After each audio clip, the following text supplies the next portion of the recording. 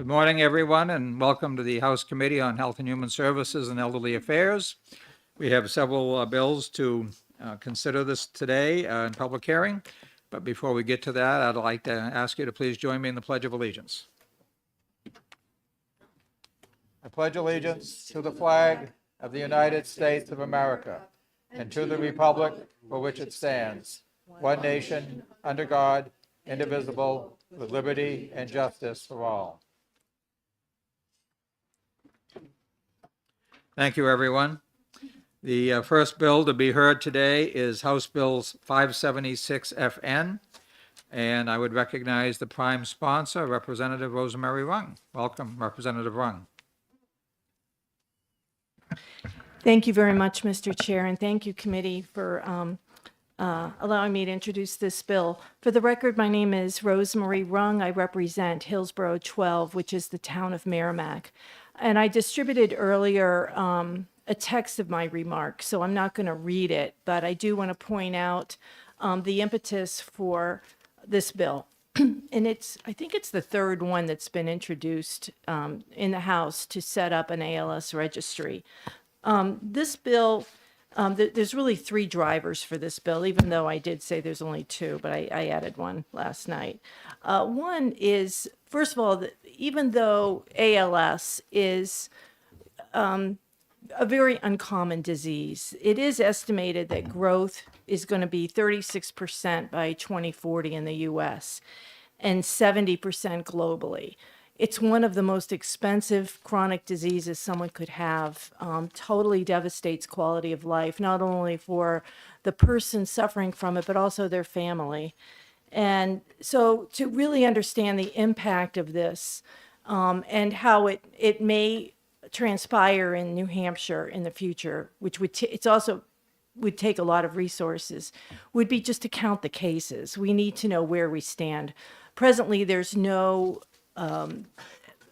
activity on the part of the state to collect that information. We have no clue how many ALS cases there are. Although in the bill that was passed, that was introduced last year, it was it did estimate 26 cases per year, and that's aligned with the national average. But my interest in this really stems from the cyanobacteria blooms that we've been suffering in New Hampshire. They've really ramped up the last several years, and research from around the globe is showing that exposure to certain toxic cyanobacteria blooms is a contributor to ALS. I can go into the science of that, but I won't bore you all with it. But there are situations in areas where cyanobacteria, a cyanobacteria toxin called BMAA, when that's prevalent, there's also a jump in ALS cases. It was first discovered in the Pacific after World War II, when this cyanobacteria was found in a lot of the natural vegetation that was consumed as food. And then later it was discovered in Enfield, New Hampshire, around Muskoma Lake, that had been impaired by cyanobacteria blooms. A cluster of ALS was found there. And then a couple of years ago, there was a cluster found on the eastern shore of Lake Champlain, which has also been suffering chronic cyanobacteria blooms. So my intent of this bill is really for New Hampshire to start collecting data on where we are now and to be able to assess where we might be in the future and how we should respond to that from a public health point of view and also from an environmental point of view. It gives us more urgency to address cyanobacteria blooms if we notice that there is this public health issue with ALS. So I looked at our neighboring states, which have registries, Maine, Vermont, and Massachusetts. And one of the things that really glared out to me was, and I talked to the people that administer those registries, is how much lower their cost is for setting that up and administering it compared to what is in the fiscal note that DHHS supplied. In the fiscal note, you'll see that they've identified $861,000 in the first year to count an estimated 26 cases, which is over $33,000 per case. I don't know about you, but that just seems a little bit of overreach. They also mention in their fiscal note that they, quote, expect ALS diagnoses to be significantly greater in number than those for the other critical health problems listed in statute.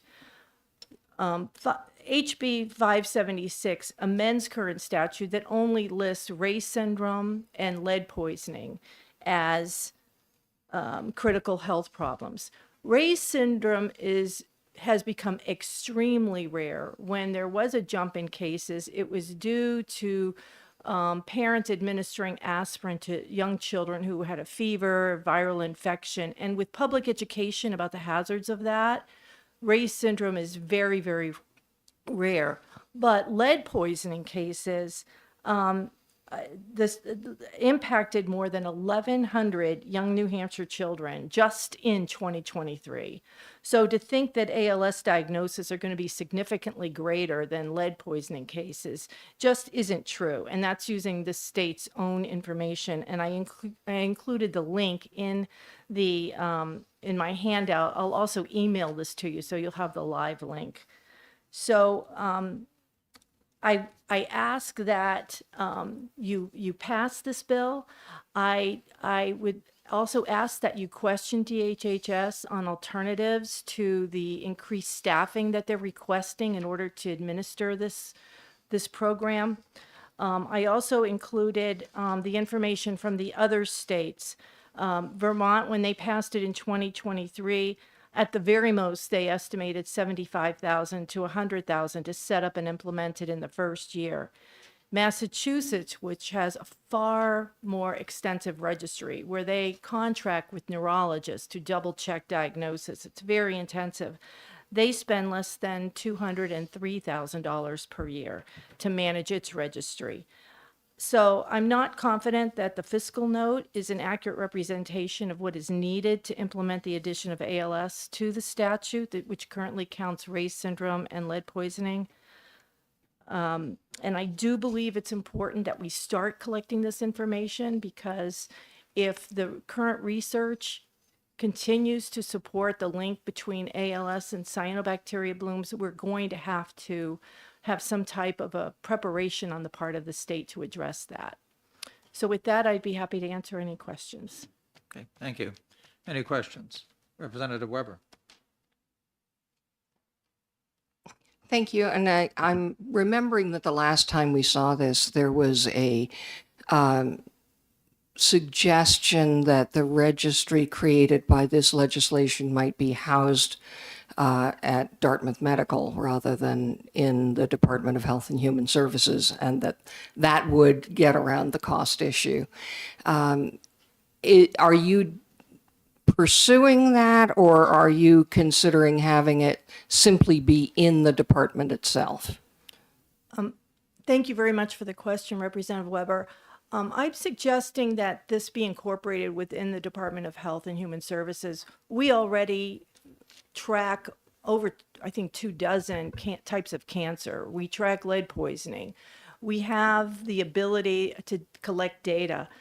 And actually, I'm not even passionate about a full registry. I just want to get a count. If we can just count the ALS cases without any type of information that would be subject to HIPAA, I think it's important to get that baseline.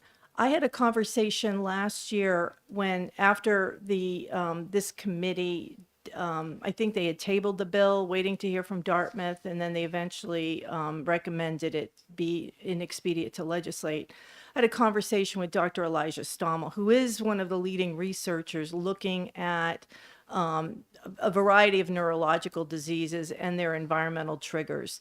And he has a neurology practice, but he also teaches at the Geisel School of Medicine at Dartmouth. And he said Dartmouth would not take this on. So it really should be up to the other states. It should be up to the state, just as our neighboring states administer it. Representative McKay. Thank you, Mr. Chairman. I'm concerned that we're getting this type of legislation when it appears that the Department of Health and Human Services is supposed to do this if they see that it's needed. So that I'm wondering if the Oversight Committee couldn't ask them why this is not being done. It doesn't seem to me that we should be telling professional groups how to practice their, in this instance, medicine. Do you have any comments about how this happens frequently? Any thoughts about it? Thank you, Representative, for the question. Other states, our neighboring states, have done it through legislation. It hasn't just been left up to the department to make the decision to begin the registry, because it does come at it comes at a cost of time and money to do the administration, some software changes. So I do think it should be a legislative decision to do that. I think understanding the growth in ALS diagnoses and its link to environmental factors, it should be on the state's radar. And hopefully through these bills that come forward, even when they don't pass, the increased awareness and the fact that we should take a proactive approach to anticipating what government needs might be necessary should we see this growth in ALS diagnosis. It is one of the most expensive diseases. It costs well over $1 million. It's always fatal. It puts a huge burden on families because most of the time they're the ones providing the home health care after the patient loses their ability to perform the tasks of daily living. So it is something that is in the best interest of the state to start tracking this so that we're well prepared to address any needs that come up in the future. Follow up. Follow up. My concern is why isn't the Department of Health and Human Services doing this? Representative McKay, they are going to be testifying next, so maybe Good. I Maybe they can ask help. them. Thank you. that answer. Representative McLean and then Representative Nagel. Thank you, Mr. Chair, and thank you, Representative Rung, for taking my question. As you mentioned, the registries in the other states are quite extensive, and Massachusetts, you said they're actually getting, data in from the neurologists. So, are these not adequate enough to establish a linkage, for example, with cyanoblooms? So, if we only have 26 cases, what kind of additional information we're looking for specific information to New Hampshire? What are we trying to get out of the commission or the registry, that we're not getting from all of these surrounding registries? Well, geography, number one, I think, well, thank you for the question, Representative. Geography, number one, I mean, we may find that 26 cases are all in Meredith, or all in Bow, or all in communities, Littleton, for instance, which has a very impaired lake in its community. I think that's, from my perspective, with cyanobacteria research, I think knowing the geography of where those people reside or spend most of their time is very important. I also think that geography could give us information on where we need to invest resources should we need to ramp up our home health care assistance careers in New Hampshire and staffing. We may find that we may be justified in setting up a program in the Lakes region to train people to take on these tasks that are going to be at a greater need. But thank you for the question. Representative Nagel. Thank you, Mr. Chairman. Thank you for taking my question. I have two related questions. Is that okay? Sure. Is 26 a real number or is that a statistical number?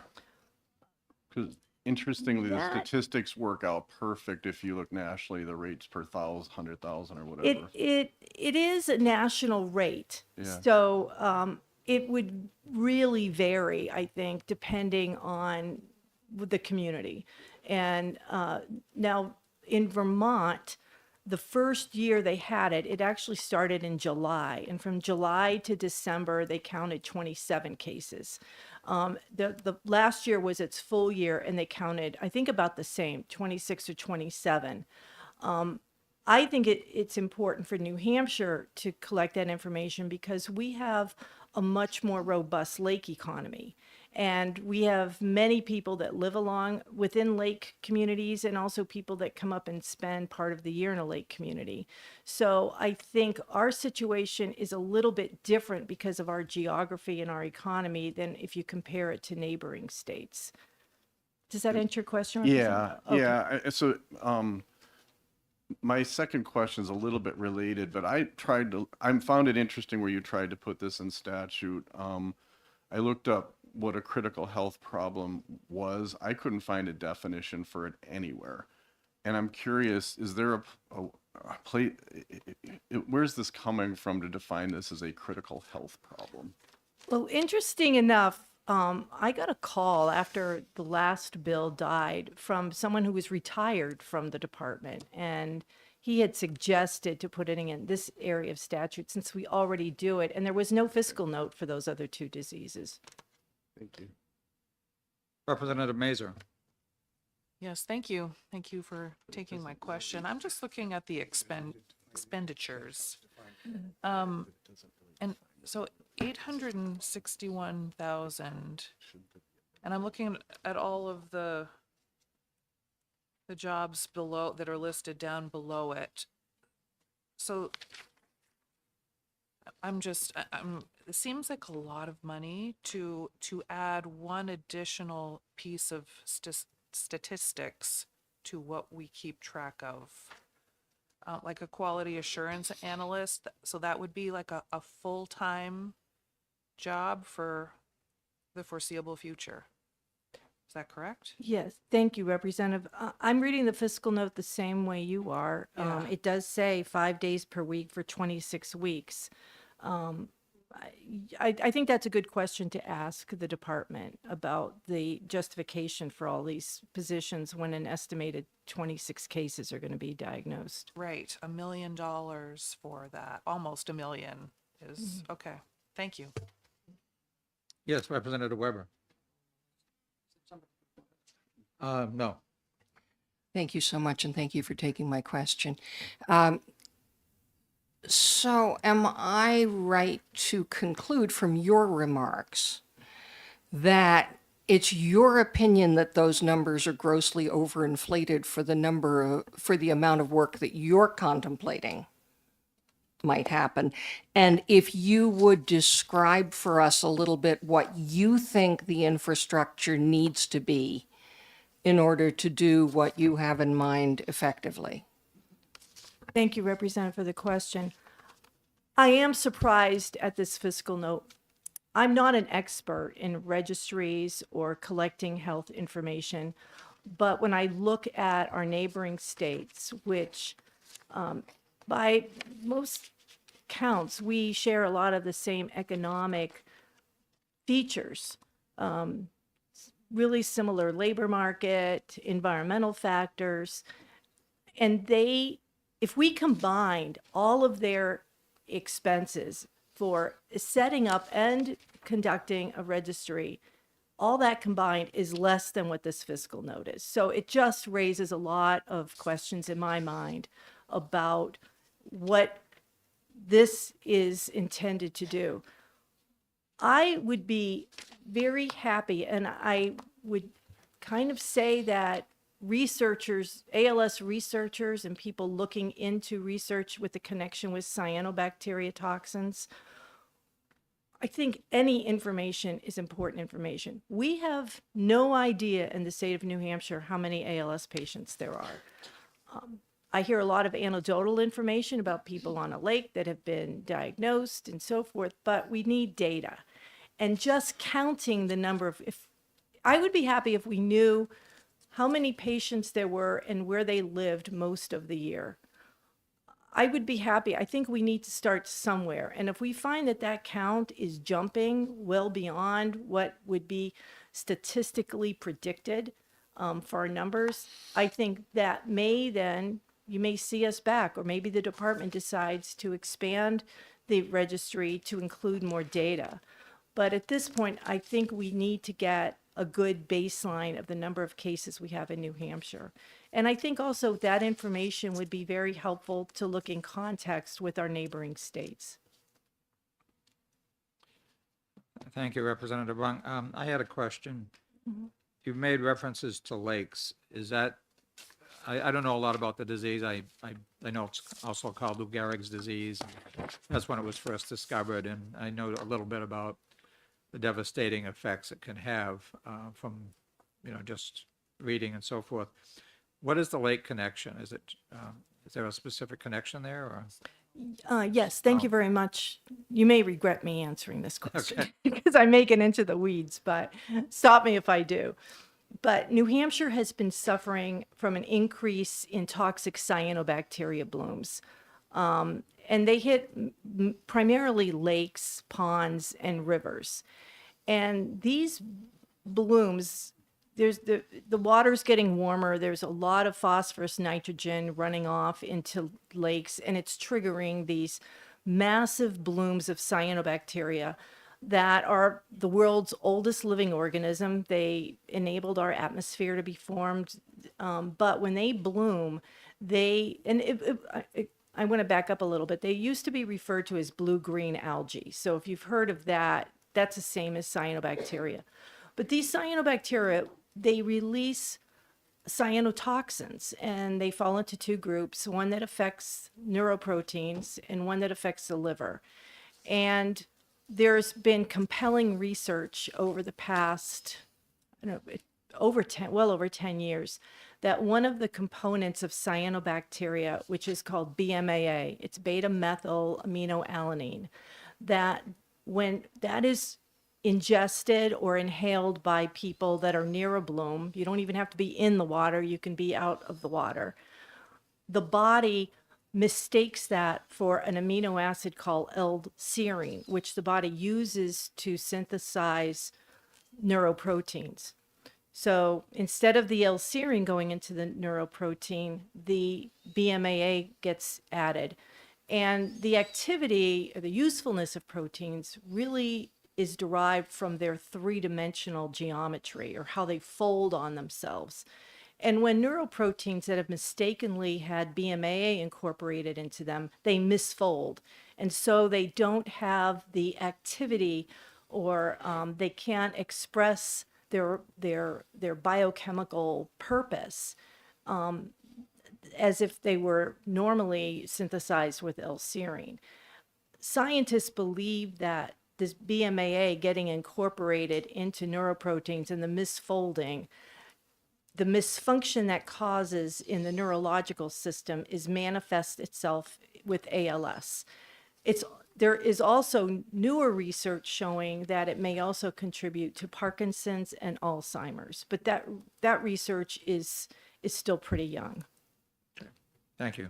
Okay. Other questions? Representative Tejas. Thank you, Mr. Chairman, and thank you for explaining this to us.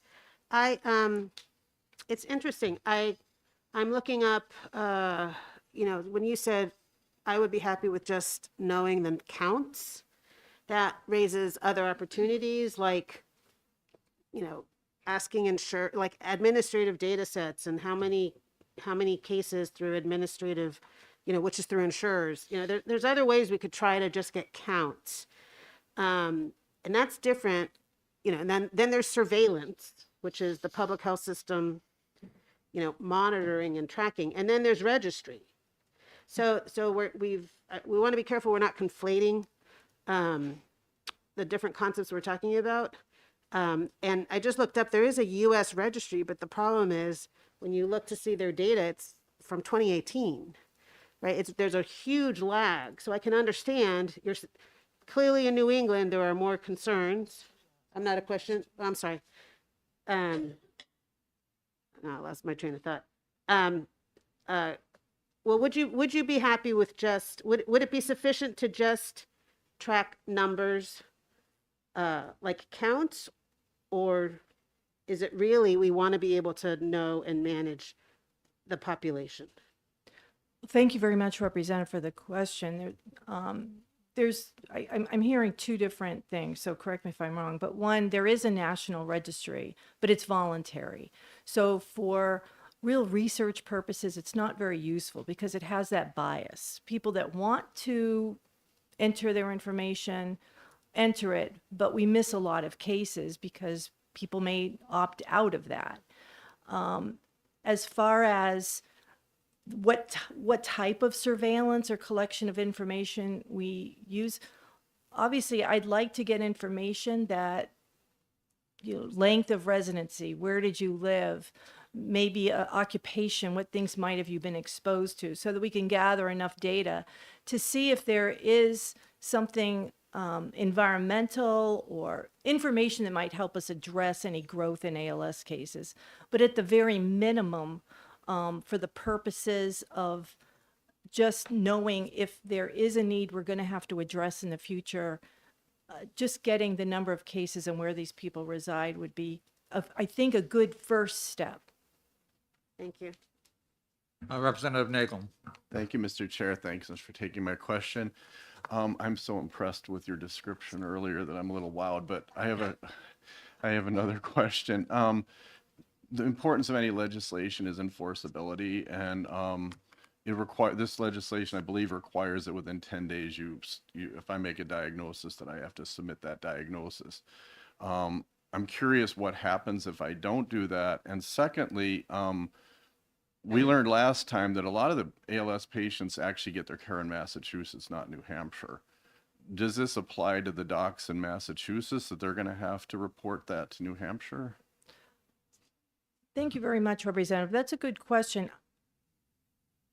I would have to go back. I know Vermont and Maine, and perhaps Massachusetts, does address that issue, because there are a lot of Vermonters who come into Dartmouth. I think they have an ALS clinic, or, well, Dr. Stommel's there. He's like, so I think they account for that, but I'm not exactly sure how that administration of people that go across state borders from their state of residence, how they get that, how that would be accounted for in New Hampshire. But I know other states have done it, so I think we could learn from that.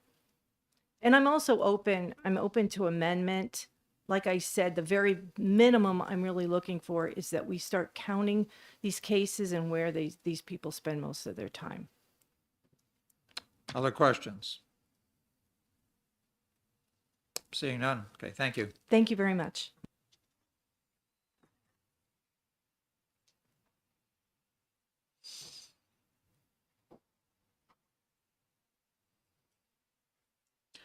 Also signed up to speak is Whitney Hammond from the Department of Health and Human Services.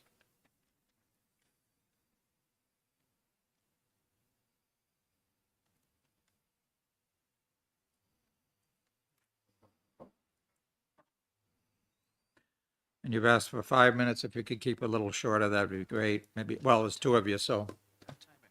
Yes. So, yeah, Can you hear actually, me? there's two of you, so okay, that's fine. I can keep it brief. Representative Rung did such an excellent job communicating a lot of what is in my written testimony. So instead of reading, what I have in there, I'll just hit the key points and then leave time for questions. So I'll introduce myself. I'm Whitney Hammond. I'm the interim deputy director for the Division of Public Health, and I'm joined, do you want to? Thank you for the record. Sorry. My name is Jacque Chawla. I'm the Bureau Chief of Public Health Statistic Informatics in the Division of Public Health. Thank you. So thank you for the opportunity to testify today. This bill proposes an amendment to RSA 141A2 to add ALS as a critical health problem that would require entities to, as was pointed out, report ALS diagnoses within 10 days of a diagnosis. The addition of ALS to that statute would require us to update our administrative rule. So HEP 302, which has expired. The lapse occurred because of what Representative Rung had described, which is that it related to Ray's syndrome, which is no longer, we see about 1 to 2 cases of Ray's syndrome per year as a country. And then lead poisoning is covered under a different statute. And so this administrative rule hasn't been updated largely due to the fact that lead poisoning is covered in other statute. The amount of time it would take for the department to update those administrative rules would likely be around 6 to 8 months, as opposed to the 60 days that's in the proposed legislation. The other noteworthy thing, and it is in my testimony, but regarding some of the questions that came up during Representative Rung's testimony, we don't currently have, so if you're familiar with the critical health problem statute, it was developed, I think, back in the 70s. So there is no actual infrastructure in place to facilitate the reporting of those critical health problems. So there's no data system, there's no existing staff in terms of Ray's syndrome. So the department would actually need to develop an information system that's HIPAA compliant and that is, going to keep all of that data safe and secure. So that ties into some of that fiscal note worksheet in terms of if you see the cost by year, it's a big cost in the first year, and then it drops down to staffing costs in the subsequent years. So it is really important to have that context of this isn't adding in a critical health problem to an existing data infrastructure. We would have to develop that. And then the other noteworthy thing, I think actually that is the most important thing. So time frame for updating administrative rules would not work within 60 days, and there would be a big upfront cost for developing an actual system. Happy to take any questions. Okay, great. And ma'am, could you spell your name for us, please? Jahua Chawla, CHIAHUI, last name C-H-H-U-I? Yeah, last name CHAWLA. C-H-A-W-L-A? Yeah, thank you. Okay. I don't know if you can read that.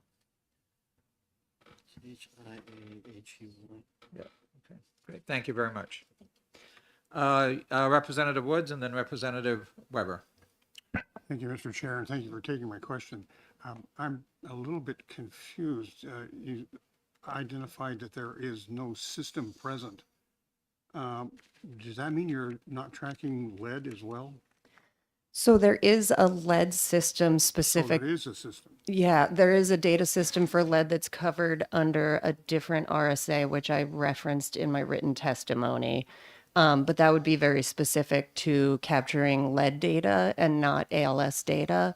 And predominantly the reporters for lead poisoning are labs as opposed to provider, primary care neurologists. A follow-up. Follow-up. I don't know, I'm very naive perhaps, but it seems like that system in place for lead would interface very easily, again, my naive perspective, to handle something like the ALS data. I can take that question. Thank you for that question. So currently for lead poisoning and lead testing, we do have other mechanism and under other administrative rules to identify what data element to collect and the frequency and who should report. So that is covered under the Healthy Home or Lead Poisoning Programs administrative rules.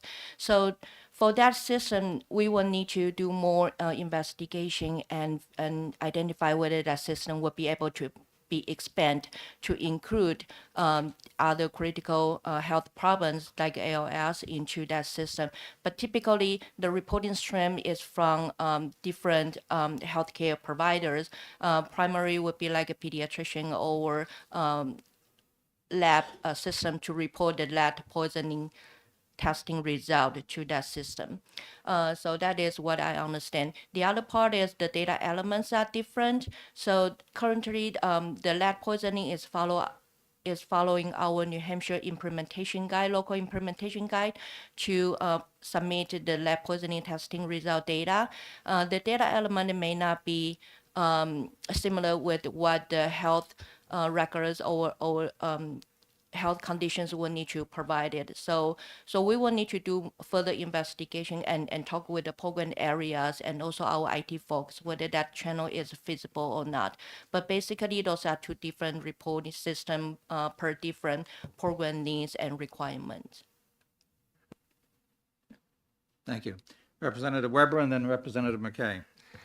Thank you, Mr. Chairman. Well, having answered Representative Wood's question, you answered my first question, but brought up another question, which is, with respect to rulemaking, I understand that if we were to keep the bill as it is, it's in a section that already requires rulemaking from the department with respect to any disease that's added to that section. Could we not put this in a freestanding section somewhere else and simply require that physicians report to the department the minimum amount of information, which is the presence of the disease and where the person lives, which certainly, in my mind, would not require rulemaking at all. It would simply require a secure location to put the data, but that's not a huge amount of record keeping.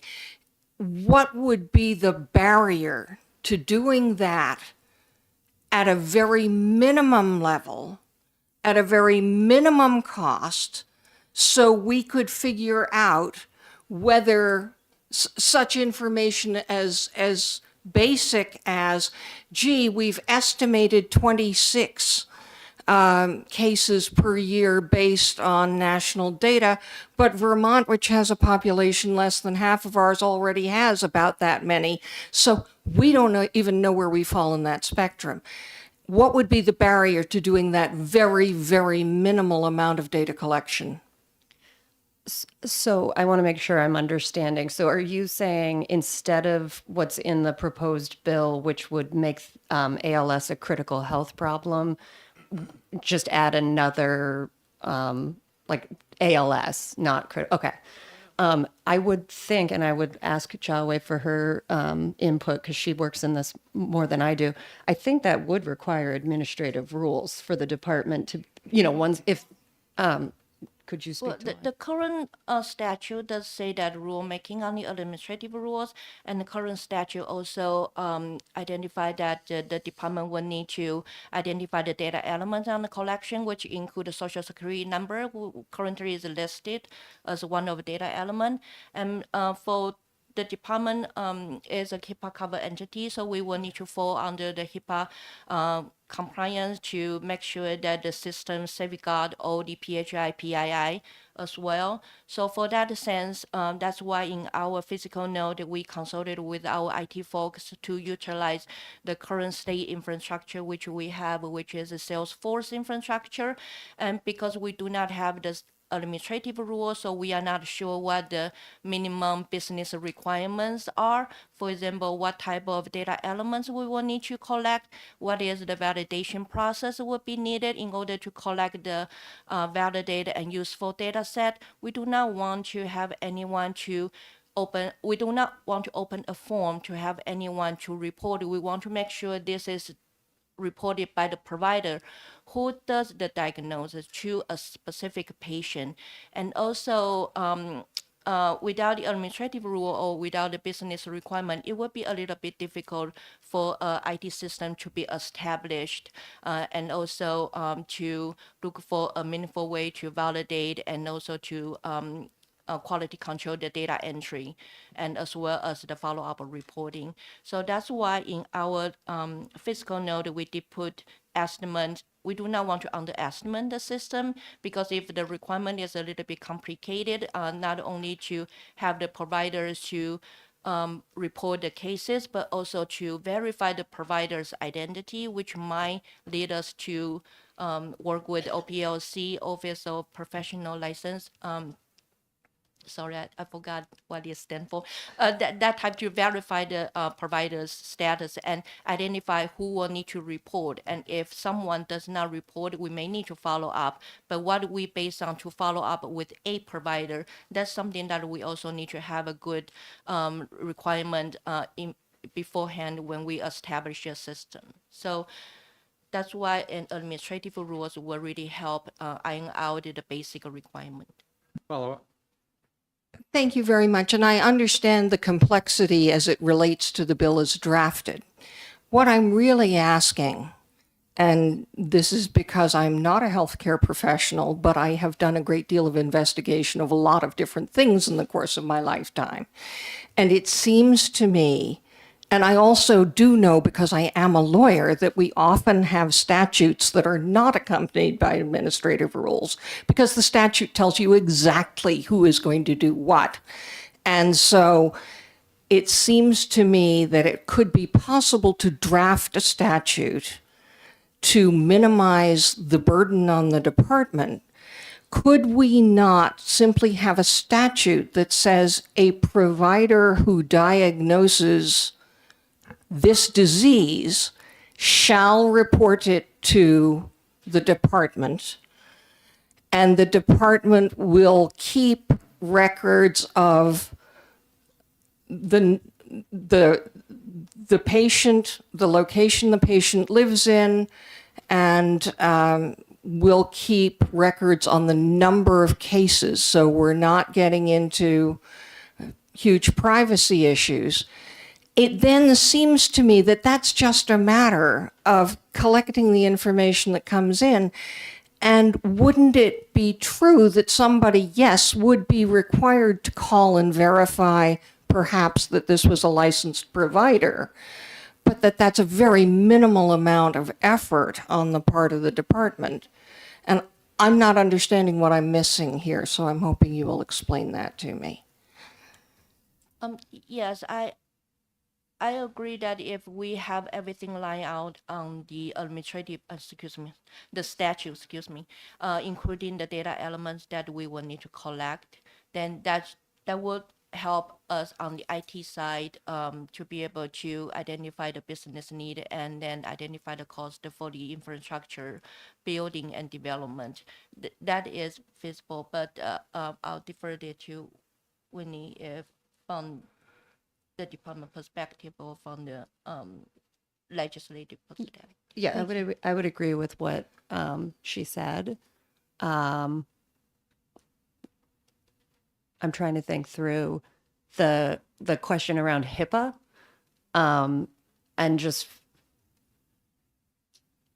I think in order to be able to do some of the like quality assurance and verification, and I'm not expert in HIPAA, but I think it would be challenging to have high quality data that is not going to also need to be HIPAA compliant, if that makes sense. Like, I don't think it would be as simple as like somebody saying, hey, I've got one, put it on, put a check for what. I think we would want a little more detail to be able to make sure it's not the same one that we got a report on from another provider.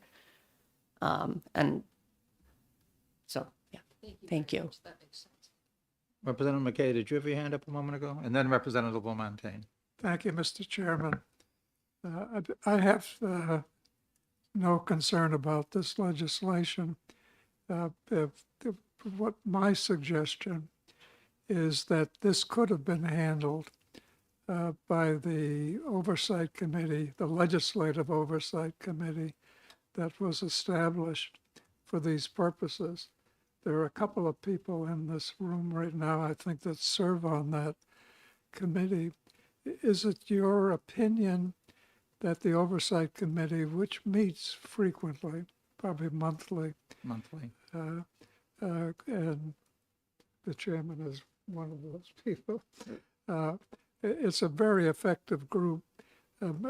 My point is that it need not have come to us at all. It could have been worked on by the existing system that is here. Do you have any thoughts about that?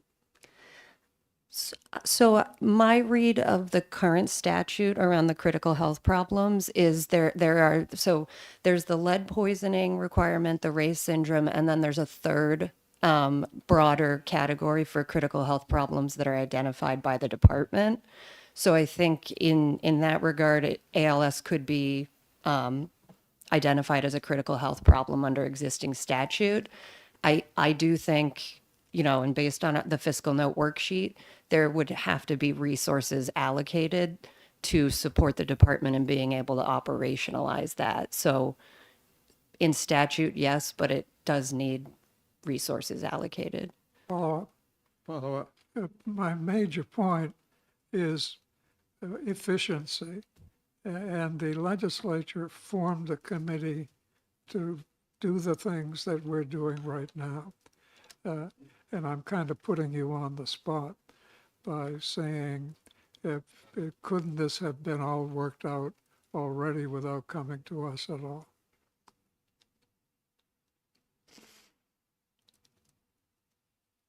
I'm not familiar enough with I'm not familiar enough with how the oversight committee would come, like how this would actually be brought to them in the absence of this proposed legislation. Representative Lamontagne and then Representative McLean. Thank you, Mr. Chair, and thank you for taking my question. But it seems to me that the difference between a registry, which records name and data, would be different than just keeping a list, because first it'll allow perhaps the CDC to cross-check that we're not recording the same patient, that in New Hampshire that goes to Dartmouth, or in Massachusetts, it would give you a better count. But it would be also true that with that registry, the CDC or perhaps other researchers may be able to contact and request permission from the patient to participate in more long-term studies, or looking back, because maybe it is cyanobacteria, but maybe it was an exposure that occurred 20 years before. They could collect all that data of where people lived in the past and maybe find clusters. Because ALS, unlike lead poisoning, which has a known cause, we don't know what causes it, and there's no cure.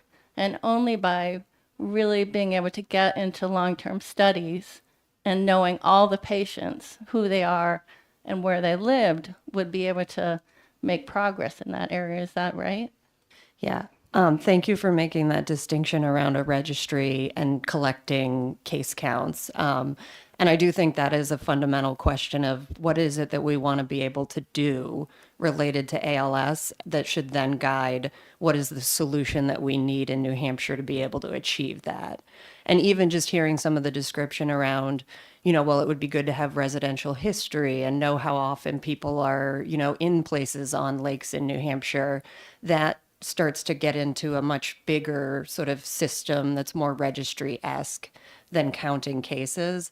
And I think you make a nice point about how public health uses the data, also impacts the way that we design the data collection. So for something like lead poisoning, it is enough to just have that data and be able to actually provide case management for a child who has elevated blood lead levels, but it's not necessarily, useful for connecting them with research. Representative McLean. Thank you, Mr. Chair. Thank you for taking my question. So I'm not in House Finance, but obviously the sticker shock on this bill is pretty big. But that being said, it sounds like this is the first critical health problem that we're looking at, as to Representative Wood's comments. So do we see a horizon where we're going to be wanting to look at other critical health problems? Is there other things that the department is looking at? And with that being said, if we do this work now and develop this registry, having established that framework, is as we add on these new critical health problems, is it a zero cost thing, or You know, because is it going to be $800,000 every time?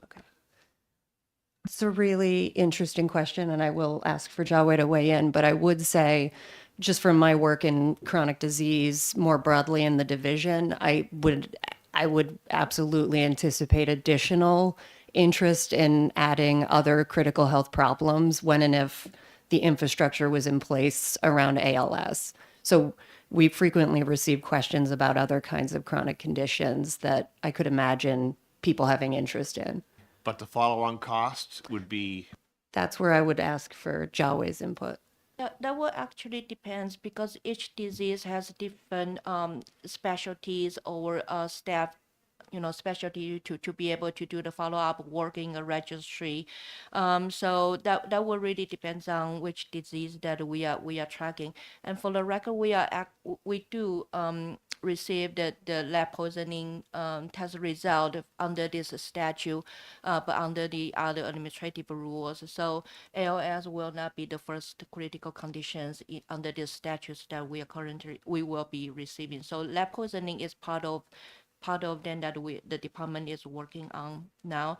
So theoretically, yes, but it depends on the business need and if there are any other type of information that the registry or specific disease is looking for, then that may or may not, that may add some additional cost to the current infrastructure or create different module because we may want to have some kind like a user access restriction, even though it's one registry, or even though this is a registry, but this is for ALS registry, certain users may not be able to see the information from other registry or from other disease. So they will have a more further discussion on not only to create a module for another disease, but also how we do good in the data governance and data management for the user access and reporting access channel, etc. So at this moment, it may have additional cost, yes. Follow-up?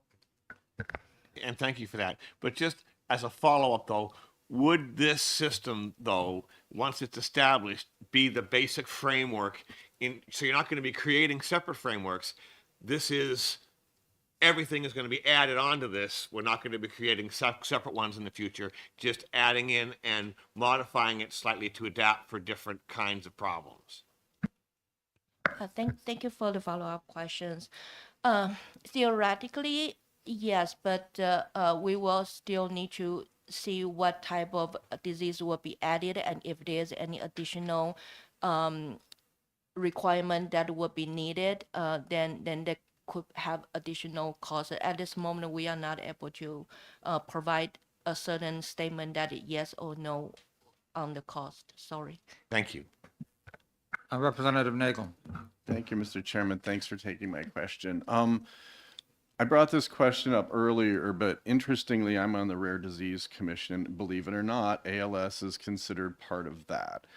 Does a condition that affects 26 people or diagnoses per year, 66 total in the state, does the department consider that a healthcare crisis or whatever? Whatever term, I'm sorry. The critical health problem? Critical health problem, yeah. I had opened the definition from statute of a critical health problem. A disease, condition, or procedure relating to public health, which is determined by the commissioner to be of particular concern or importance as a critical health problem in this state, being in need of greater research, study, and statistical analysis.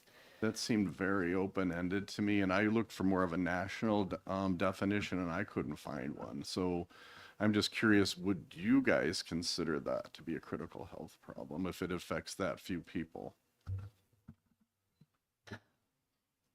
I don't.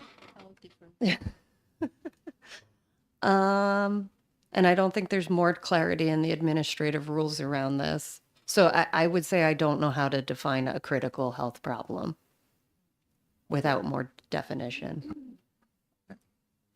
Thank you. Representative Tejas. Thank you, Mr. Chairman. Thank you for taking my questions. I really appreciated some of the prior questions, and I feel like Representative Weber laid out like what's the right process, but also we explored is there another data system to build on? And so part of what I think I'm not completely clear on is, are there other reportable conditions? Are there other systems that exist already? Because I think that was the point of the question. Is there anything else we could build on? Because we don't know, right? Like maybe there's 10 other potential systems we could be building on, and we just picked the one that has lead or whatever. So I think that would be a helpful thing to understand. So yes, there are many other systems for reporting all kinds of different data to the department. Like for example, the cancer registry, or we have our communicable disease reporting, which is a very different approach for how we gather data. So I think in answer to your question, it could be worthwhile to look at what we have in place and how we could build on something that's already existing. I would add though the point around that may have a cost associated with it to sort of retrofit an existing system, but we'd have to look into that. Follow up. Yeah, so thank you. I think you did a lovely job of explaining, like, potentially the huge costs in the first 6 months, although it sounds like maybe it's a lot less, right, depending on the answer to all these other questions. I am more wondering about the need for 1 FTE every year thereafter for a condition that maybe, is a much lower prevalence and incidence. So can you speak to that, please? So I think it would take around 1 FTE to be like certainly in the first year helping to get things up and running. The fiscal note worksheet included costs related to contractors who would work on development of the actual system, and there would be the need for somebody to be overseeing that work and monitoring it.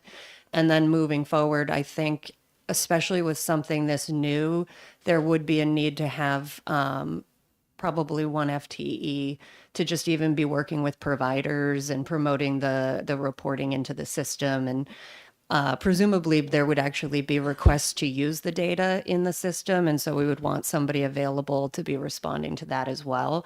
Just for context, the cancer registry has about, I think, 10 full-time staff and clearly there are more cancer diagnoses than ALS, but there's a lot of support for providers and offices around giving us this data because it is, something that's additional for them to do. And particularly if you want something like residential history, that's not something they're typically collecting as part of their electronic health records. So that individual who's 1 FTE would also have to be doing work with providers to help them capture the data we want. Any other questions?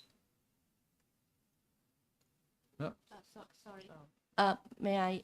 Oh, sure, go ahead. Sorry. Follow up the questions. During the questions, we did hear that how the data would be used. I just want to mention that the department do need to have a legal authority in order to release the data that we collect. Currently, this statute does not give us any legal authority other than release the aggregate annual report. So if the intent for this ALS data is for research, we will need to have legal authority on how we should release the confidential data and maybe have a privacy review board to review all the applications. I just want to put that in the front. If there's a expectation or if the statute will require the department to release the data for the research, for the health related research purpose, then we will need to have the legal authority in order to do so. Thank you. I see no other questions, so thank you very much. Thank you.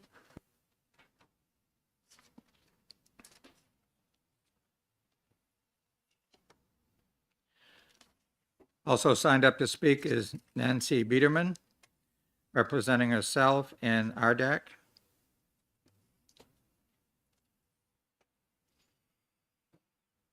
You didn't indicate how much time. If you could do about 3 minutes would be great. I'll try. Every committee I testify in front just announces you only have this much time. Yes, Nancy Biederman. I'm on the Rare Disease Advisory Council for New Hampshire with Representative Nagel. I'm here also to introduce us in case you didn't know about our council, and also let you know that we are available to testify and give information and give you more data on what's going on. Dr. Where is Elijah Stomel is also on our committee. In fact, it was part of the beginning of the Rare Disease Advisory Council that someone from the ALS with research was part of the committee. Just to let you know, rare diseases, less than 1 in 2,000 people are diagnosed with it, and that's what you need to be considered to be a rare disease. There's over 300 million people in the world that have a rare disease. That means 3.5 to 5.9% of the population have a rare disease. 72% are genetic diseases. 70% of them start in childhood, but it will take almost up to 10 years for most people to be diagnosed. My child has multiple rare diseases. I had one. It's now been not deemed rare because of the number of people that are recently being diagnosed with it and more awareness of it. My mother has one that's different than what my child has, and I may acquire it at some point. All pediatric cancers are rare. Also to let you know, Rare Disease Day is February 28th, and we are going to be trying to be here to bring awareness. The Rare Disease Advisory Council was formed in 2019 here in New Hampshire. This year, I was fortunate to be able to travel to Washington, D.C. for the National Organization of Rare Diseases and meet with other RDACs around the United States. Not every state has one. We are one of the beginning ones. We have an RSA 126A 79, and one of our mandates is to collect data and explore data collected by the Department of Human Services. So Representative McLean, yes, there are many of us that would like to add more rare diseases to a registry to find out exactly what is going on. For my own child, yes, her genetic disease showed up at birth, but it took until the age of 14 to get a diagnosis. I knew there was something up. I knew something was wrong. I didn't know what it was. I knew there was stuff going on in my whole family. I mean, I just thought it was normal that every family had all kinds of medical issues. I later found out that isn't normal. When we finally got her diagnosis, it's like, oh, you all have it. So I felt like I was Oprah. You have it, and you have it, and you have it, to all our family members at Christmas one year once we found out what it was. But also getting access to genetic counselors and information is very difficult. And having a rare disease, it's hard to find doctors. We spend our days and weeks in Massachusetts, traveling down there to get to experts because they don't exist here in New Hampshire. So the Rare Disease Advisory Council would definitely support this bill and trying to get a registry and also to add other rare diseases to be tracked, because a lot of rare diseases are going off of the list of being rare and becoming more and more common. Thank you. Any Thank you. questions? Any questions? Representative Nagel. Oh, Thank you, Mr. Chair. Thanks for taking my questions. Nice to see you again. nice to see you. You said something really interesting several times, that your rare disease is no longer rare. Why Yes. do you think that is? Because of the leader that's been doing all the research. He stated last year that it's no longer considered rare with the number of people that are being diagnosed with it. So statistically, I don't have the numbers. I'm not a math person, but just with the number that's coming up. And one of my daughter's other rare diseases were, I know social media is not the best data collection, but we have people on there from all over the world. And when we're getting 2 to 3 new people joining and saying, hey, I just was diagnosed with this, that's alarming. And people are looking for help, looking for answers. How do I treat this? How do I keep my 2-year-old safe? And the disease I'm talking about is cold urticaria. And we've had a lot of new diagnoses, and it's alarming the number of children and little ones that are being diagnosed. And it's dangerous.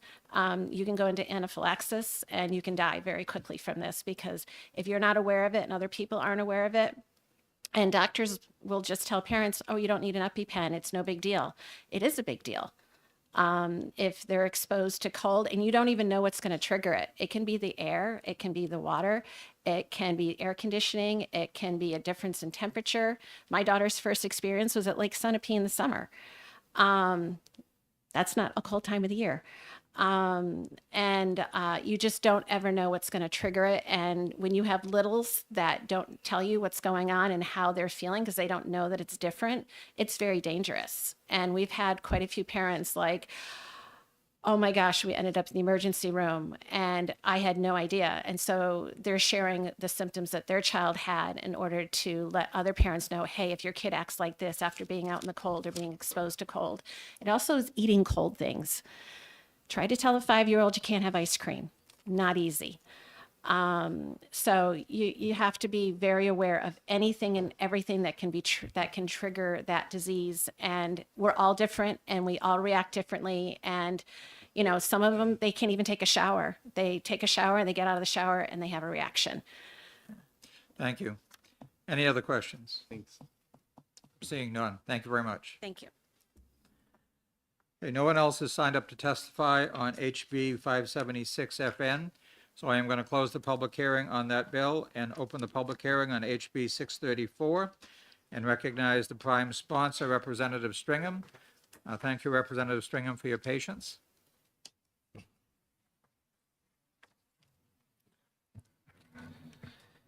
Good morning, members of the Health and Human Services and Elderly Affairs Committee. And thank you for the opportunity to speak with you today. And thank you for the introduction, Mr. Chair. I am Representative Jerry Stringham, representing Lincoln, Woodstock, Easton, and Livermore, and a member of Finance Division 3. It is an honor to introduce House Bill 634, titled Relative to the New Hampshire Council on Autism Spectrum Disorders. The purpose of this bill is to update the mission and membership of the New Hampshire Council on Autism Spectrum Disorders so that it can be more effective in serving the needs of individuals and families living with autism across our state. As many of you know, autism spectrum disorder affects a significant number of individuals in New Hampshire. According to the CDC, 1 in 36 children in the U.S. are diagnosed with autism, and we know that New Hampshire is no exception. Our understanding of autism spectrum disorder, or ASD, continues to evolve, and so too must our support and services.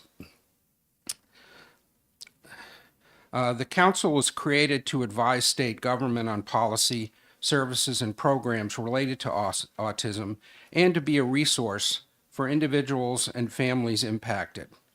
This council was created 15 years ago.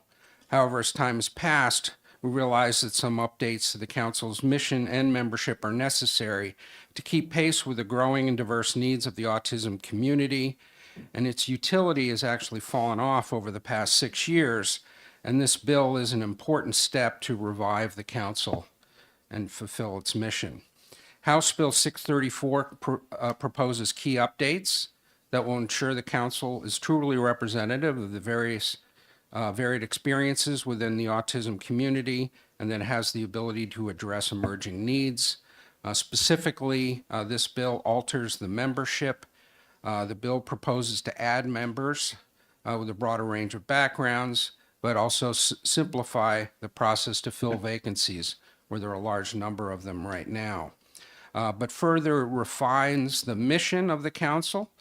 Basically, it narrowly focuses on enhancing access to services and information and ensure that the services are inclusive and available across the state of New Hampshire for those who need access to information. Our state's autism community is diverse and complex, and as such, our efforts to support those with ASD must be flexible and responsive. The updates proposed in the House Bill 634 are aimed at ensuring the New Hampshire Council on Autism Spectrum Disorders can become more effective in addressing the needs of individuals with autism and their family. So I urge you to support this important bipartisan bill so that we can ensure that New Hampshire continues to be a place where all individuals, regardless of their challenges, have the opportunity to thrive. I would like to further mention that the contents of this bill were as recommended by the council chair, vice chair, and secretary. And so I'm pleased to bring that forward. With that, I'm happy to answer any questions that you may have, but some may be answered by others that are here as well. Thank you. So based on your last sentence, you may not be the right person to answer. So feel free to pass if you're not the right one. We received an email from somebody who suggests that actually the right place to address these issues is in the Developmental Services Quality Council. And I wondered if you had any thoughts on whether that was a better place, a less effective place, or just something that runs in parallel. Well, I will say, you know, I did read the note that came in, and the author was nice enough to copy the sponsors on the bill as well as the committee. And I think that person's frustration, with the council, effectively not being fully staffed, not producing a report, is shared by the council itself. I think that the fact that the members of the council are the ones who are, putting forward this solution or this language in order to make the council more effective and that we're not really looking at a dilutive effort. I think it should be supported. So, Other questions? Seeing none, thank you.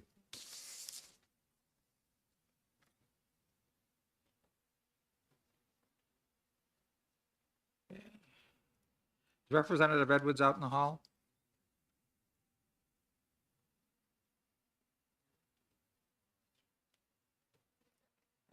Also signed up to speak is Representative Jess Edwards, who is a co-sponsor of this bill.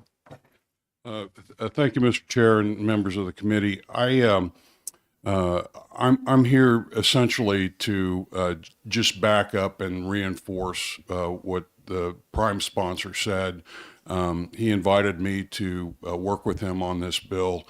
I've actually put in very little work on this bill, but the clinching point, the selling point of why I think you should be looking at this bill is it's my understanding that this board, this commission, has been having trouble establishing quorums, and because they can't establish quorums regularly, they're not producing, they're not gathering information, they're not producing reports. So whether this is the right membership and approach to fix the quorum issue, you're in a better position for that. But if the board can't meet, it can't do its job. And I think we want it to do its job. So that's, to me, that's the main reason I'm supporting this bill. Let's give this committee an opportunity to have their quorums and to gather the information and to meet. Beyond that, the fine tuning of the membership and how they meet and what they talk about, that's levels deeper than what I've really looked at. Thank you. Any questions for Representative Edwards? Seeing none, thank you.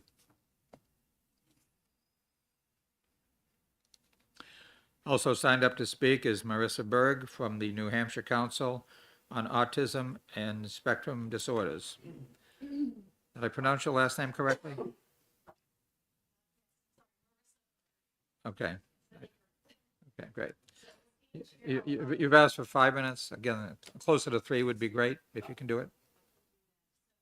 You could turn on your microphone. Yeah, hit the button. There you go. There we go. Esteemed Chair, members of the Health and Human Services and Elderly Affairs Committee, my name is Marissa Berg.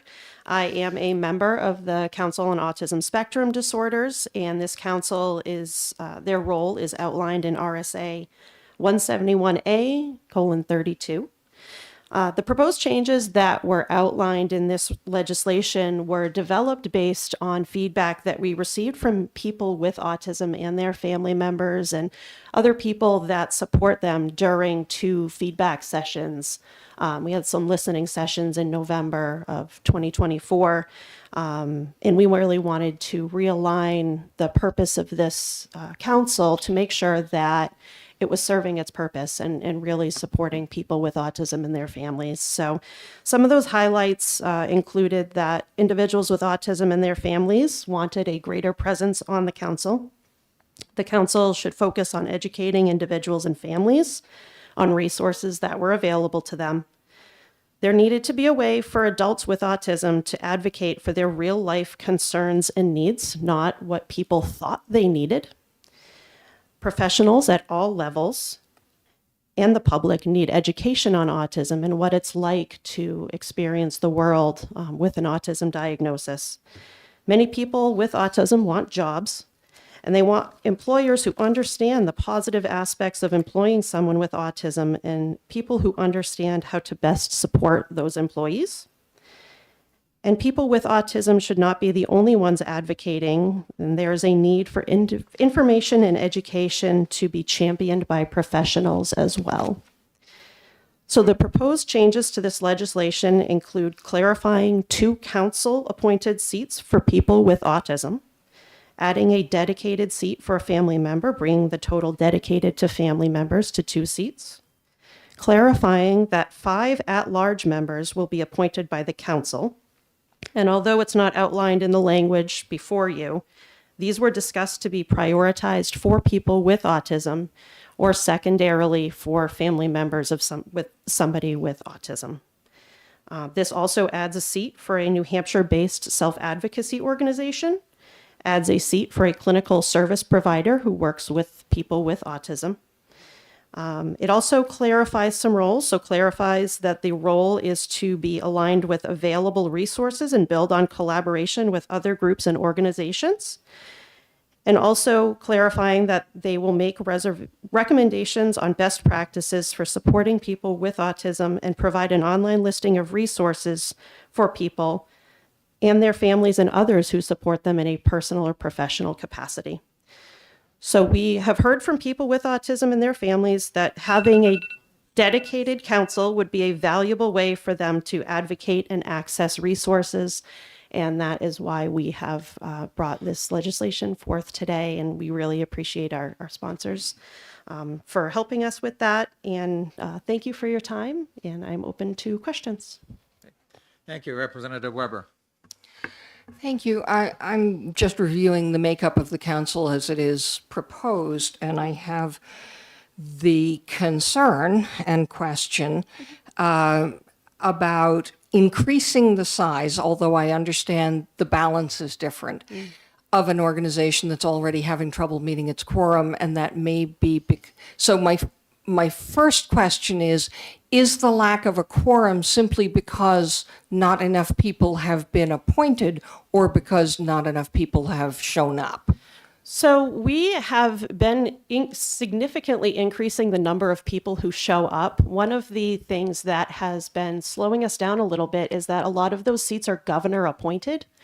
So what this does is this changes the language so that it's council appointed, but also includes the governor or a designee as part of that. That is one of the vacant seats right now. So out of those vacant seats that we don't have to meet quorum, 6 of those are for family members that require some sort of involvement from the governor to be appointed. Gotcha. May I have a follow-up? Follow-up. Thank you. That's very helpful. And the other question I have, although it's a technique that I often deplore, is have you considered simply lowering the quorum requirements? Because that happens often with committees. So we do have language in here that aligns with the current language for 91A.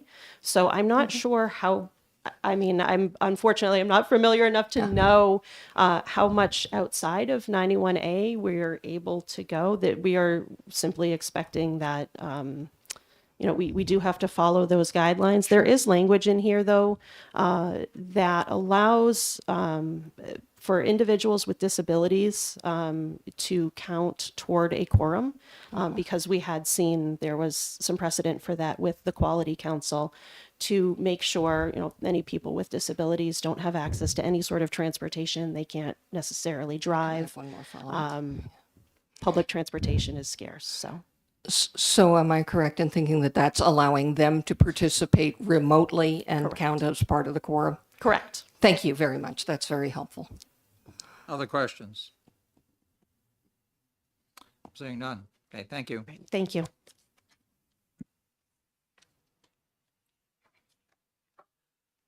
Also signed up to speak is Isadora Rodriguez Legendre from the New Hampshire Council on Developmental Disabilities.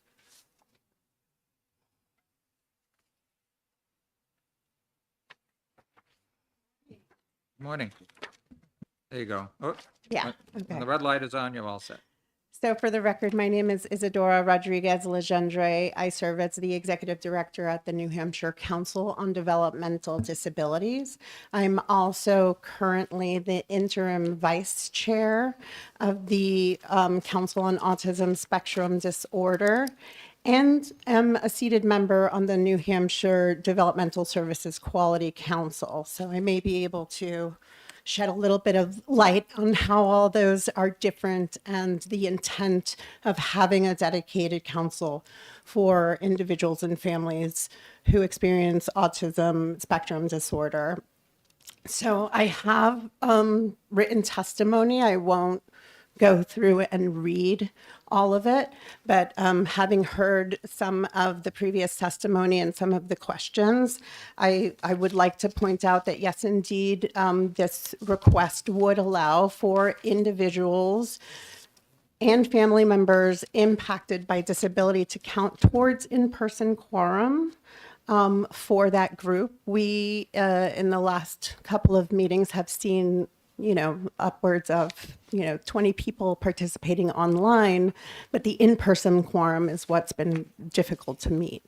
And so this would allow for 1/3 of the membership to have to be in person versus half.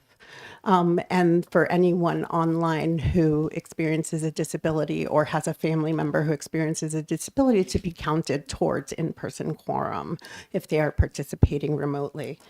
The other thing that I would like to point out is that the New Hampshire Developmental Services Quality Council specifically targets people who are receiving supports and services in the developmental services and the brain injury services systems.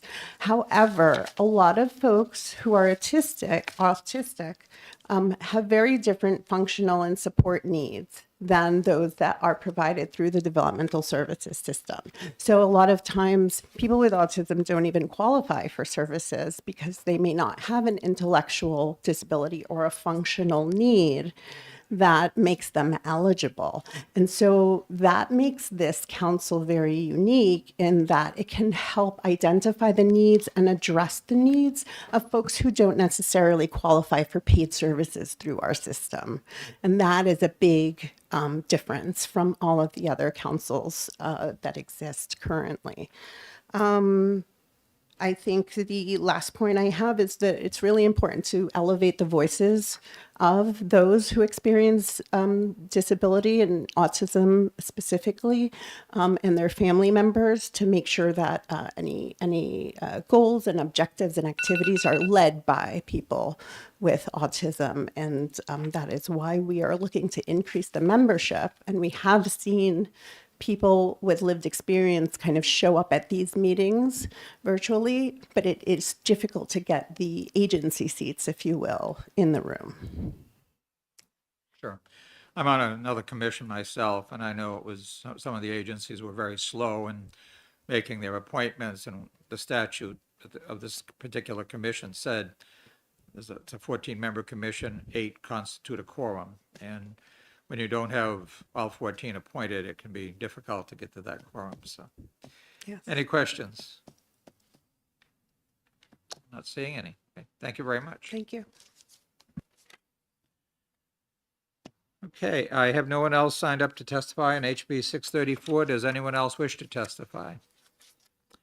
Seeing no one, I am going to close the public hearing on HB 634, and I am going to open the public hearing on HB 73 and recognize the prime sponsor, Representative David Nagel.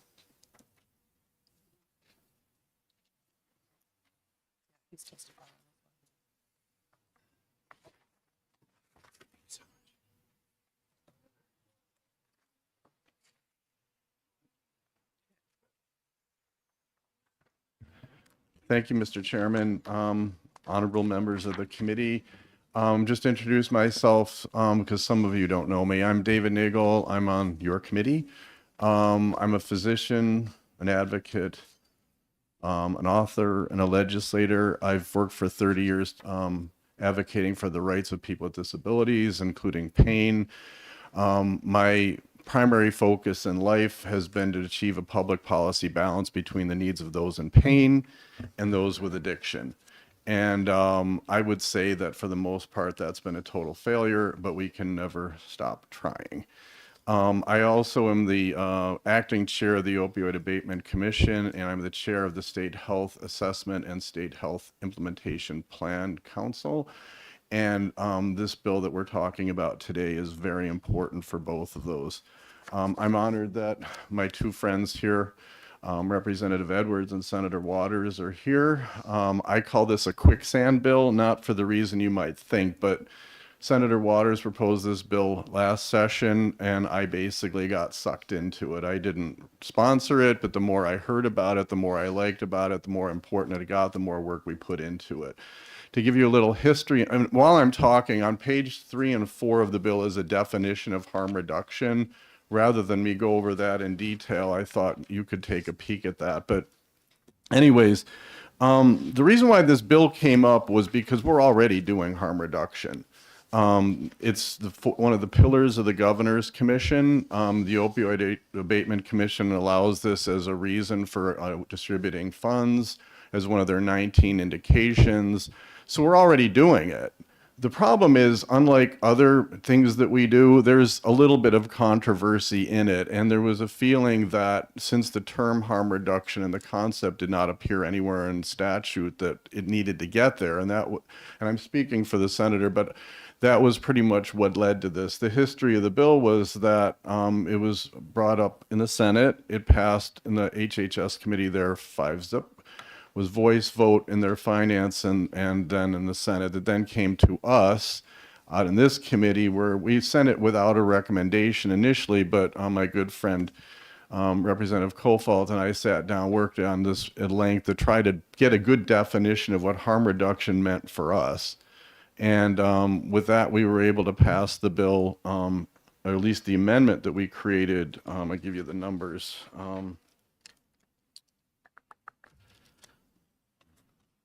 Sorry, I don't normally use notes, but it was 249 to 127, and then it passed the House at 359 to 18. It then went to the Finance Commission where my friend decided that it needed more work, and it went to an study. And, you know, at first I was really angry about that because I put a lot of effort into this. But the more we talked, the more it became apparent that he was right. And to his credit, he suggested we sit down over the summer and meet. And so Patrick Tufts from the Governor's Commission, Senator Waters, myself, and Representative Edwards sat down several times over the summer to try to figure out how to make this workable so that we could all be at least somewhat miserable, but nobody really miserable with the outcome. And I think this bill achieves that. It's important that you know a little bit about what harm reduction is, and it's in the bill, but there was a document that was created that tried to align the strategies of the Opioid Abatement Commission and the Governor's Commission, and it basically looked at all the things that we do for substance use disorder and like where are the gaps, can we use this money to really solve problems in our society, help people save lives, things like that. And what was interesting when they came up with it, there were huge gaps in two things. Number one was prevention, and number two was family support. And so that really raised a lot of red flags for me as to how this legislation could make a difference there.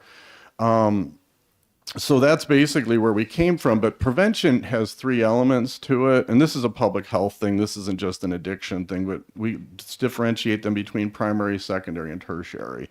Primary is where we prevent the problem from happening in the first place. Secondary is early diagnosis or early assessment, and then nip the thing in the bud before it happens.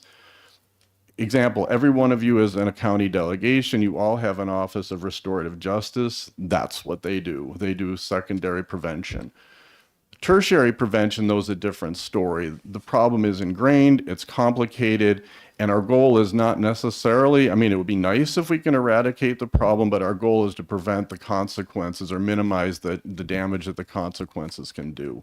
And that's functionally what harm reduction does. It's already in legislation. Tertiary prevention is in legislation, but the words harm reduction is not. The bill itself, I think, has laudable goals. Did you want to go over that, or do you want me to go over what's in the bill now? Let me do it? All right, fine. All right, good. Give me more time to talk here. So the legislation has several elements to it. The first element is to provide some level of oversight. Like, for example, we provide Narcan for people. We provide sterile needles. We provide sexually transmitted disease counseling. We provide a Doorways program that allows access to other things. We do all that right now. And this bill would allow all those things to continue. One of the controversial issues, should we allow safe drug administration sites? I don't know that we're ready for that. That would not allow that to happen. The question is, should there or should not there be financial support, and how is that done? That was in the original bill. We came to the conclusion that that is not necessary. The funding for all these programs already exists, and we don't need to provide that.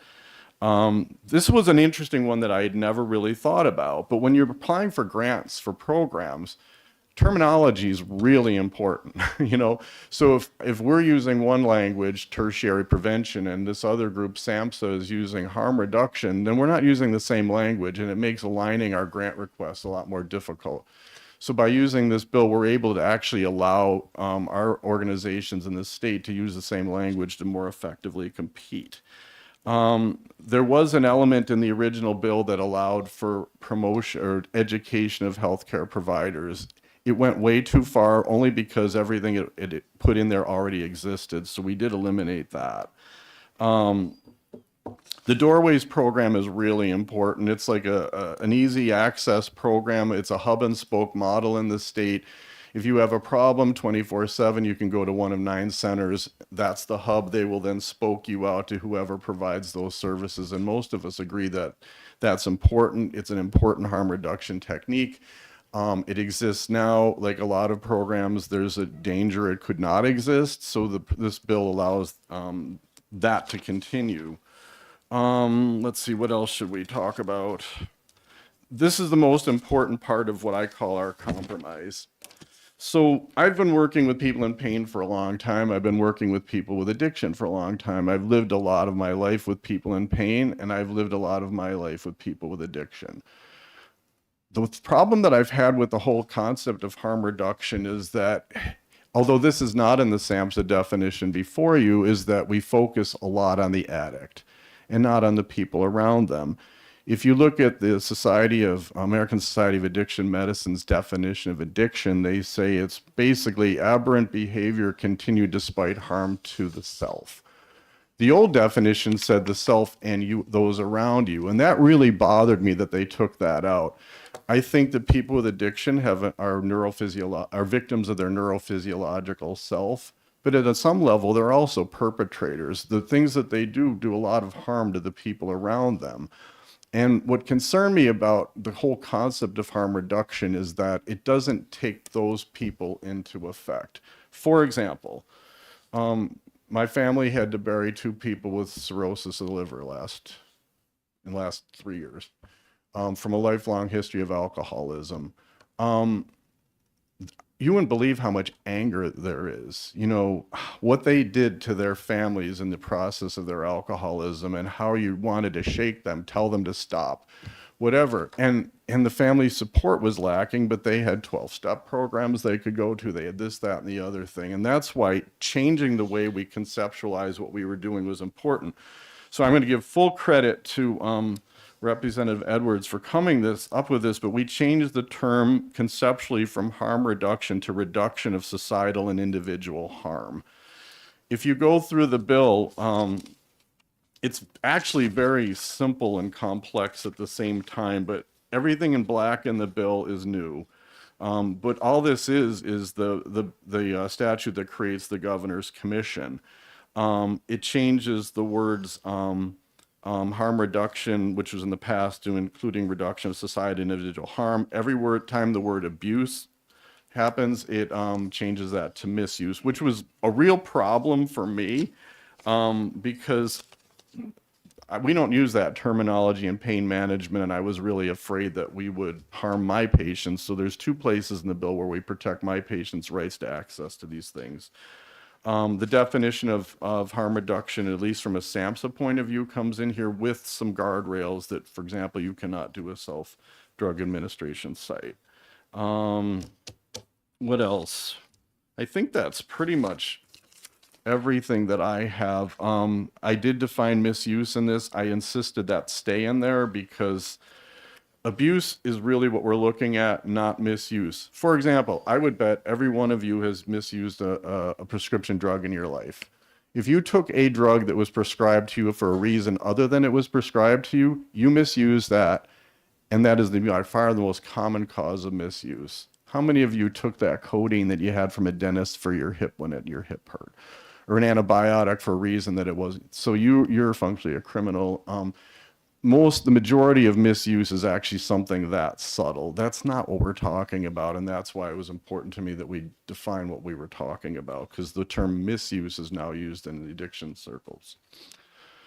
I think that's everything. Any questions? Seeing none. Thank you. Thank you.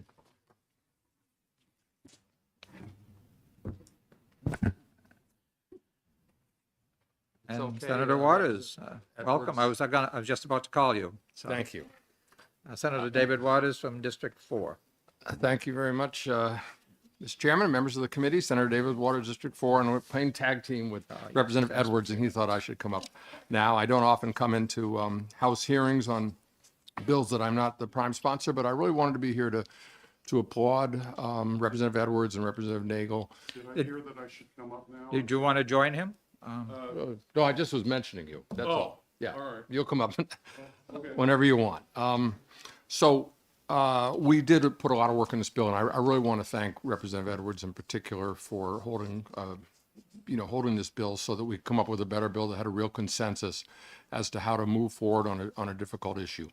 I'd like to point out briefly just exactly what the bill does and why it was first brought forward a couple of years ago. Like Representative Edwards, I'm a member of the Governor's Commission on Alcohol and Other Drugs, and 3 years ago it started its strategic planning and decided to create a new task force on what it was calling harm reduction. And it seemed to me that if they were going to have that as one of their 4 pillars, that we ought to have that in the legislation for the commission to authorize that and then to provide some definition of it. So that was the original impetus, and that's what we worked on here to get the language, which I think very wisely Representative Edwards brought forward to say, including reduction of societal and individual harm. So if you look on page 2 at the bottom, you will see that that has been added to the 4 main areas of the Governor's Commission, and then thus gives the commission authority to pursue that as one of its main areas. And as has been mentioned previously, you have a very careful definition of what we are referring to, reduction of societal and individual harm. I think it is really an effective one that we notice. We're trying to deal with the folks who have substance use disorder, but that has impacts on their communities and municipalities and the municipal budget. So we have to look at both together, and understand what the commission and what the prevention programs and recovery programs can do to make sure that the larger community is addressed as well. I thought it was particularly important in this bill to add the president of the New Hampshire Association of Chiefs of Police, that this bill envisions a much stronger partnership with local police departments so that they have a say in how these societal and individual harm reduction programs are conducted. I think some municipalities, like my municipality of Dover, has had very good partnership with the recovery organizations and the police department and the social worker in the police department. I think some departments have felt that they have been a little cut out when it comes to deciding where and how such programs are operated.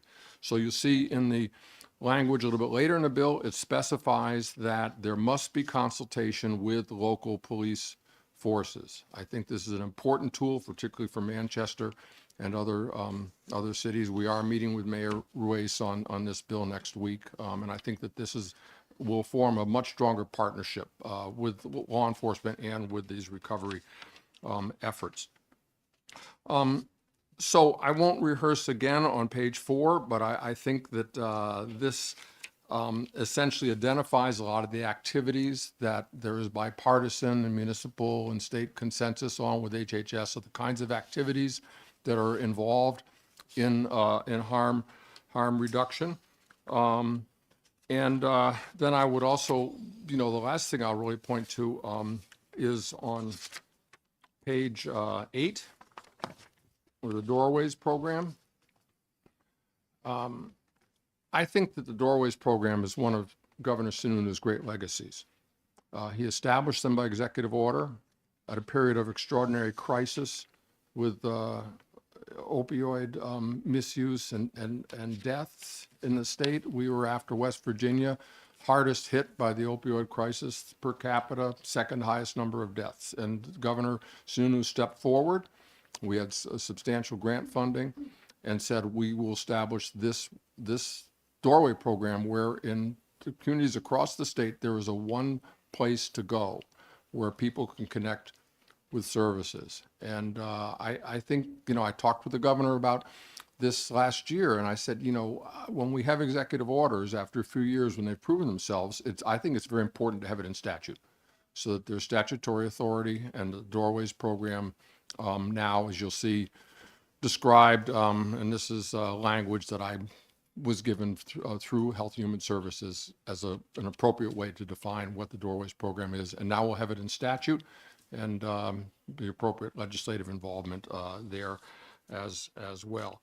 I had pointed to the law enforcement issues. You'll see on that same page, on page 8, down around line 22, I think this is the crux of the matter. Coordinate and collaborate with other local agencies, including law enforcement agencies. And I think that's just really a crucial thing that the bill does as well. So with that, the only other comment I'll make is that I think the drafting attorney just took the original bill on the effective date and added 2 years to it. I don't know that we necessarily have to wait until July 1st, 2026. I think it would be awfully good to get the police chief onto the commission as soon as the bill passes and to have the other tools for law enforcement as well as the Doorways program and statute. So, please do consider whether it seemed appropriate to say the usual 60 days after passage or upon passage instead of the 2026. So thank you, Mr. Chairman, for your time. Thank you. Thank you. Any questions? Representative Weber. Well, that last comment kind of begged the question, why was 2026 put in here to begin with, given that this is an existing commission that's being modified rather than something that's being set up to begin with? Yeah, So why choose 2026 in the drafting process? Thanks for the question. I think that what they did is that they had the bill that, the original bill, which had the 2024 data on it, and I think they just added 2 years to it because it was the older bill. So I think that it more appropriately would be July 1st, 2025, or upon 60 days after passage. But maybe Representative Edwards has some comments on that. I just wanted specifically to know whether upon passage or 60 days after passage, what would be your preference? If we have July 1st, it's sort of an arbitrary Yeah, thing. I mean, who knows when bills get signed, right? So I think 60 days would be appropriate. Just some time for the, Okay. for the agencies to do what they may need to do. Other questions?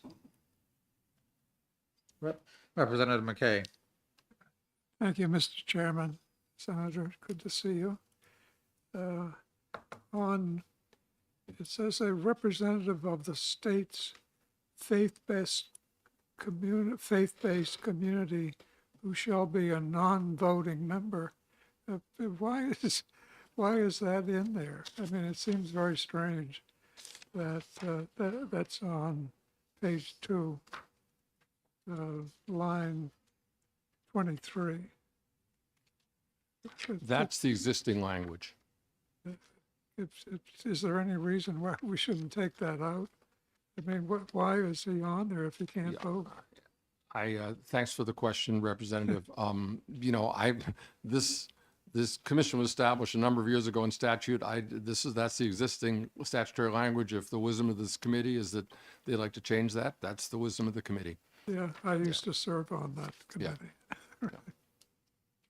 Any other questions?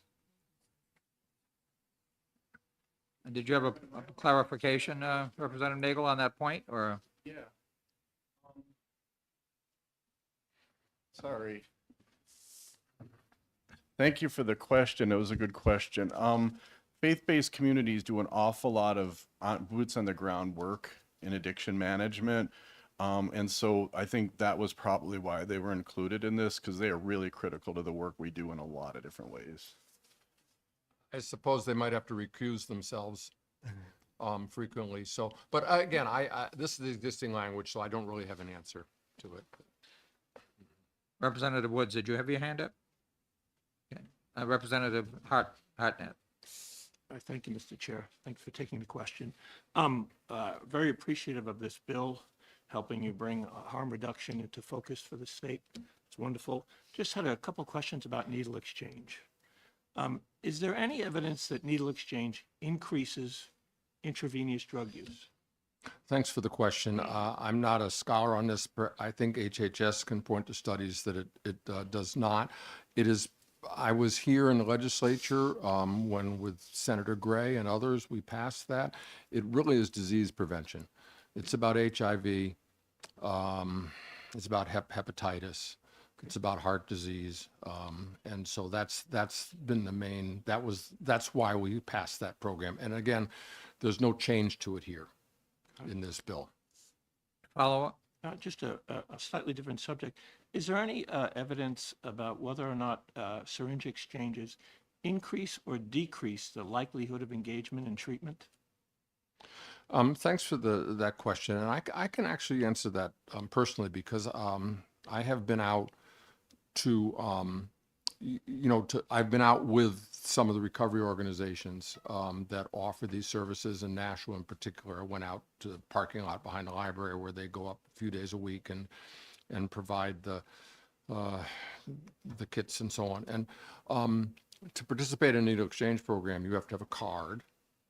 And what I saw was that these were people who were known and had familiarity relationships with the people delivering the services.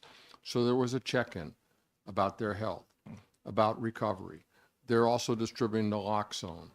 And so they can have conversations about, were there incidents in which that was used? And so I saw relationships develop there, and I've talked to other recovery organizations, and they say the needle exchange programs, and they offer other services too. They have saline and health kits of various kinds to offer to people, and they tell me that this point of contact and relationship can be extraordinarily important for getting people to take the next step to enter recovery programs and treatment. So I don't know what kind of statistics may be, but I can speak from my personal experience. Other questions? Seeing none, thank you. Thank you so much.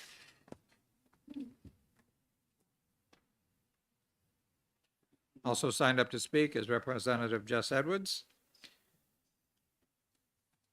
You say your testimony is going to last 6 minutes. If it could be shorter, that would be wonderful. I'll try. They've said a lot, but I've got some things that I think are important for the context of this. I'm Representative Jess Edwards, Rockingham District 31, representing Auburn, Candia, Chester, and Deerfield. Now, last year, as the chair of Division 3, I'm the chair again this year, the bill came to me, to our committee. It had passed the Senate, it had gone to the House, it had passed the House Policy Committee, passed the House with a pretty overwhelming vote, and it came to me. And I looked at it, and I had some real issues with it. And so I tugged on Superman's cape a little bit, messing with a senator's bill and a bill that this committee had supported. But I thought it needed to be done, and I'll explain to you, why that was. And that is, you need to understand how the Governor's Commission operates with its money. The legislature has set it up to where the default funding for that commission is at 5% of the alcohol fund. In this coming budget cycle, we think that's going to be about $11 million, somewhere in that range. Then that money goes to the commission. The commission has, 40-some people from around the state, stakeholders to talk, and they get put on various task force within the committee, and they form a budget. And then they vote on the budget. They act as a miniature legislature with their focus on the pillars that the senator had just explained. And when they come up with their budget and they vote on it, that starts the process of generating contracts. The only check on their decision to spend money becomes the executive council, because the legislature has delegated the money to them and delegated the decision authority to them to determine how the money gets spent. And then it's only the executive council that serves as the people's check if there's a disagreement about the social policy. And so that concerned me in this particular case, although we have had a very nice history with the commission where they have behaved extremely reasonably and funded good programs, and I'm on the commission, so I'm at the risk of bragging about my participation. I didn't screw it up. They still kept doing good work, or we're expected to do good work. But as the bill came in with the key thing of having harm reduction added as an explicit new term of art, I got to be concerned because I was paying attention to the national media, and what I picked up was that harm reduction was such a flexible term with no backstop to it that you could take pretty much any issue related to the social determinants of health and fund it under the title of harm reduction. And so what would that include? That would include education and access to it. It would include economic stability. It would include healthcare access. It would include neighborhood and built environment. It would include social and community context. And so you could go almost anywhere with something and label it harm reduction, and the legislature would basically be out of the loop. So significant social policy could become practice in New Hampshire without the representatives of the people really being involved. And so am I fear-mongering? Well, if you look at Portland, Seattle, Minneapolis, and New York City, what you'll see is under the term harm reduction, and I think it was Portland, where the homeless and drug addicted, they were mostly drug addicted, were hanging out in front of all the retail downtown, and the mayor said, "This is killing our tax base. We have to relocate these people." She was stopped in doing that because of a lawsuit that said that under the Oregon law, harm reduction had to be considered, and that by moving the loiterers out of where they were staying, that would cause harm, and the government should not be inflicting harm. So this was an issue where there was this trade-off between how do we protect the health concerns that we have for the addicted and balance it against the societal needs and obligations to make sure that we overall have a healthy environment. Staying in front of, I think, the retail is probably as good an example as you're going to find of this trade-off between taking care of the individual harm reduction and making sure that, we have the societal interests of tax collection, which funds all of this stuff. So there needed to be a balance there. In New York City, they were having vending machines proposed that would be free, and you could pull out any number of things to help with harm reduction. One of them were new crack pipes. Now, that may be a good idea, but I think it's a legislative idea. I don't think a group of people appointed to a board who are delegated the authority to spend state money should be able to just go ahead and implement new serious state policy without a check of the legislature. And then, of course, housing keeps coming up as something, every addict needs a place to sleep. So that's always an issue. And I'm so sorry. I can wrap it up, but I think I do need 2 more minutes, Mr. Chair. Sorry. And I'll try not to waste your time with my points. As quickly as possible, please. Thank you, sir. Okay, so even just this week in New Hampshire, let's bring it home. One of our more well-known representatives in a public discussion about sanctuary status, made the point that our policy on sanctuary status ought to be viewed as an aspect of our harm reduction programs. And so this communicates the broader point that creating the term harm reduction could potentially be this endless possibility of anything that could be defined under the term. And since we're delegating tremendous money authority, the idea was let's go ahead and have a reasonable boundary around the kinds of things that we think are legitimate harm reduction policies. They've found their way specifically into the statute and say, go forth and do these things. But if you want to do something outside this boundary, you're going to need to come and get legislative support. And that's why you see this ambiguous term. Many people will think it's ambiguous, where there's a need to balance societal and individual harm.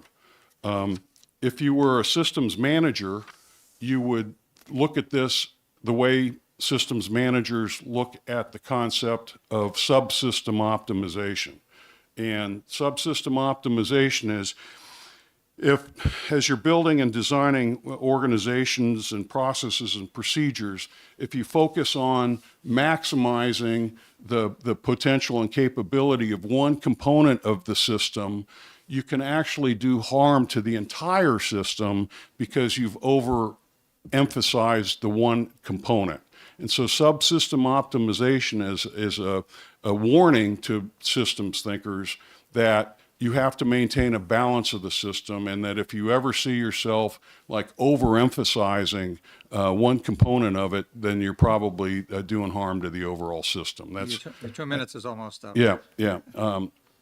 And all of the people that are going to be involved in this, once we let it go, are good people with good intent, but in general, they have a very specific focus on the individual. And we just I think we want them to push that canoe out into the lake, understanding that it's not just the individual. They have to be careful and cautious about any impact it may have to the broader community and society.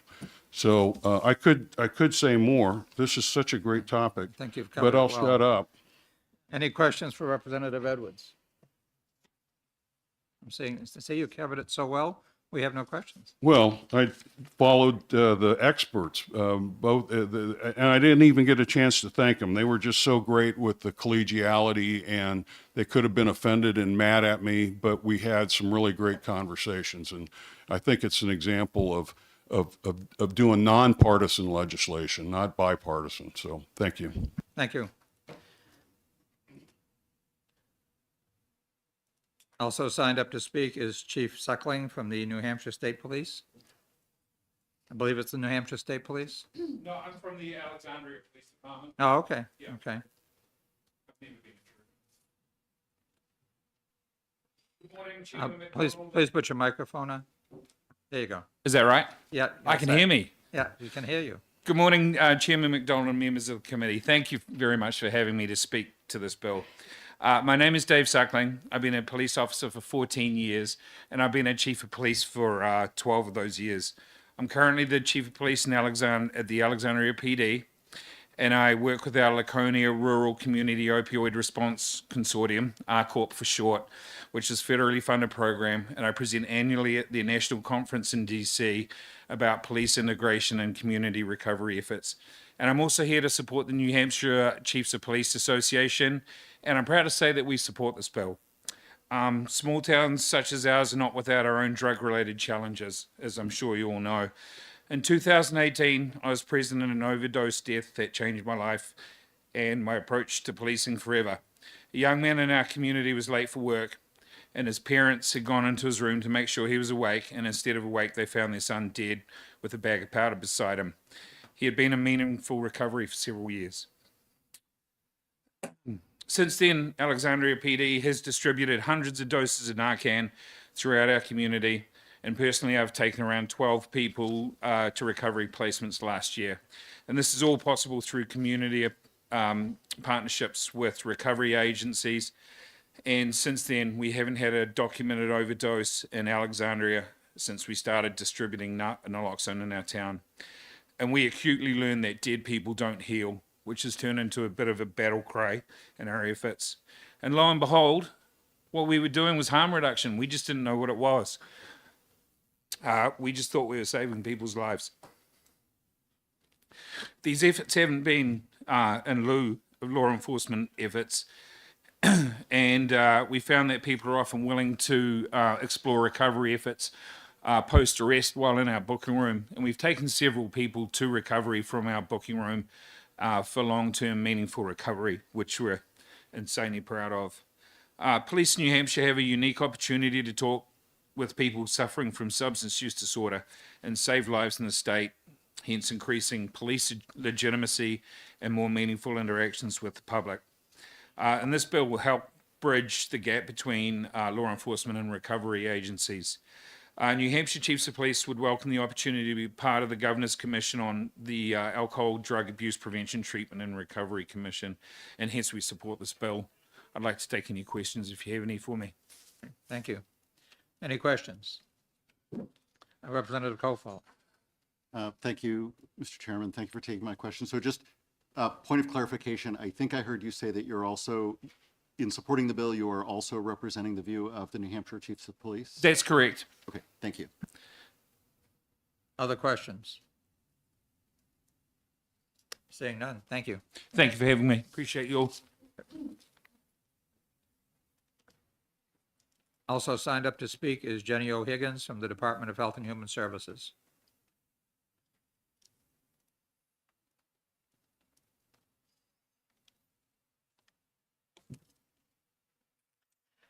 I just realized I didn't know if it was morning or afternoon. I was going to say good afternoon, but still morning. good morning. For the record, I'm Jenny O'Higgins. I'm the legislative liaison for behavioral health in DHHS, and I'm really here to take any questions for you all. And I am able to speak to many of the things that you've already heard, but I won't repeat that testimony. I just wanted to show up as the department to talk about the programs that we have in place or take any of your questions or clarify anything. Before I go to Representative Weber, is the department taking a position on this bill, or? No, we're just here to provide information. Okay, great, thank you. Representative Weber, sorry. Took care of my question. Oh, okay. Sorry, didn't mean to preempt you. Any, Representative Polozov? Thank you, Mr. Chair, and thank you for taking my question. So, Representative Edwards gave a scenario when certain policy decisions are being challenged in the court on the basis of definition of harm reduction. Have you seen anything like that in New Hampshire, and what are your thoughts on this bill in regards to addressing situations like that, challenges in court? Yes, so the current programs that we are implementing in New Hampshire in this space really are within our prevention, treatment, and recovery support services. We did work closely with sponsors of the bill and in the study committee on harm reduction to help with crafting any of this. So I believe that the work that we're doing today, as many others noted, is around saving lives and helping people access care to protect our communities. I don't think that anything that we have operating in New Hampshire is necessarily up for debate or would come up in that way. Follow up. Thank you for allowing me to follow up. So, reading the bill, I think it's mostly positive definitions what harm reduction is, but I don't necessarily see negative definition what harm reduction is not. Do you think we need to include some negative definitions to address like society issues? So we don't in the same statute define prevention, treatment, or recovery, which are all the other places, sort of buckets in which we do this work. So in the field, I think we have an understanding of what these definitions mean and are able to operate based on the best practices in the field. And we're able to also make changes quickly if on the ground in collaboration with law enforcement and public safety and our health departments and regional public health networks in order to respond to crises or what's happening in our environment. And I think part of not needing a definition for prevention, treatment, and recovery helps us to have that flexibility and be nimble. So overly defining how we respond, especially when we have major crisis ongoing in the state, could be potentially problematic. I think we can trust the work of the Governor's Commission and those that they're funding. Other questions? Seeing none. Thank you very much. Absolutely.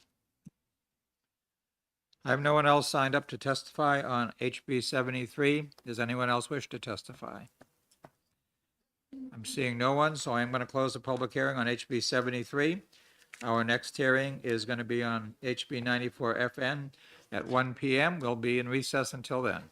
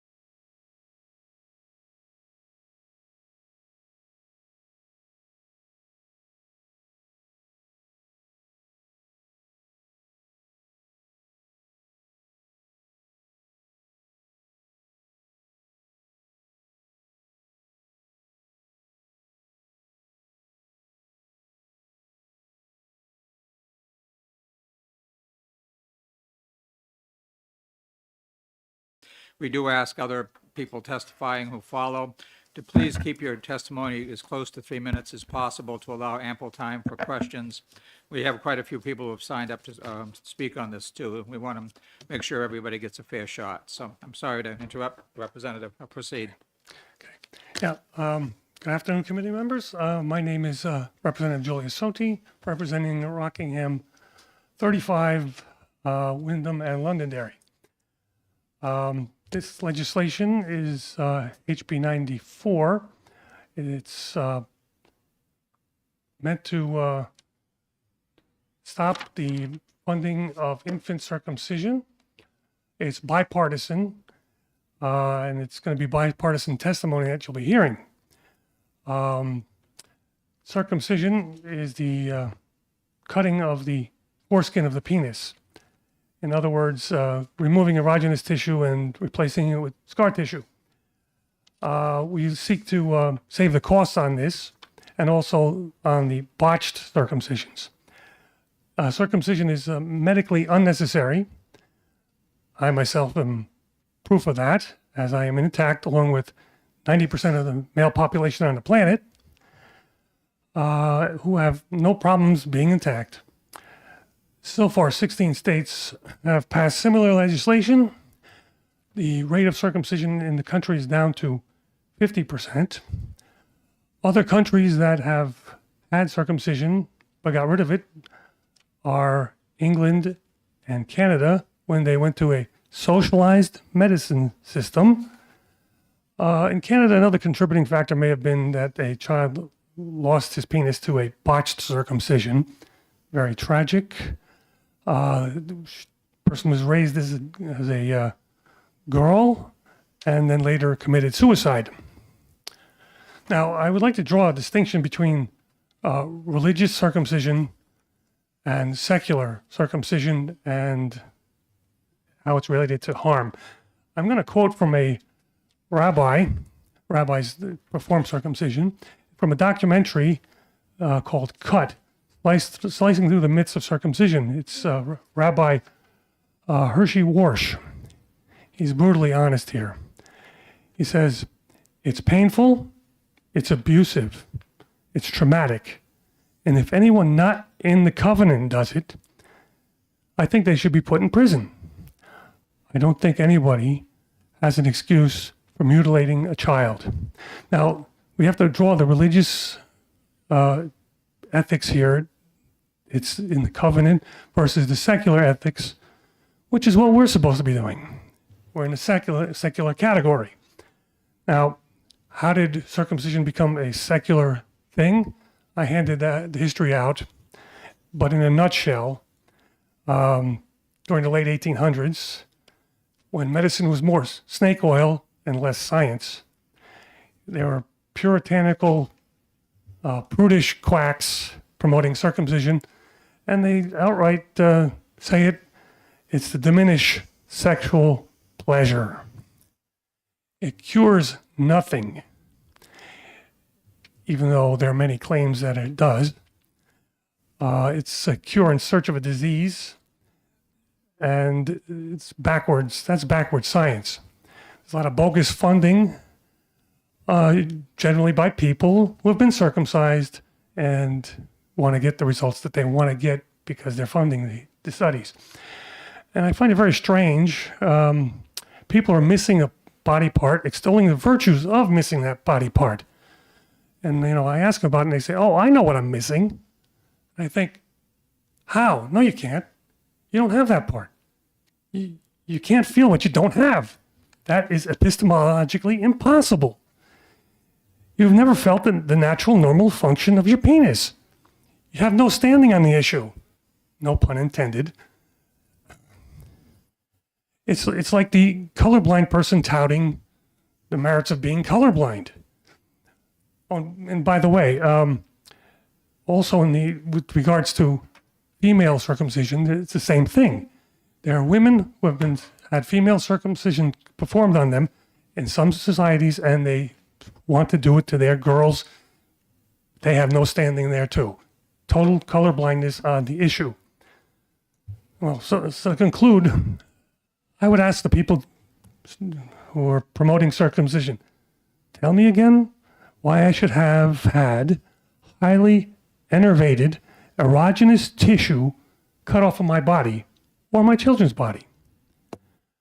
For Medicaid to pay for circumcision is an immoral, harmful taking, theft of the child's bodily autonomy. And I think with that, I'll finish up. Oh, one other thing. Last time when I put in some testimony, I quoted from various people who had been harmed from circumcision. Some of them were celebrities, and I found it quite offensive how the other side mockingly referred to them. It's very offensive to mockingly refer to people who have been harmed by circumcision just because some of them were comedians. And with that, if anybody has any questions, I guess I've become an expert on this topic. Thank you. Yeah. Any questions? Oh, Representative Woods. Thank you, Mr. Chair, and thank you for taking my question. Was there any reason Could you to- move your microphone a little closer, Representative Woods? I'm having a little trouble hearing you. Thank you. Was there any particular reason, I mean, I can imagine a few, but why did you focus just on Medicaid? Well, one of the ways to save, I guess, to save the money and also on biased circumcisions, the issue as far as on the religious side, that's something that they have to deal with in their community. Like Jewish folks have also moved to something that's called Brit Shalom, where they don't do cutting. So basically, this is where we need to start with public awareness by cutting it at the Medicaid level. Other questions?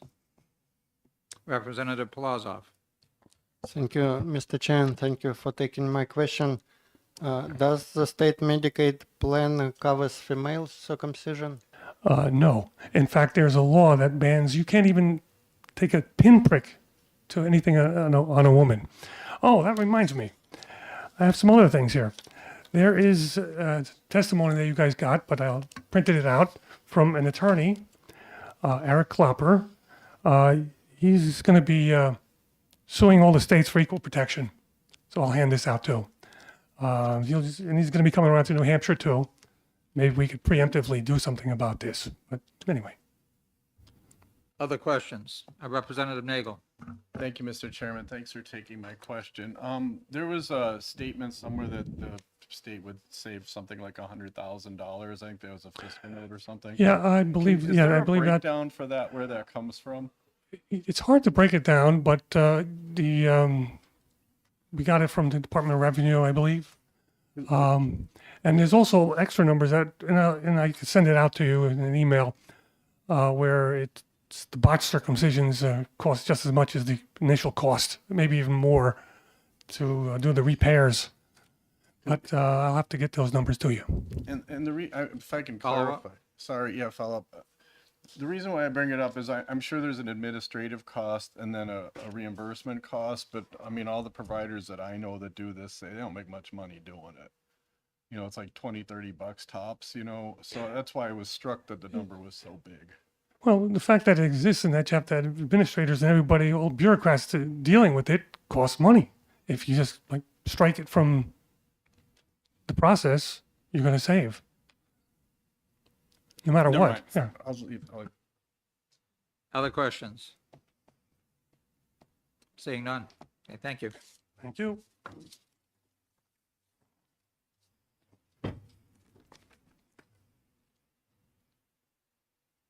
Also signed up to speak is Representative Jonah Wheeler, Hillsborough 33. Thank you, Mr. Chair, friends and colleagues on the House Health and Human Services Committee. My name is Representative Jonah O'Ryan Wheeler.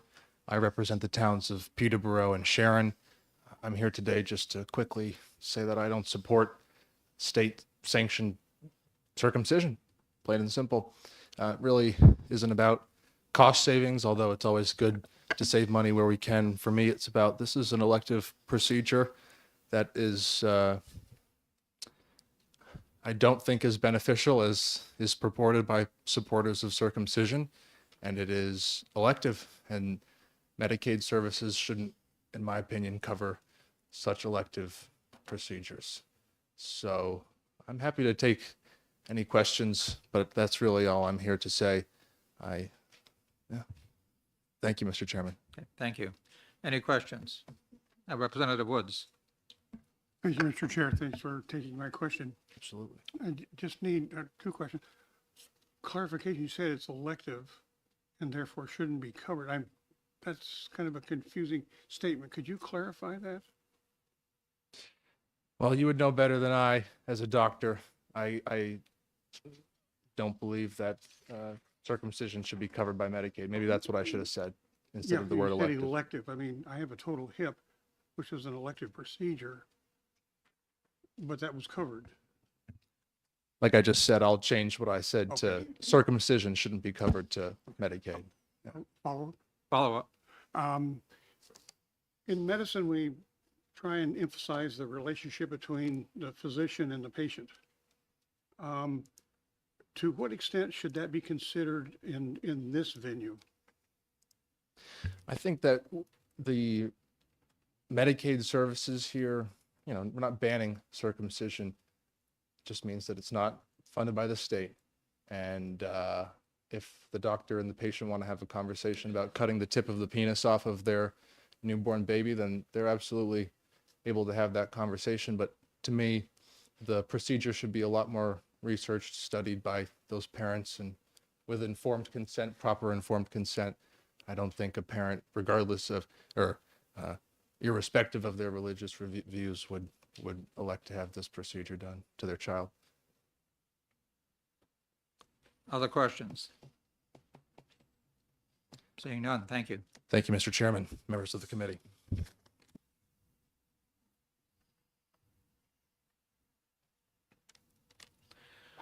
Also signed up to speak is Representative Paige Boschman.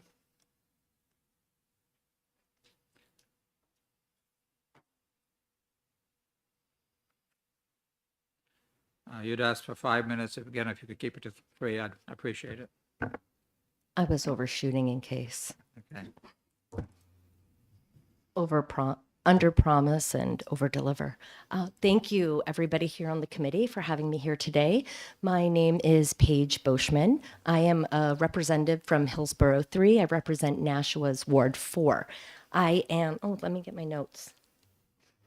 I am also a registered nurse, and I am certified in maternal mental health from the only certifying board in this country. I have been working for 15 years in both maternal child health as well as health equity and mental health within the maternal space. As of even just 6 months ago, I was the nurse who talks to the patients about the education around this, and am the one that would assist the physicians in the circumcisions. And I did speak to this last year. I am here because, as written, or excuse me, I am opposed to this bill for some very specific reasons. So I would like to just kind of put out there, you may hear testimony to the opposite of this, but circumcision is it is well accepted that it is not medically necessary. So we should start from that position. The American Academy of Pediatricians for many years now, maybe 5 to 10, have said that it is not medically necessary. Now, I have been an educator for 15. I teach newborn care. I have been teaching parents that for 15 years. I am in agreement with most of the anti-circumcision information that you will hear today. And I agree that we should significantly decrease that. I do believe it is a body autonomy issue. With that being said, I do not believe that that taking away Medicaid funding is the right way that we do that. Representative Woods, as you said, we in medicine prefer to work with our patients and meet them where they are. Nationally, the rate of circumcision right now is about in the 60%, while in New Hampshire, it's 76%. Most parents do not know that it's not medically necessary. Given that circumcision has very deep cultural and religious foundation, right? People have very deep belief systems about that. I very much worry about just taking that away from them by making it unavailable only to our lower income constituents. If circumcision is everything and as terrible as we say it is, I believe we should be banning it outright. If we're not convinced that it's egregious enough to ban it outright, then why do we think that it's okay to take it away in a discriminatory way just from a certain group of people? My recommendation would be that we work on education. Although I'll tell you that in maternal child health, there's a lot of education that doesn't get to the parents, and we are working on that. I work every day on that. My final sentence, I would recommend that instead of banning this, that we find a way to improve the education in the state, and then in a few years look at legislating how we might decrease it if we need to at that point. Thank you very much. Thank you. Any questions? Representative Nagel.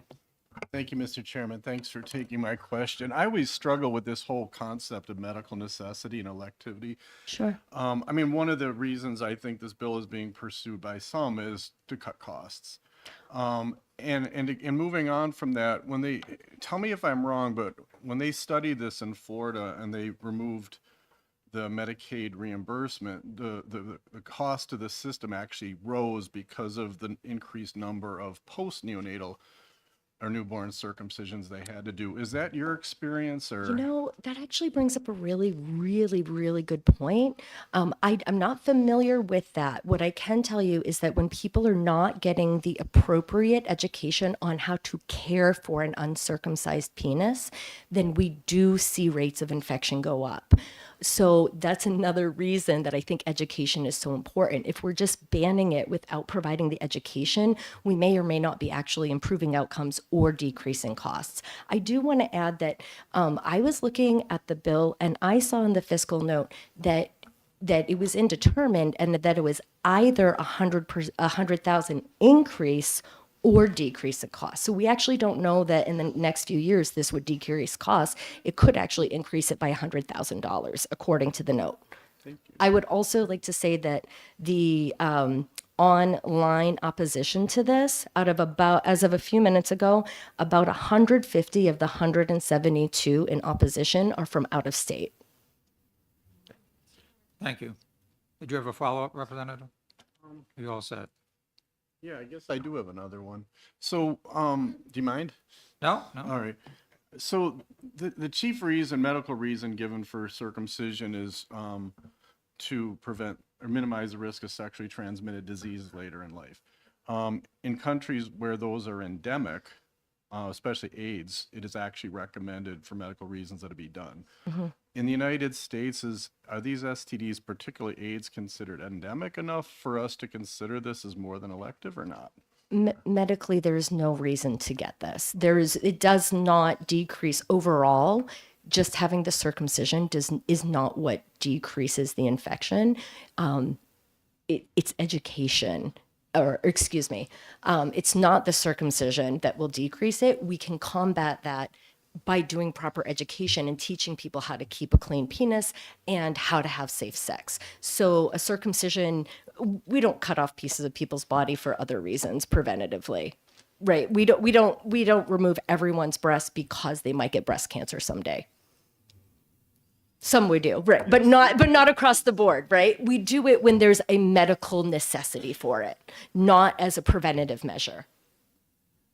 Representative Polazov and then Representative Woods. Thank you, Mr. Chair, and thank you for taking my question. If you can help me with terminology, so between not medically necessary and elective, do I understand correctly that not medically necessary is a subgroup of larger group of elective procedures, and that elective means not urgent but non-medically necessary is like means there's no medical benefit? I might even refer to some of the docs here. I'm not sure that there is an official definition or where that definition would come from. I think commonly they're used interchangeably, but I could be incorrect there. What I can tell you is if something is medically, my take on it, if something is medically unnecessary, then choosing it would be elective, but I could be corrected. Representative Woods. All set? Okay. Anyone else? Any other questions? Seeing none. Thank you. Thank you very much for this opportunity. I appreciate it.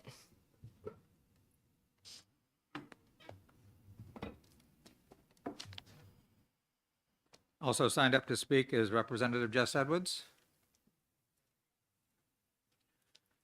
And if you could hold it to about 3 minutes, Representative. That should do it. Representative Jess Edwards, I've introduced myself today, so I'll dive into it.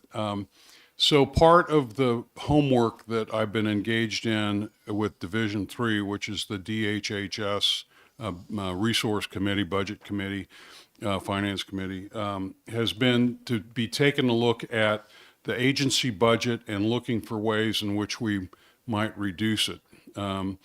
As we're going through there, I asked the question, what would happen if we were to say that Medicaid should not be paying for, and I use the phrase elective surgery, and I think Dr. Woods has made me think, well, maybe the real word I'm looking for is cosmetic surgery, some category where a certain type of procedure isn't banned. I don't think we should be in the business of banning, but as the stewards of the state dollars, we should definitely be in the business of determining what's an appropriate, reasonable element of care for a Medicaid recipient.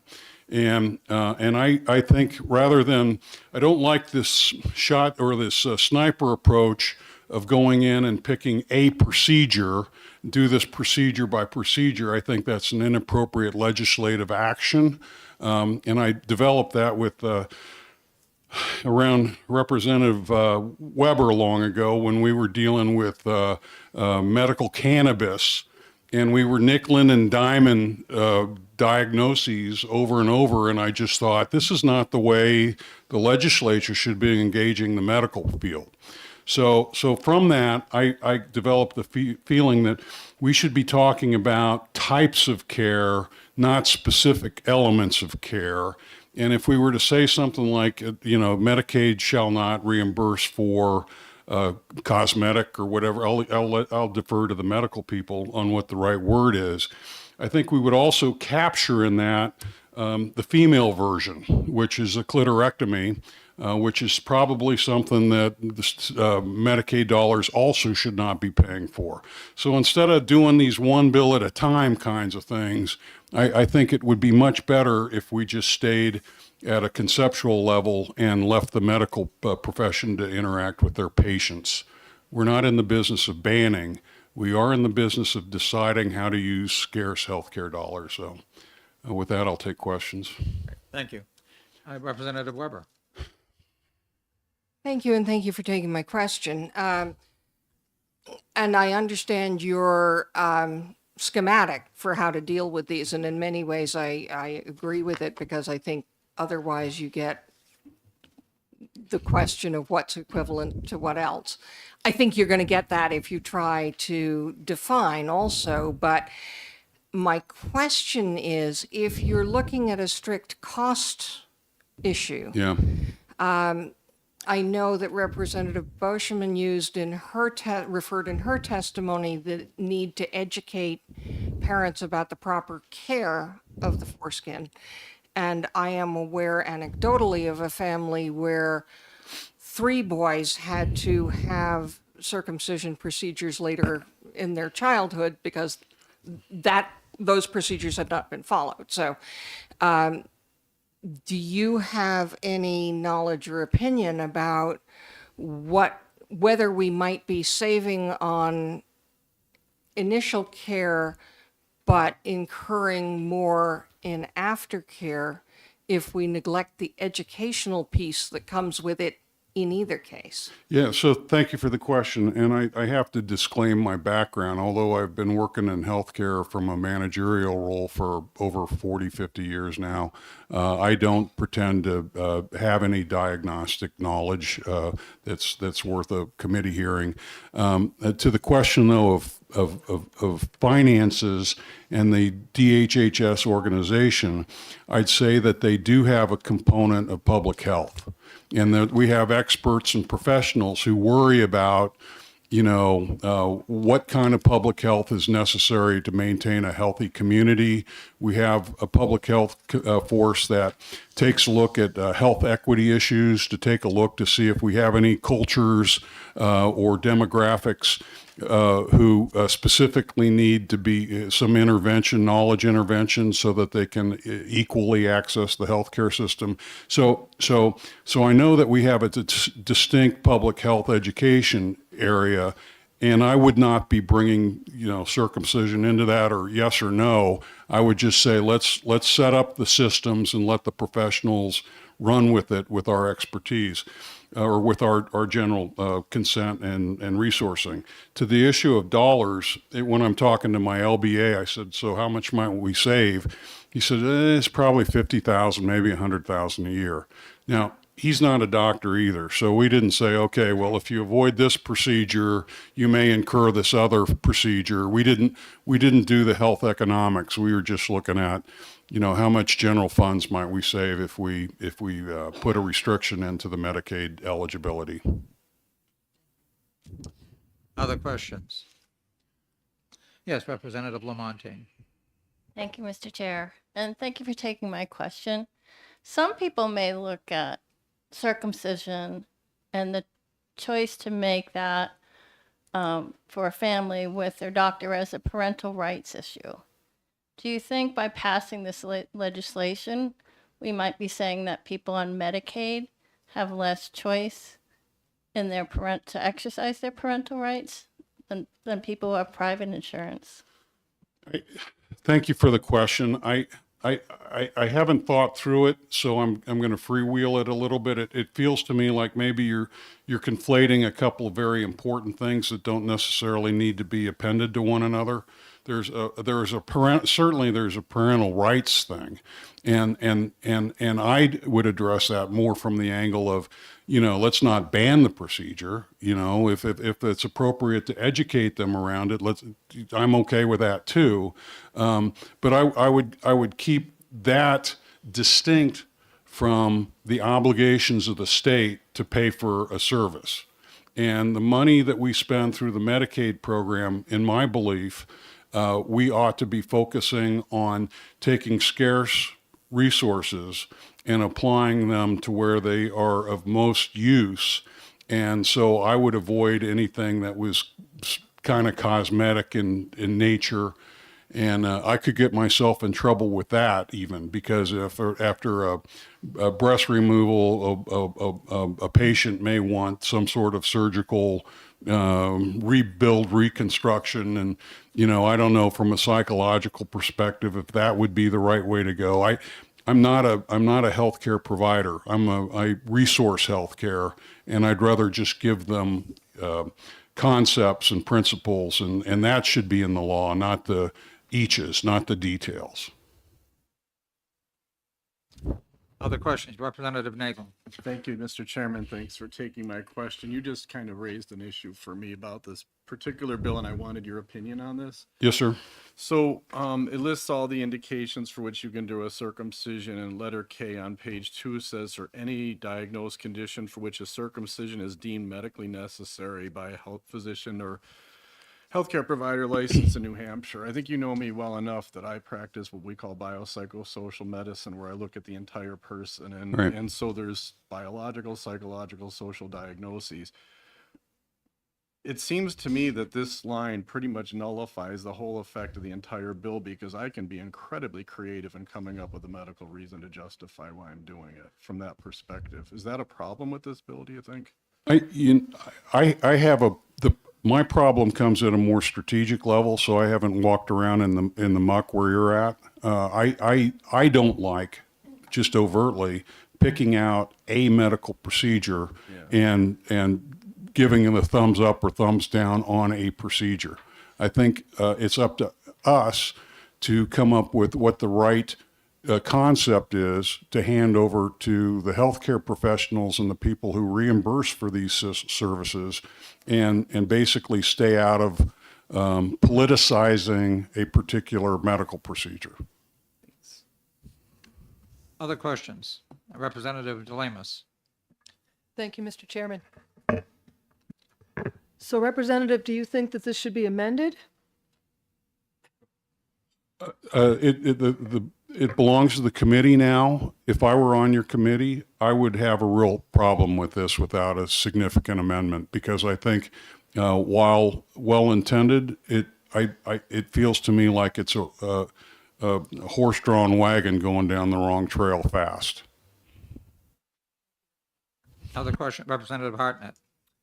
Thank you, Mr. Chair. Thanks for taking the question. This is a little bit off point, but are you suggesting that we should, in effect with Medicaid, create a list of prioritized conditions that we would move up or down on based on resources? That's an interesting concept. Oregon has done that, where their Medicaid, they've got, 1,500 procedures racked and stacked. And if you start running out of money, you line it out at the bottom. That would require a very mature organizational structure at DHHS that we don't have today. So I wouldn't propose that as a solution. And so I'm looking for a kind of maybe a more sophomoric approach to keep it simple. Follow up? Yeah, but you like the concept. The concept of how Oregon Medicaid does it on a racked basis, I actually don't, because what they've done is they've gone in and they've determined through whatever process they have of which procedure is more valuable than another. And that is the business of health ethicists and economists. And it's a very complicated process. And I don't know that that's where we want government at that level of detail, where we would basically be putting our own financial protocols in place of a healthy patient provider experience. Thank you. Other questions? Seeing none, thank you. Thank you I'm for sorry, your time. Representative Markell.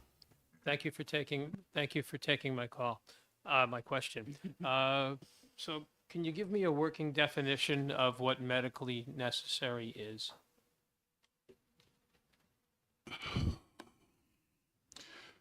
I am not qualified to answer your question. If we were sitting around having a beer talking about it, I'd throw out some ideas at you that I wouldn't ever want to be held accountable for. I would just as soon come to a committee has nurses and physicians and PAs and say, hey, here, as a finance guy, here's what I'm thinking. Would you please take this to the next level of maturity? Let's figure out how to get this concept in place with the right terminology so that we can delegate to the professionals in the field, our expectation of what needs to be the circumstance under which they get reimbursed. Thank you. Other questions? Okay, I think we're safe All right. this time. I really meant 3 minutes, so I apologize. No, that's fine.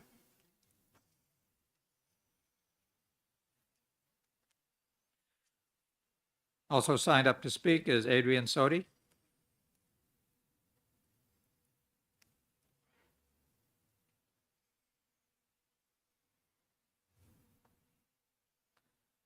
And ma'am, you've asked for 5 minutes. If you could keep it closer to 3, I'd appreciate it.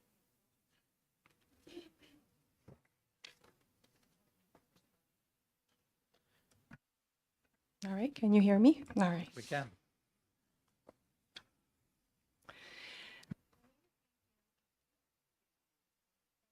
Button again, okay.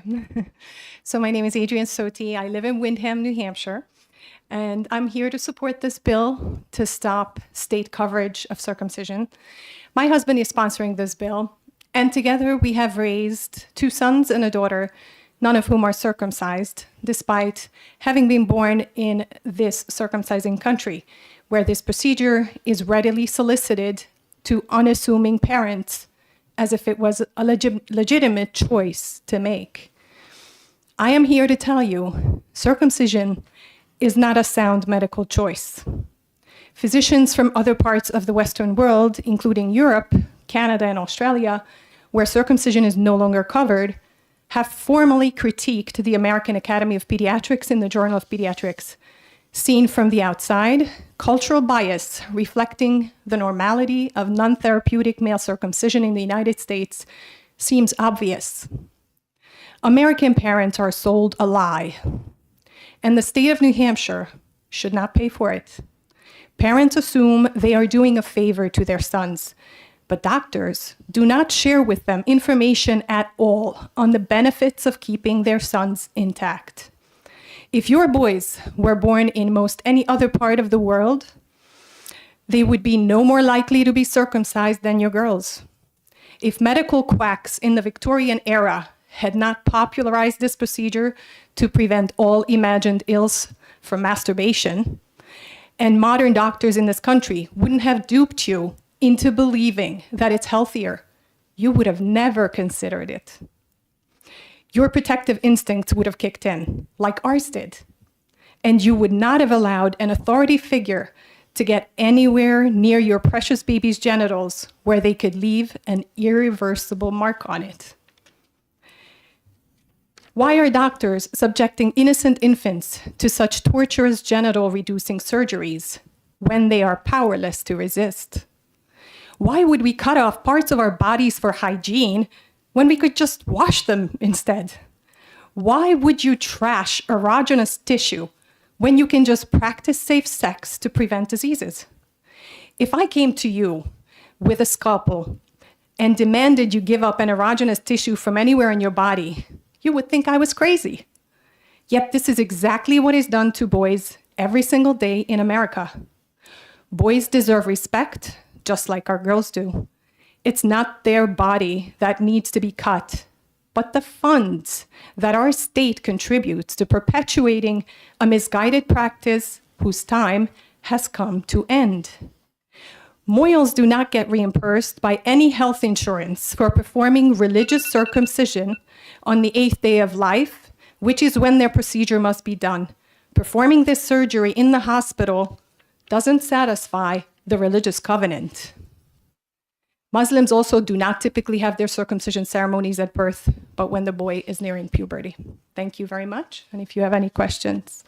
Thank you. Thank you. Any questions? Don't see any. Thank you very much. Thank you.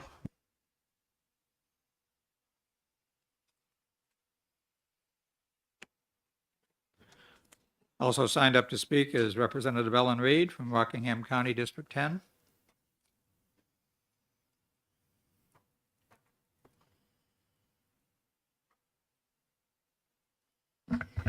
Thank you, Mr. Chair, and thank you, honorable members. I wasn't sure if I was going to testify or not, so I've just written down some of the questions I've heard. Just for introduction, my name is Ellen Reed. I serve Rockingham 10, that is Newmarket and Newfields. I was a co-sponsor of both bills last term, spoke on both bills in committee, spoke on them on the floor as well. For disclosure, I am a staunch proponent of a single-payer healthcare system. I believe healthcare is a human right. One of the arguments I've heard about this particular bill is that it might be an attack on Medicaid. So I'm going to try to go through some of the questions I heard, and I'm distributing an amendment which I will explain shortly, and I hope the chair will allow me time to do that. So I think when we talk about a lot of issues like this that we've kind of adopted in our society, we have an emotional reaction because we have an investment in our knowledge of what the world is, what is okay and acceptable, what we're used to. And so there's often a very emotional reaction. But the thing is that if you look at the facts, neonatal, non-medically necessary circumcision is mutilation. It's mutilation of a child's body part against that child's will. I know we've had the question of parental choice come up, but you can talk about parental choice, and I think in terms of cosmetic procedures, it's across the board. People without funds don't have as much choice as people with funds have when it comes to cosmetic procedures, which this is. But it's not really about parental choice because that's a child's body. That child will become an 18-year-old one day. And that choice was taken away from them. I don't frequently get to say that I agreed with much of what Representative Edwards said, but I did agree with a lot. He brought up female genital mutilation. I wanted to correct the record.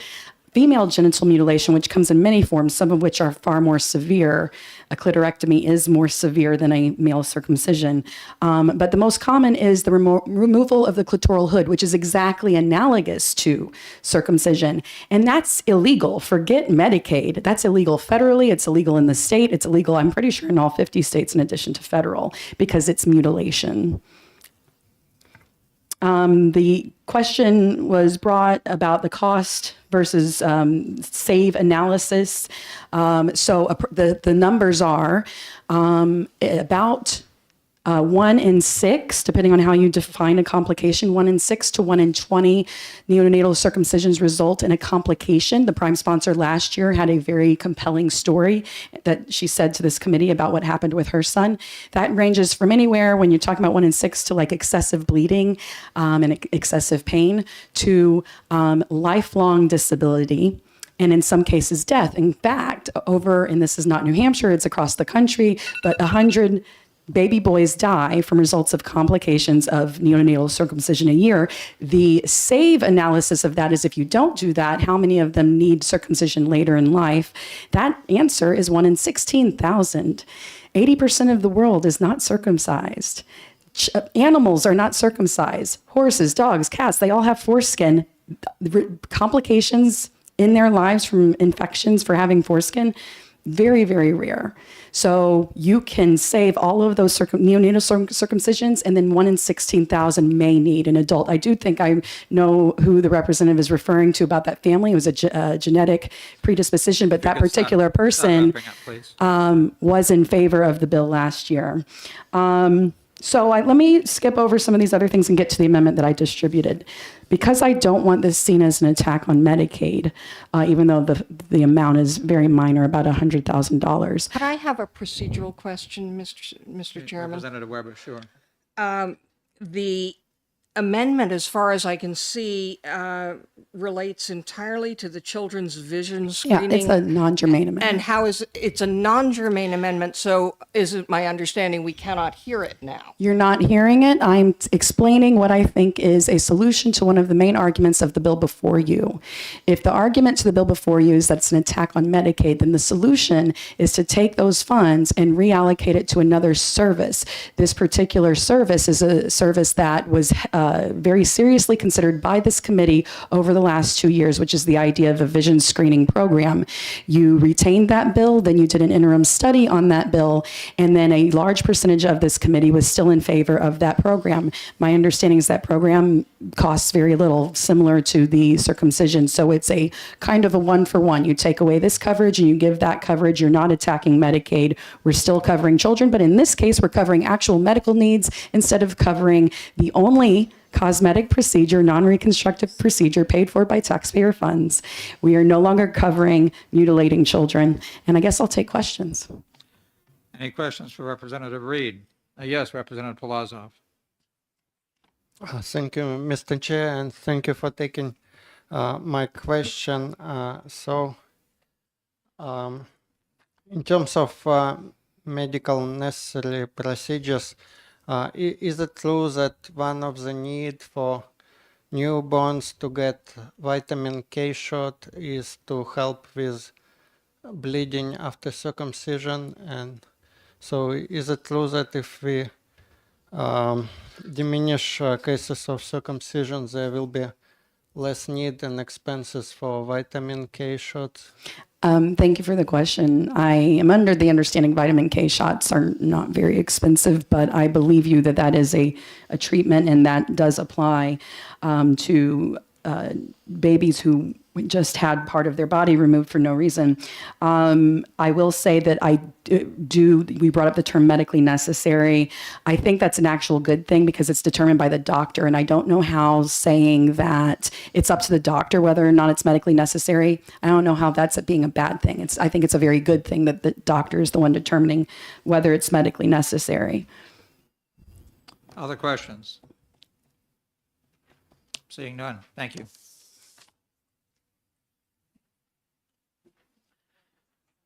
Also signed up to speak is Laurie Evans.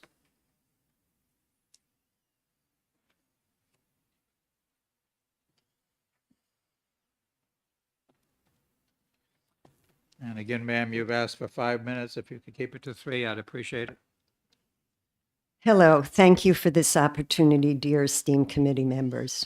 I urge you to support this bill. For 40 years, I have been educating health professionals and parents on the functions of the foreskin, what is lost when a boy is circed, and foreskin care. Why? In the mid-'80s, before becoming a mother, I was teaching parents to massage their babies and training professionals to do this work. To promote my work, I exhibited at a health fair where Dr. Robert Mendelsohn was speaking, an Orthodox pediatrician from the University of Chicago.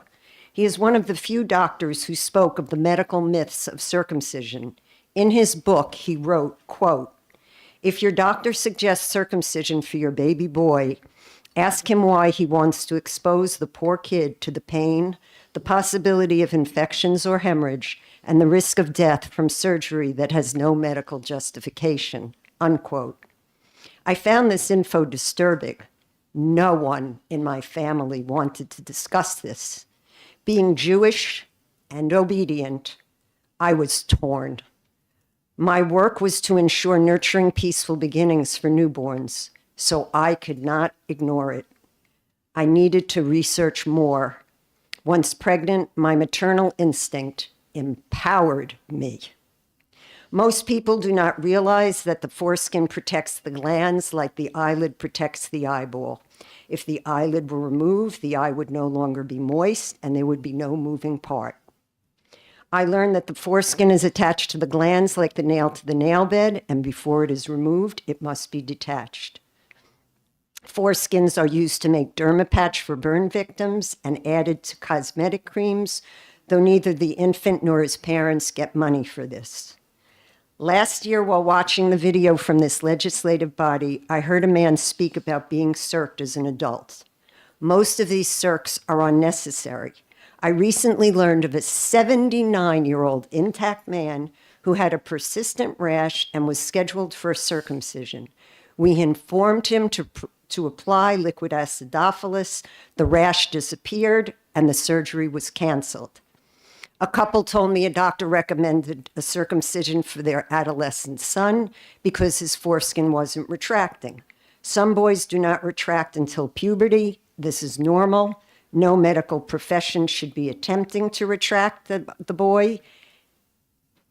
And they did not allow the circumcision after getting information from me. As the founder of No Circ New York Hudson Valley and co-director for 19 years, I often exhibited at large baby fairs where I heard many stories. Mothers who told me their son's circumcision, having not been given information beforehand, was their worst nightmare. One mother told me her 2-year-old was in pain every day. How can I help to end this needless pain and suffering? Although the bill is not about circumcision for religious reasons, it is important to share that I am a Jewish mother with an intact son. I live by first do no harm. I tell people my son's religion is in his heart, his soul, and not in his genitals by his deeds and his relationships. I have searched for a group that supports Jewish life without circumcising. Please, one more minute. I've got to finish this. I'm a member of Bruhim, who supports Brit Shalom, a covenant of peace, and spares the child the circumcision. Due to my work, I have heard men negatively impacted by this. In November 2024, in New York, I saw the guy who got cut wrong, the true story of Gary Steingart's botched circumcision. He also wrote an article in the New Yorker. During the Q&A, he shared that men have contacted him to vent their botched circumcision stories and the pain, lifelong pain and suffering it has caused. Some speakers will argue that not allowing Medicaid coverage deprives low-income family. In reality, it spares more infants from suffering and a lifetime of reduced sexual function.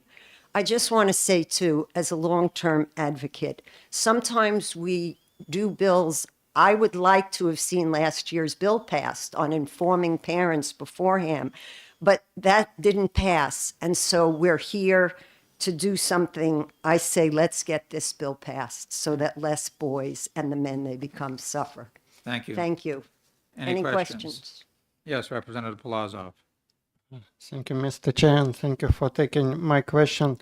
So you said that some boys do not retract until puberty. Is it your position that even if they do not retract, it's still easier to wash the part and keep it clean and healthy? The foreskin protects the glands, and so a lot of doctors tell parents to retract it to wash, but we just say clean what is seen. So there's no problem in keeping clean. And there is a minor procedure to be done if, as an adult, the man is still not retracting, but it does not involve circumcision.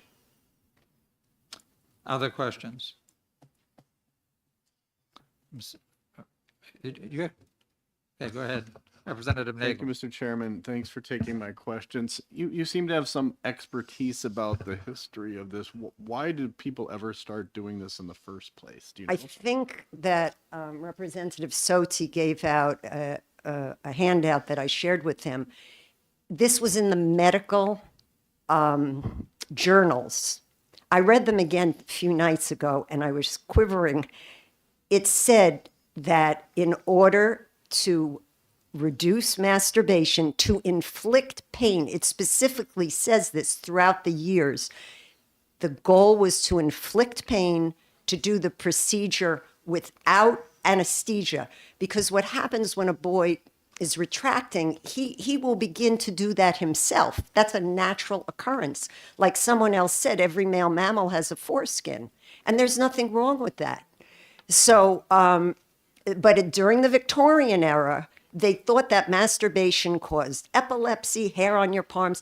And we actually had a woman, because every 4 years we had an event with doctors, lawyers, men who were botched. Everybody gets together. We have medical textbooks.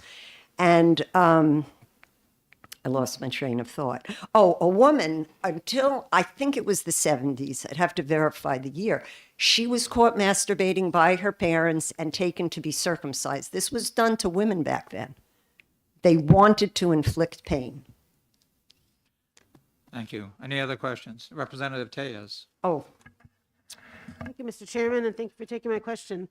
Thank you. You have a lot of perspective on this, and it sounds like you might have knowledge at a national level. Have there been efforts to influence the AAPs, the American Academy of Pediatricians, or insurers, like not just Medicaid in New Hampshire, but just insurers in general? Because it seems like that would be, if the goal is to have it essentially banned, except for exceptional circumstances, it seems like that would be the place to be making the efforts.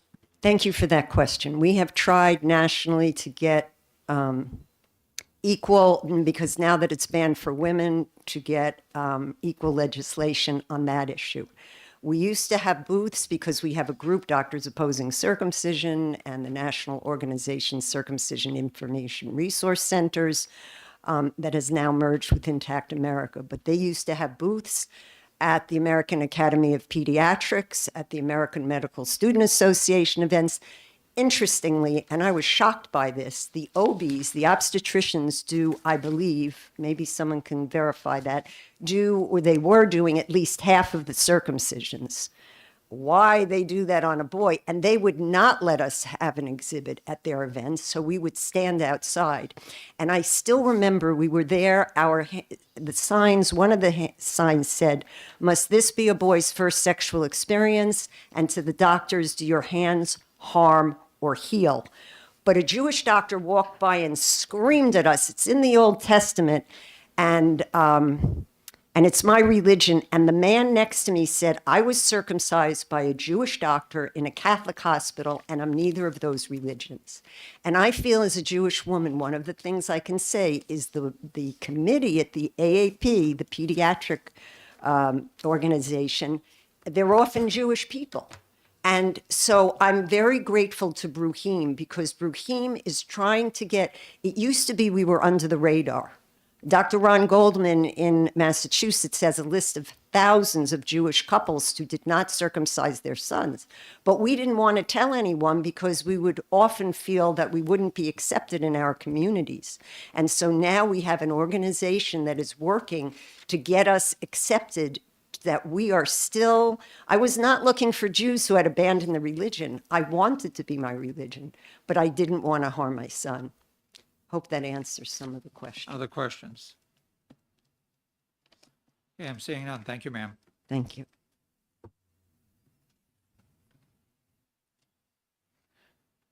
Also signed up to speak is Joseph Harder from the medical community.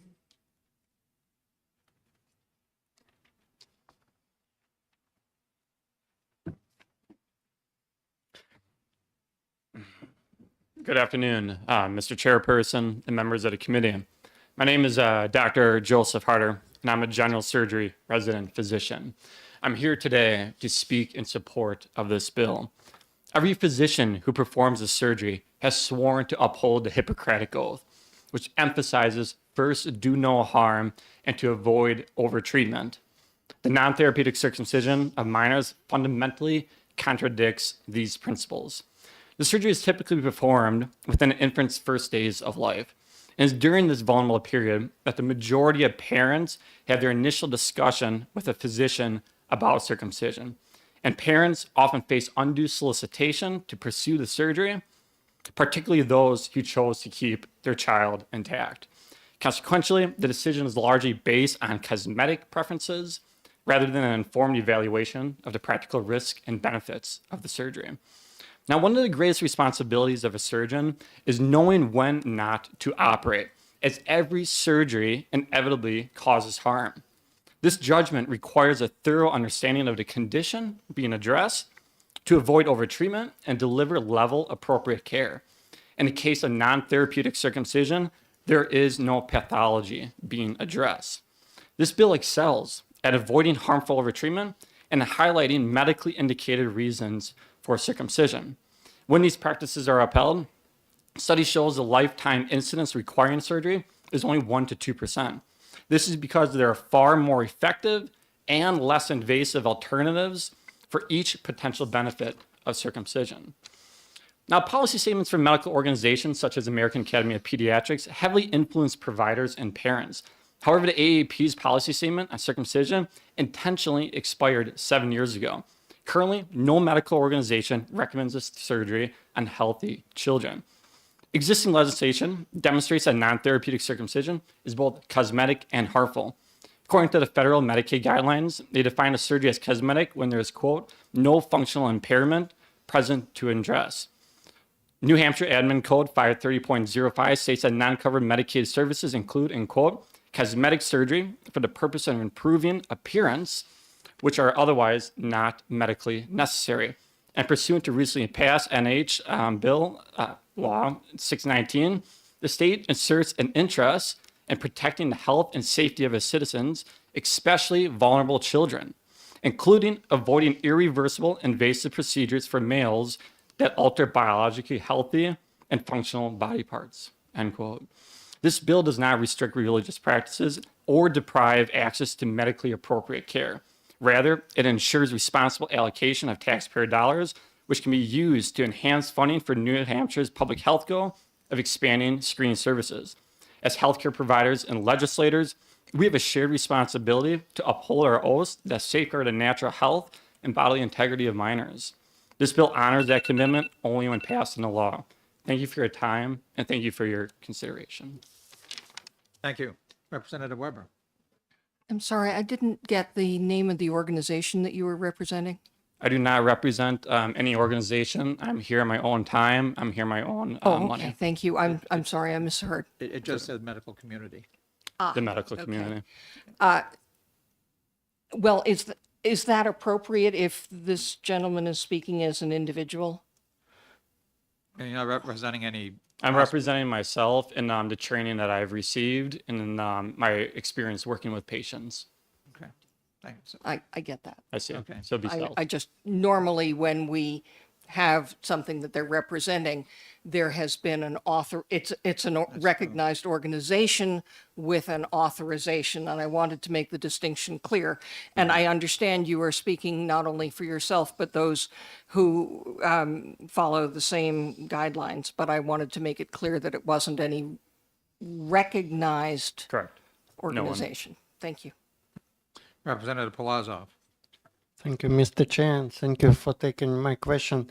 So in general, a doctor, can a doctor decide not to perform certain surgeries, and is there a risk of backlash from administration of facility where it's happening, or some other difficulty with deciding not to perform certain medically unnecessary surgeries? Certainly. So that decision is up to the physician themselves. Their obligation is to the patient that they are treating or that they are caring for.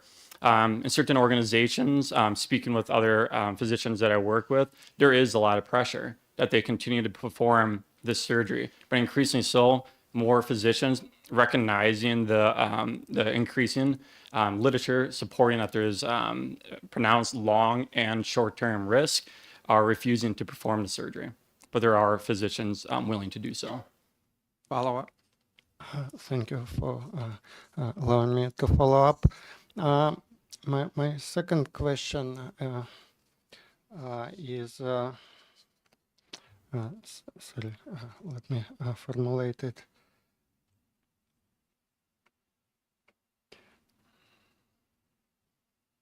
Sorry, I lost it. Okay, thank you. Representative Tellez. Thank you, Mr. Chairman, and thank you for taking my question. I apologize.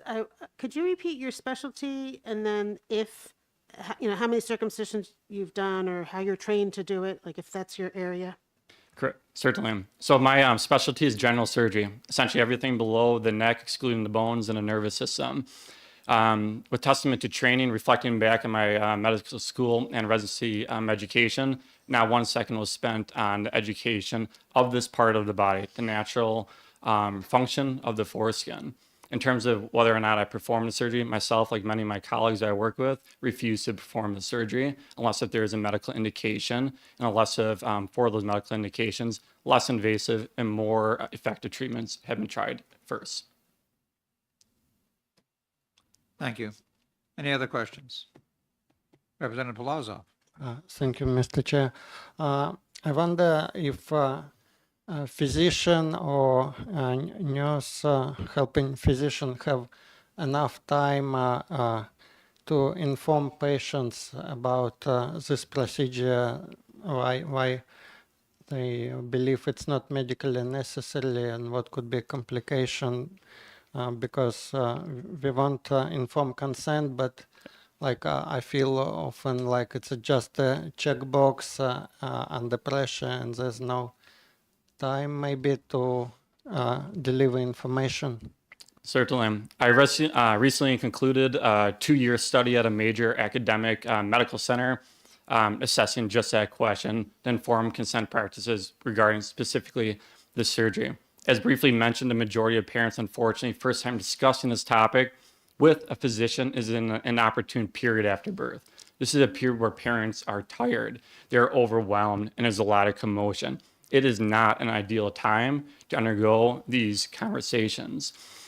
Further, the conversations that are conducted are very superficial.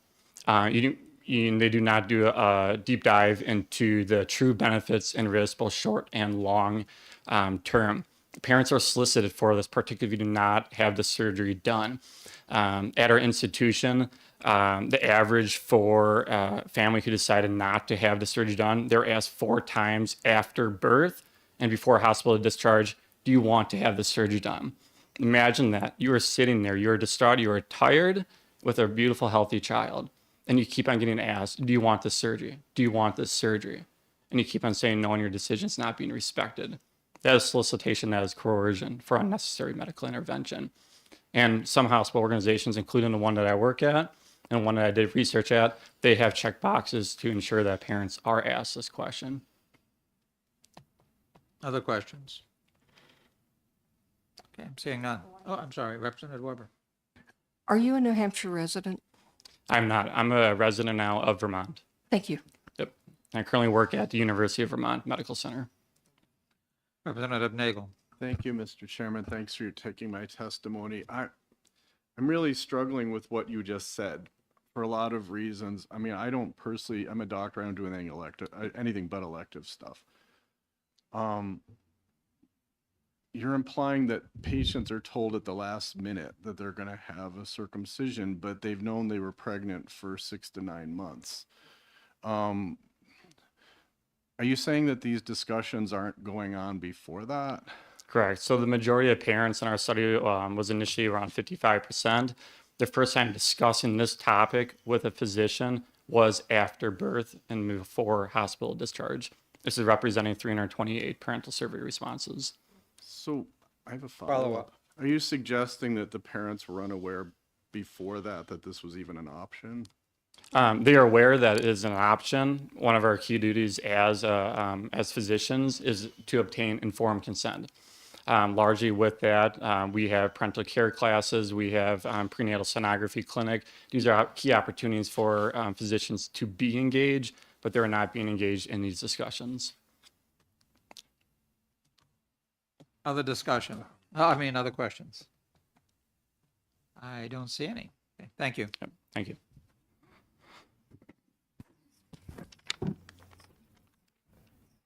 Also signed up to speak is David Grant from intaction.org.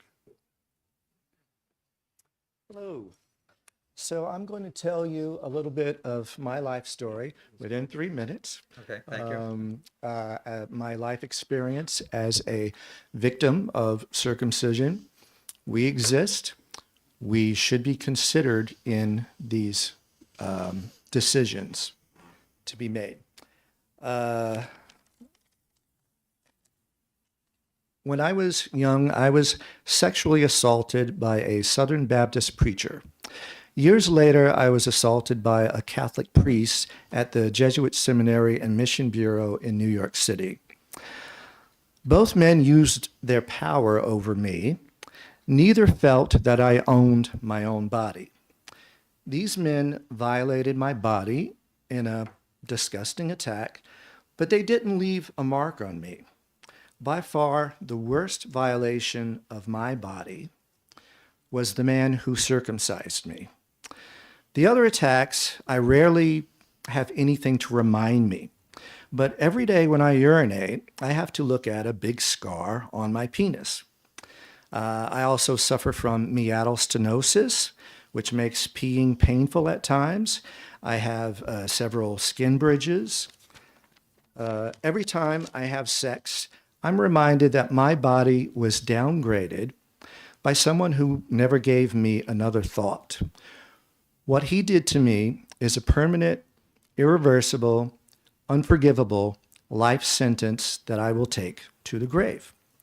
Lastly, I would like to say to doctors, with so many people finding out every day that you have performed a painful cosmetic procedure on them at their most vulnerable moment in life, saying, "Your parents told me to," as if you were forced to and you bear no responsibility. Saying "your parents told me to" is simply no longer valid. I am in support of this bill, and thank you for listening. Thank you. Are there any questions? Seeing none. Thank you, sir. Thank you. Also signed up to speak is Peter Adler. You've got 5 minutes down to include questions and answers, so if your testimony can just be 3, that'd be great. Thank you, sir.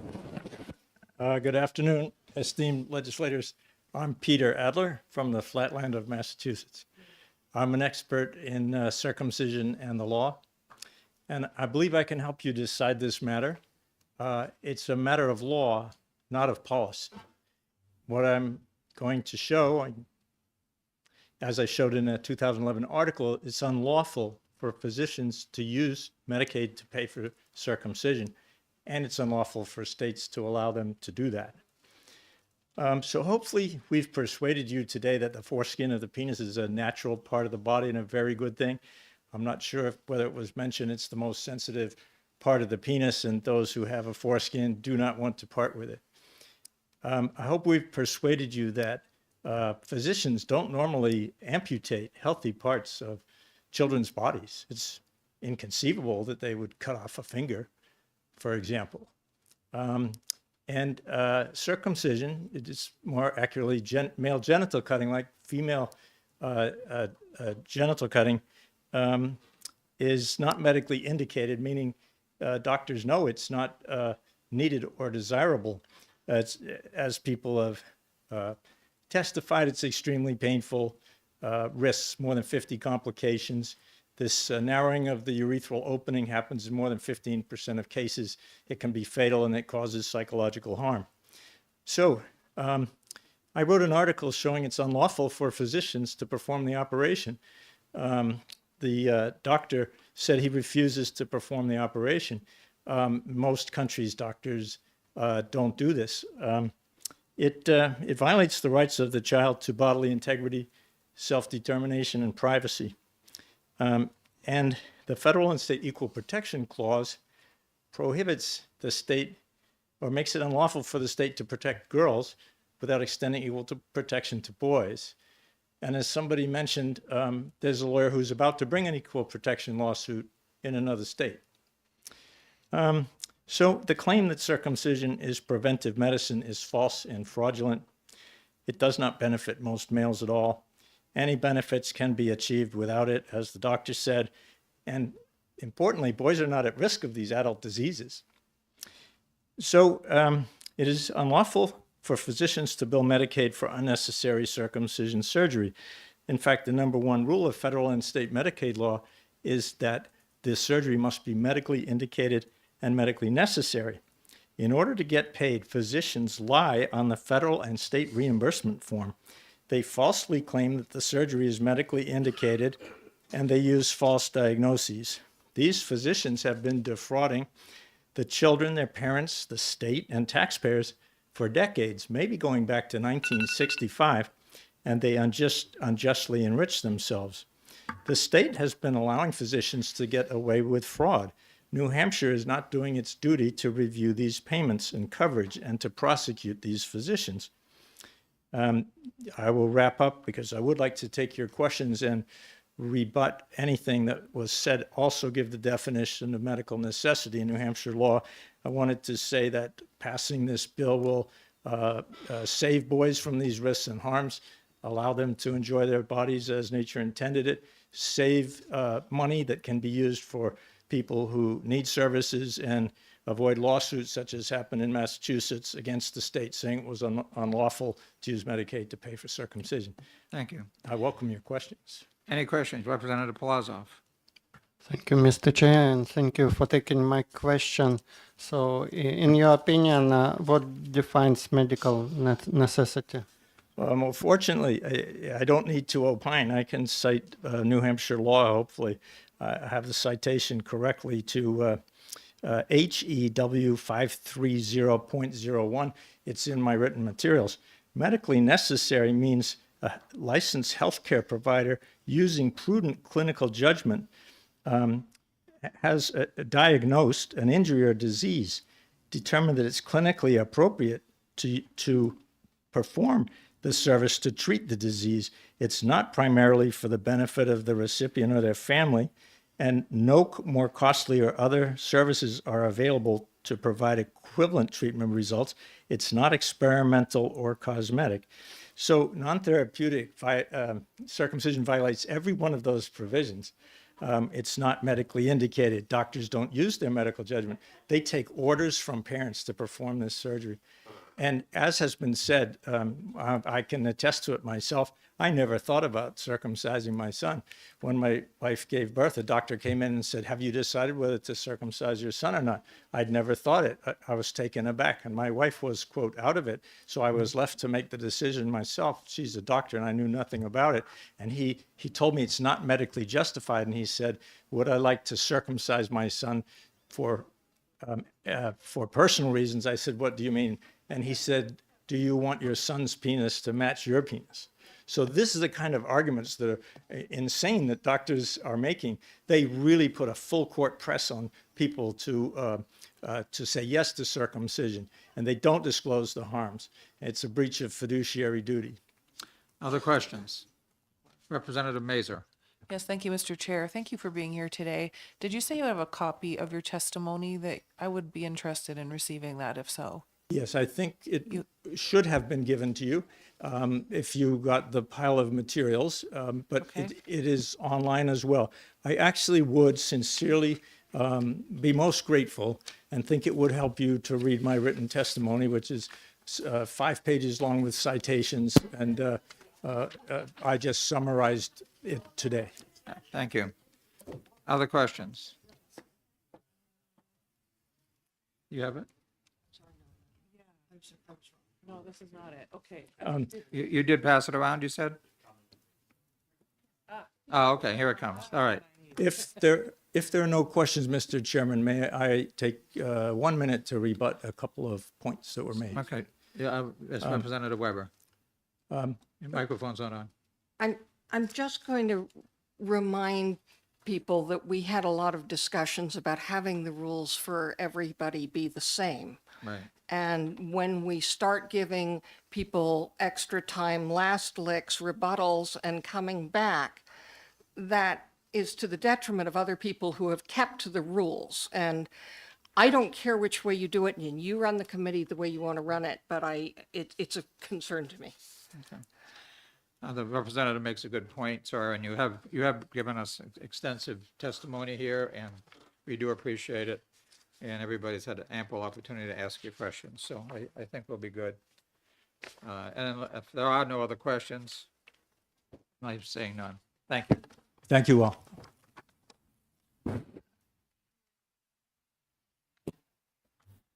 The chair. Yes.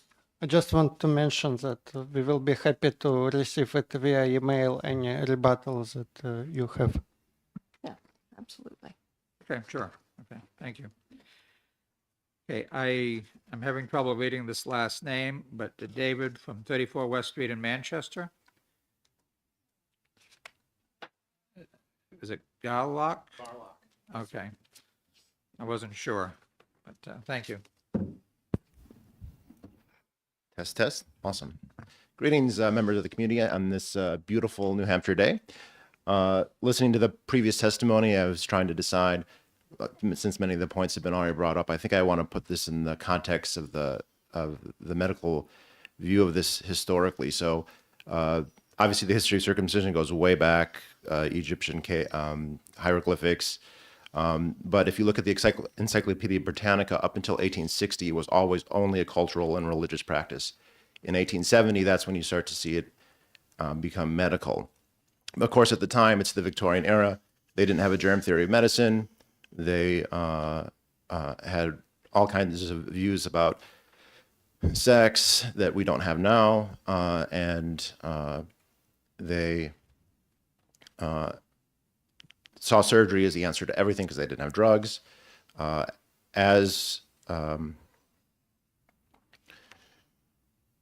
time went on, as others have said, it became a disease in search of a cure. So it would cure masturbation, then it would cure cancer, then it would cure spermaturia, which is not a real disease. And by the middle of the 20th century, many of these medical benefits had been debunked. When the National Health Service was set up in the UK in the 1940s, they issued a report to look into it to see if it should be subsidized and covered by their national health services. These came out in the famous Gardner Report in 1949, which said that it's not medically justified, and so it was removed. The same thing happened in Australia and New Zealand in the 1970s. In Canada, it's more based on a provincial level. So the Maritimes in Quebec, where about half of New Hampshire people come from Quebec if they trace their ancestry back, never really adopted it. Ontario and the prairies basically banned it in the 90s. In the United States, the country where it achieved the highest rates, those rates started to come down in the 70s. You had the famous Dr. Spock, who had earlier in the 60s and 70s had advocated routine infant circumcision, changed his tune in the 80s, saying that it was no longer necessary. And we've had it referred to a couple times now, the AAP. The AAP is a totally legitimate organization. We need organizations, we need free association of people, but they have every incentive to have procedures be covered and paid. They're an advocacy organization for their members, and the more things that they can be paid for, the better. When their last policy statement on this was issued, that was in 2012. Now, this was quite a controversial document because they relied heavily on non-medical reasons, cultural reasons, religious reasons, personal reasons, looking like dad, fitting in the locker room. And just to end very, very briefly, that policy expired in 2017. And in the 13 years since then, they have not come up with a good reason why it should be justified or covered. If this advocacy group can't come up with a good reason to cover it, there is no reason the state should be subsidizing something that is not medically necessary, as we've well established by other testimony, it is not medically necessary. Okay, thank you. Any questions? Seeing none. Okay, thank you. Thank you. Also signed up to speak is Rabbi Robin Nafshi from the Jewish Clergy Association of New Hampshire.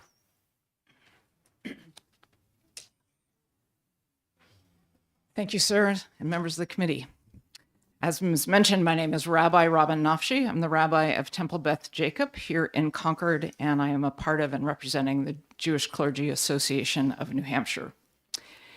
In the Bible, specifically Genesis chapter 17, verses 9 through 12, God speaks to Abraham, the father of the three monotheistic faiths.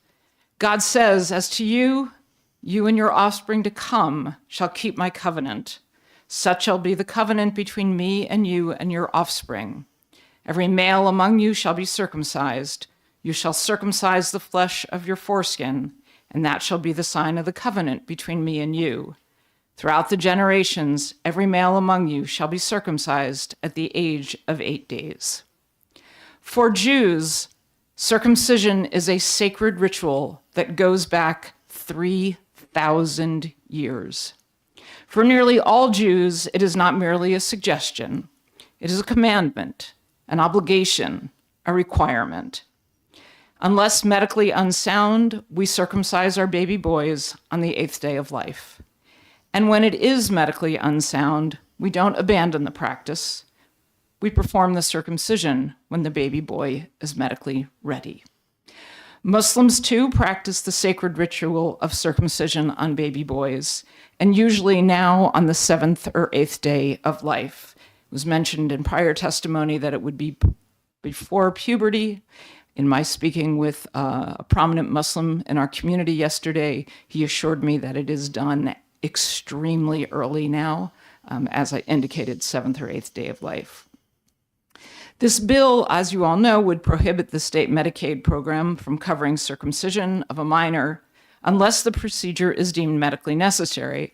The bill goes on to list 14 medical conditions that would fall into the category of medical necessity, and then provides the catch-all of or any diagnosed condition for which a circumcision is deemed medically necessary by a physician or other healthcare provider licensed in New Hampshire.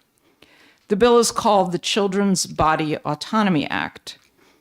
It seems to me that if the authors and sponsors truly cared about body autonomy, they would not include such a lengthy list of medical exceptions. You could just leave it to the judgment of medical providers, perhaps. On reading the bill, particularly reading it from the perspective of being a rabbi, it feels in many ways that it is targeting the religions, Jews and Muslims in particular, for a procedure that is ritually demanded and ritually standard. This to me is a clear violation of the First Amendment to the Constitution, as it violates the right of the free exercise of religion. As such, I urge the members of this committee to vote inexpedient to legislate. Thank you for taking my testimony. I do have written copies. Okay, great. Thank you very much. Any questions?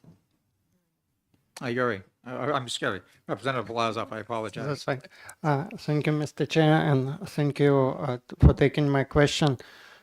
Could you comment or refute previously received data that in Israel a percentage of circumcision is going down, and that allegedly even some religious Jews trying to find some alternative to completely cutting the foreskin, but still keeping some part of tradition? Two prior people indicated the Brit Shalom, the covenant of peace, as a substitution. For those who choose to not enter into the traditional ritual of covenant, it is an option. It is not very, it's not standard, it's not opted for very frequently.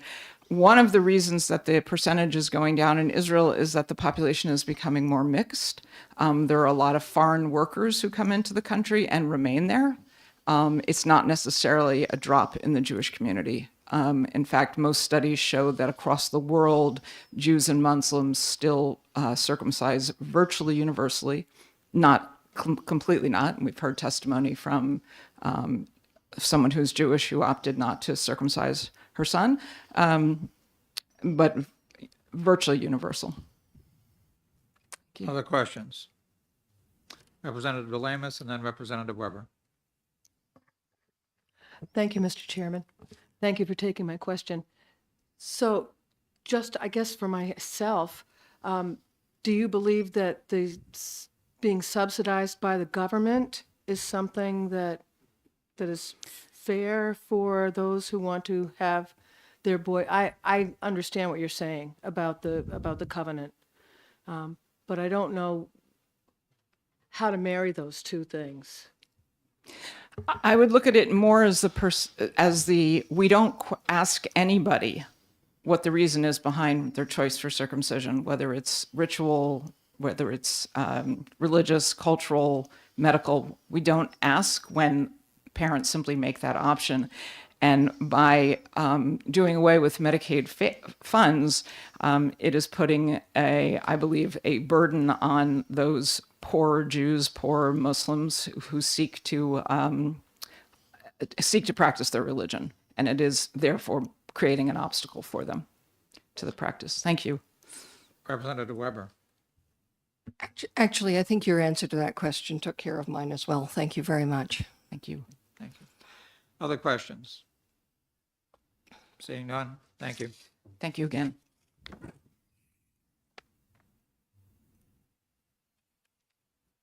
Also signed up to speak is Representative Kelly Potenza from Stratford District 19.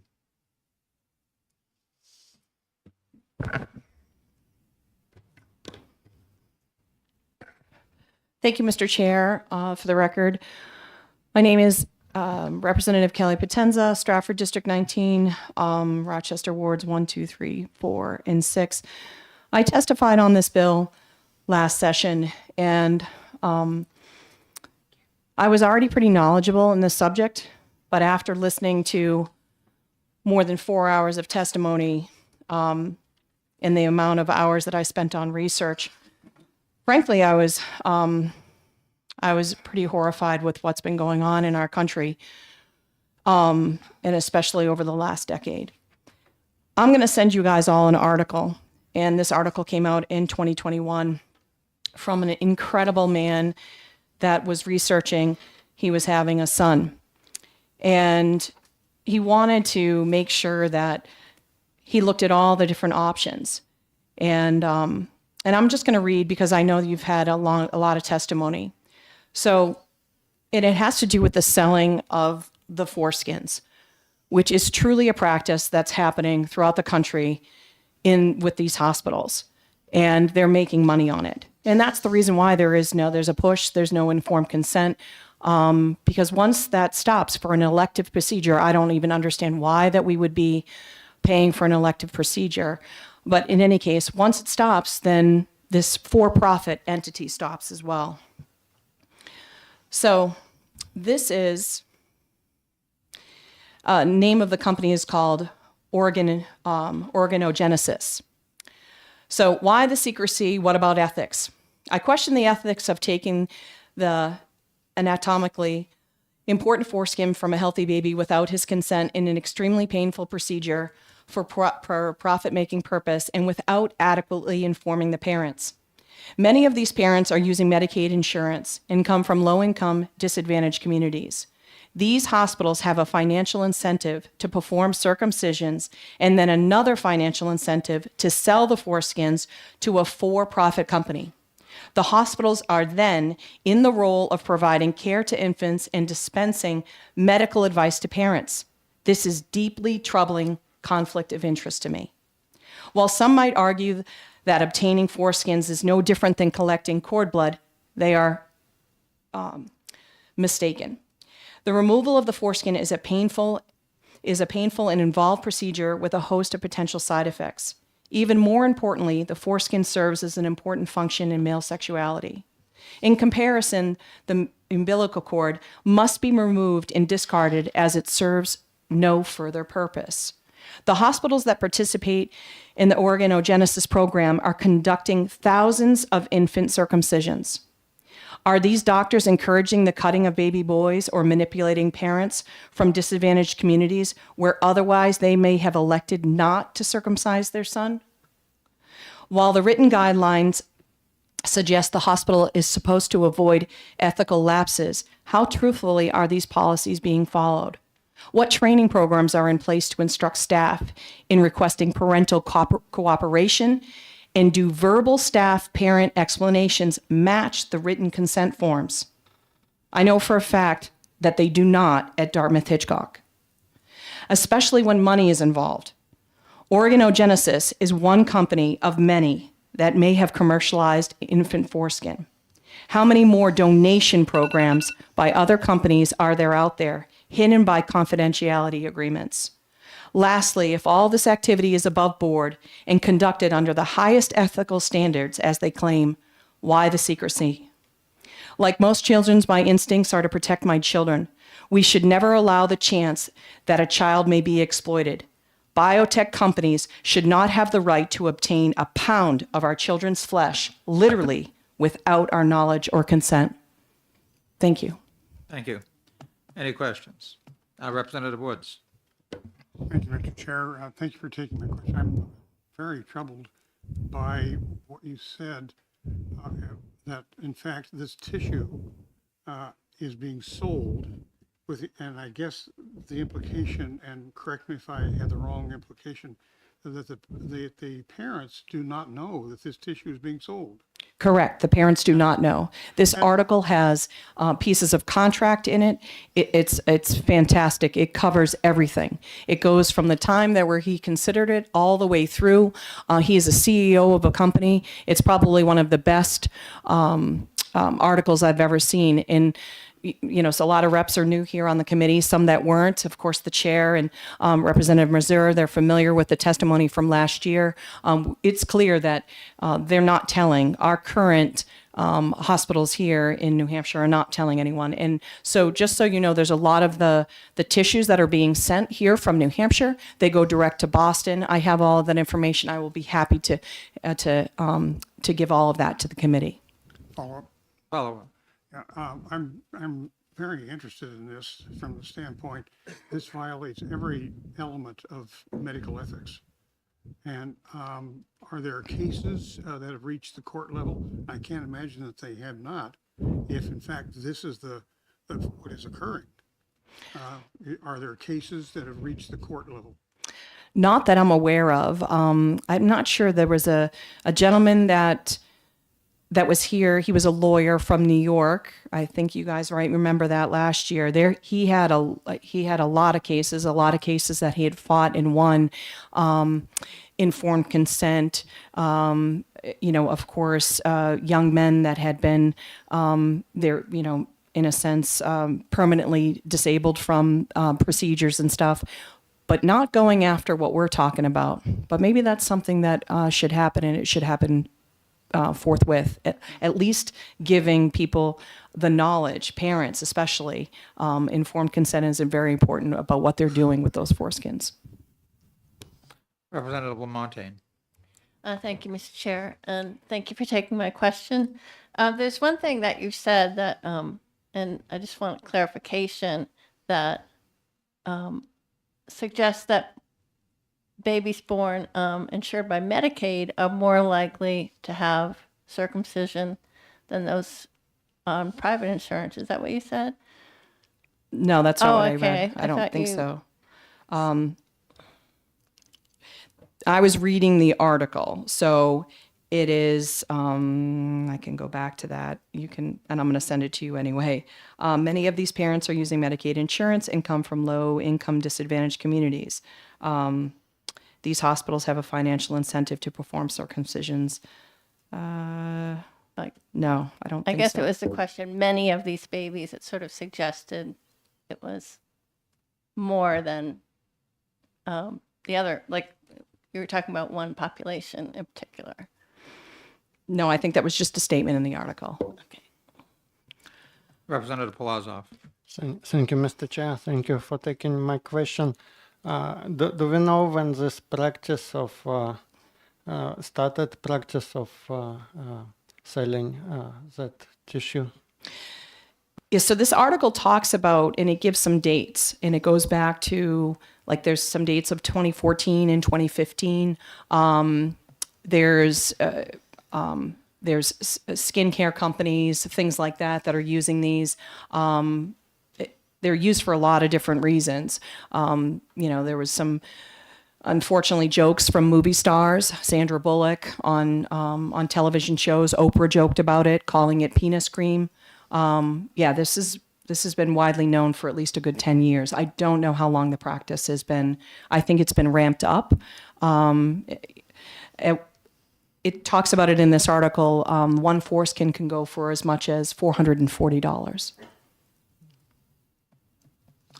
Other questions?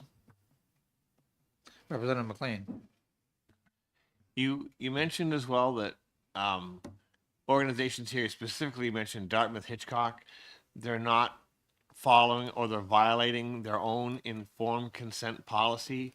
Do you have examples or anything that could back that up? Because that's pretty explosive. I'm not saying that there's, I'm just saying that they're not telling people that they're using the foreskins and selling them. That's what I'm talking about. We wanted an informed consent bill last session. That didn't take place. Actually, the nurse, who is also a representative that is against this Medicaid portion of the bill, came and testified last as a nurse, and that was one of her biggest problems, and wanted that bill to pass because she felt like in her entire time working within the system, and I think she's in Nashua, there's absolutely no informed consent of talking about the problems that can, in waiting the 8 days and all of those things, like the biblical way when clotting takes place, so you don't have to inject vitamin K. So there's a lot of different things, but there's no really informed consent. That's why we really wanted to pass that other bill. Other questions? Seeing none. Okay, thank you.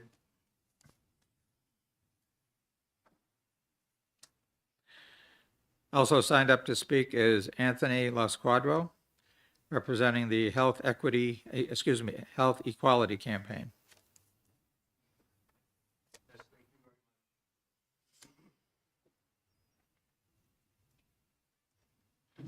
And again, sir, you've asked for 5 minutes. If you could keep it to 3, I'd appreciate it.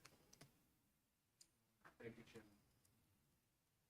My name is Anthony Lasquadro. I'm the director of the Health Equality Campaign. You could put your microphone on. Sorry.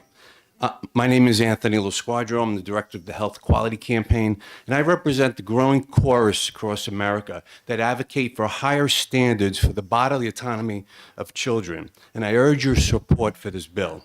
Specifically, when it comes to medically unnecessary, elective, non-therapeutic infant circumcision, or NTIC.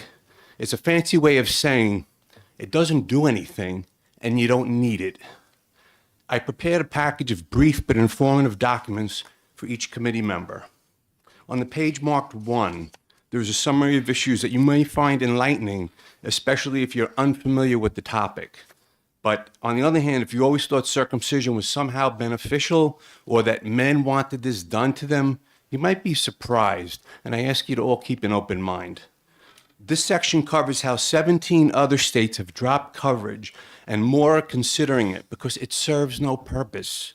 It covers, and this document also covers complication rates for the practice, and it provides sources on psychological harm resulting from NTIC. And I think most reasonable people understand it's wrong to cut female children's genitals. In fact, it's illegal. So therefore, it stands to reason we shouldn't use public funding to cut male children's genitals either. We should all have equal protection under the law, which the 14th Amendment guarantees to all of us. But now some people will say, male circumcision is different. It has medical benefits. But they'll ignore the fact that no American Medical Association recommends NTIC circumcision, and virtually all medical associations around the world specifically do not recommend it in the absence of a bona fide medical condition. Now, I can draw your attention to the page marked 2, which is a statement from the Canadian Pediatric Society. And what they say is the Canadian Pediatric Society does not recommend routine circumcision of every newborn male. And Canadian Public Health Care does not cover infant circumcision. And they're doing just fine there. There aren't any mass public health problems or religious trauma, and the vast majority of babies in Canada are being left intact. Matter of fact, it's only some states in the US that covers this with public health care. Virtually no other country around the world covers infant circumcision with their public health system. On page 4, there's a study from the Journal of Pediatric Urology, which found an 11.5% complication rate based on the All Claims Insurance database. Complications can include infections, bleeding, scarring, and so on. I ask you to consider the cost of these complication corrections, which are called revisions, into your cost analysis, and they should be added to the fiscal note. Page 5 of my packet includes cost-benefit analysis from Dr. Robert Van Houw, who's a professor of pediatrics, Central Michigan University, in the Journal of Medical Decision Making. And he did an analysis. If infant circumcision was more... Please start wrapping up, sir. Yes, sir. If infant circumcision was more cost-effective over the life of a patient, he concluded that it was not. And what he said is neonatal circumcision is not good health policy, and support for it as a medical procedure cannot be justified financially or medically. So with that, I'll wrap up and I'll say, I ask that you support this bill, and children are people and they deserve to live their lives with natural, intact bodies. Thank you very much. Okay, thank you. Any questions for this gentleman? Not seeing any, sir. Thank you. Thank you. No one else has signed up to testify on HB 94FN. Does anyone else wish to testify? Seeing no one, I am going to close the public hearing on HB 94FN. That concludes our hearings for today. If the committee doesn't object, I'm going to recommend a 10-minute recess, perhaps, before we go into executive session. We've been sitting quite a while. Sure. Okay. Okay. All right, we're going to be in recess 10 minutes, 15 minutes. What is the? Shorter is better. Okay. You need to get on to other things. Okay. 10 minutes will take place. Okay, so we will be in recess until 3 o'clock and then reconvene.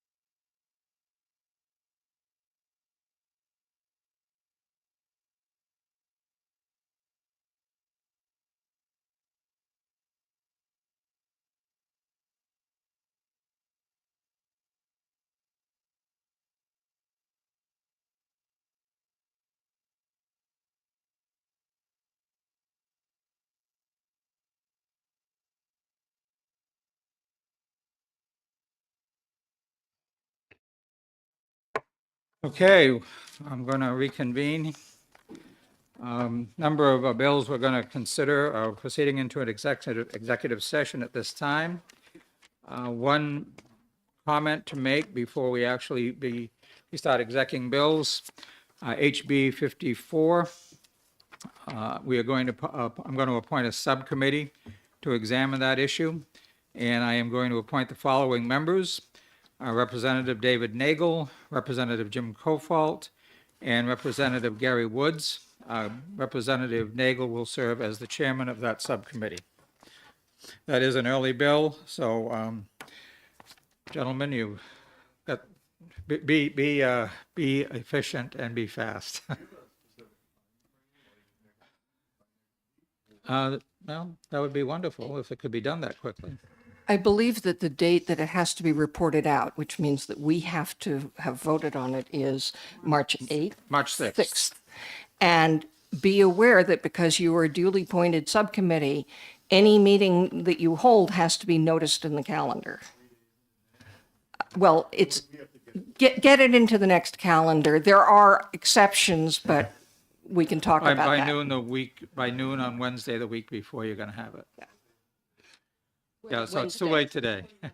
So week after next would be a good time, and get it to the clerk today, and then you get, or committee services, I guess. Yes, yeah. Basically, you'd want to let Karen Davis know, our committee assistant. Should handle that. Okay, any questions about HB 54 FN? Okay, moving on. HB 58 is the next bill we would like to discuss today. And I would recognize Representative McLean for a motion. Thank you, Mr. Chair. I would move ITL on this bill. And Representative DeLamus, do you have a motion? Okay, do either of you wish to speak to your motion? Yes, thank you, Mr. Chair. First of all, I mean, I don't want to minimize long COVID. I know some people that have had it, and certainly Representative Thomas's testimony was compelling. But there are a whole myriad of illnesses, that we could look at and have commissions on, and we already have 300 commissions. I think it's not so much a question of is the issue real as a question of do we have the bandwidth to go after it with the resources that we have. And so I think at this point in time, I would recommend ITL. Thank you. Any other discussion on the motion? Representative Polazov. I just want to agree and add that there used to be a special committee on COVID response efficacy, and then Representative Guy Merchant, he raised the question of long COVID. So there's a chance that committee will be reconvened and long COVID will be one of its topics, so there might not be need for another commission for that. Thank you. Thank you. Other discussion? Representative McLean. Could you, I didn't quite hear that. What commission was that? So that Representative what was a special committee on COVID response efficacy, and it's kind of like special committee, but also standing committee, and there's a push to reestablish it with long COVID being one of its topics, so there might be overlapping. Representative Weber. Thank you, Mr. Chairman. My understanding that is, and I could be wrong about this, but I thought the charge on the Commission on COVID response was to discuss the quality of the emergency response there. And the thrust of this committee would be the economic concerns created by long COVID. I too don't want to minimize the effects of long COVID, either for the individual medically or financially, or for society as a whole and the amount that we lose to that. But there are any number of chronic diseases that have some or similar aspects to them. And then the other thing was we were actually handed a fairly comprehensive study by the New Hampshire Fiscal Policy Institute, I believe. So I think that a lot of the ground has been already plowed. Without wanting to minimize the concerns, I think I'm going to vote against. Okay, thank you. Representative Woods. From my perspective, just from the basic science perspective, I think this is premature. The New England Journal of Medicine just a month ago had a very nice review article trying to define what is long COVID. So I think this bill is basically a step ahead. We don't even know, the medical community can't really decide precisely what it is, let alone legislate how you're going to interact. I think we need to stand back and wait a bit. Okay, thank you. Other discussion? Yes, Representative. Thank you. Yeah, I want to just echo what Rep. Woods said. Just to disclosure, I'm a co-sponsor on this legislation, so I will be voting in favor of it for that reason. But I totally agree with you that we really need to actually get it into the correct category it belongs in and kind of have a better definition for that and get that officiated first. So, but thank you. Thank you. Any other discussion? Okay, seeing none, we'll move to the vote. The motion is ITL on House Bill 58. And Mr. Clerk, if you're ready, please call the roll. Motion is ITL, so if you vote yea, you are voting for the ITL. If you vote no, you are voting against the ITL. That's correct. That's correct. That's correct. All right, Rep. Mazer? Yes. Rep. McLean? Yes. Oh. Rep. DeLamus? Yes. Rep. Kofalt? Yes. Rep. Nagel? Rep. Polizov? Yes. Clerk votes yes. Rep. Markell? Yes. Rep. McGrath? Yes. Rep. Weber? Yes. Rep. McKay? Yes. Rep. Woods? Yes. Rep. Siebert? No. Rep. Tellez? Yes. Rep. LaMontagne? Yes. Rep. Hartnett? Rep. Lucas? Yes. And Rep. McDonald? Yes.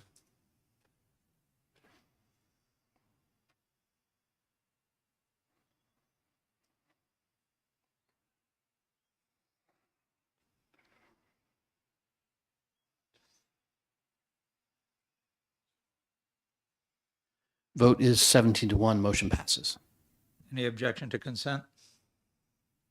Okay. All right, and next up is House Bill 370. Representative McLean, do you have a motion? Yes, thank you, Mr. Chair. I would like to make a motion of ought to pass on HB 370. Representative McGrath, do you have a motion? Do you have a second? Okay. Discussion. I mean, I'll be very brief, Mr. Chair, just basically kind of repeating some of the testimony. I think there's a real need here, even though we're only talking about 10 people. This is a very limited in scope. I think this is something that is solvable. The commission was already formed, and this is a reforming of the commission. The only reason they were not able to do their work is because they were formed really at the very end. The members of that commission are highly motivated to go forward. So this will not be a commission in name only. This will be a commission in fact that will actually be able to bring forth, I hope, a good solution. Thank you, Mr. Chair. Thank you. Any other discussion? Representative McGrath, did you have any comments? Or? Okay, thank you. Representative Weber. I just wanted to be sure that we had clearly in front of us the fact that some people who are caught in the interstices between behavioral crisis and intellectual disability simply can't receive services, and we absolutely have to fix this. So thank you for bringing it forward as ought to pass. Representative Nagel. I wanted to, in a way, second that. At our Shawship State Health Assessment meeting yesterday, a consumer begged us to solve this problem and cited a number of examples of why this is a problem. And this group has passion, and I think we should let them do their job. Thank you. Other discussion? Okay, seeing none, I'll ask the clerk to call the roll. The motion is ought to pass on House Bill 370. Rep. Mazer, Yes. Rep. McLean, Yes. Rep. DeLamus, Rep. Cofalt, Yes. Rep. Nagel, Yes. Rep. Polzov. Yes. Clerk votes yes. Rep. Markel, Yes. Rep. McGrath, Yes. Rep. Weber, Yes. Rep. McKay, Yes. Rep. Woods. Rep. Siebert, Yeah. Rep. Tejas, Yes. Rep. Lamontagne, Yes. Rep. Hartnett, Yes. and Rep. Lucas, Yes. Rep. McDonald. Yes.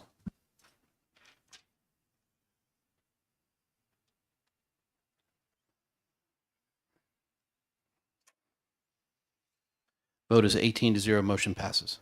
Okay, thank you. Any objection to consent? Nope.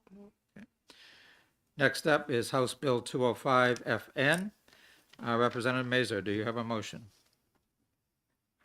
Yes, thank you, Mr. Chair. I motion to ITL on House Bill 205. Representative Polazov? I second. Okay. Discussion. Representative Mazer? Yes, I'll just keep it short. Overall, I highly respect veterans and their needs and the PTSD and all of that. But from what we heard during the hearings, even one of our main sponsors of all these bills, Representative Thomas, she said she tepidly supports this bill. I wrote those words because I thought that was interesting. And several others, including the Honorable Jerry Knirk, said that he didn't support it. And others. So, and it also seemed like it was kind of, there was a cost shifting aspect to it. And so for that reason, I vote ITL. I move ITL.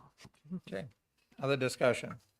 Representative Polazov? Yeah, I second this motion because of cost shifting aspect. I am ready to work with the veterans organization how we can improve the access to needed chemicals for medical reasons, but this bill doesn't do much, only $50 for 3 years, but also it shifts cost on some other parts of the system, so I don't think it's needed. Thank you. Thank you. Any other discussion? Representative Nagel? Thank you, Mr. Chairman. I'm actually going to oppose the ITL. I'm on the Therapeutic Cannabis Medical Oversight Board. I was part of that discussion on this bill. This provoked a lot of thought, 3 votes, and not a single vote passed. So we were just left to say what we wanted. And I think Representative Knirk did relay that to us. My initial thought was actually that I opposed this, and then the more we talked, the more I liked it. One of the reasons why was, number one, the veterans do not have any access to therapeutic cannabis through the VA system. They are actually punished by the VA system for going through it. If they want to get it, they have to go outside of the system. I do know a lot of veterans that do it, but I think the testimony that bothered me the most was the most common reason that combat veterans use medical cannabis is not for PTSD, but for pain. And the fact that the gentleman that was representing veterans seemed unaware of that really bothered me a lot. And maybe that's a really rotten reason to oppose this, but I've seen that in a lot of settings elsewhere, and it really bothers me that people don't recognize that. With that said, a lot of the groups that we felt that were somewhat like veterans did have access where the veterans don't. And I realize this is a trivial thing, but I think the cost shifting actually is fairly trivial as well. So that's why I oppose this. Okay, any other discussion? Seeing none, the motion before us is motion inexpedient to legislate on House Bill 205 FN. I'll ask the clerk to call the roll. Rep. Mazer, Yes. Rep. McLean, Yes. Rep. DeLamus, Rep. Kofalt, Yes. Rep. Nagel, No. Rep. Polozov. Yes. Clerk votes yes. Rep. Markel, Yes. Rep. McGrath, Yes. Rep. Weber, Yes. Rep. McKay, Yes. Rep. Woods, Yes. Rep. Siebert, Yes. Rep. Tejas, Yes. Rep. Lamontagne, Yes. Rep. Hartnett, Rep. Lucas, Yes. Rep. McDonald. Yes. Vote is 17-1. Motion passes. Any objection to consent? Hearing none, okay. Next up is House Bill 72. Representative Nagel, you have a motion.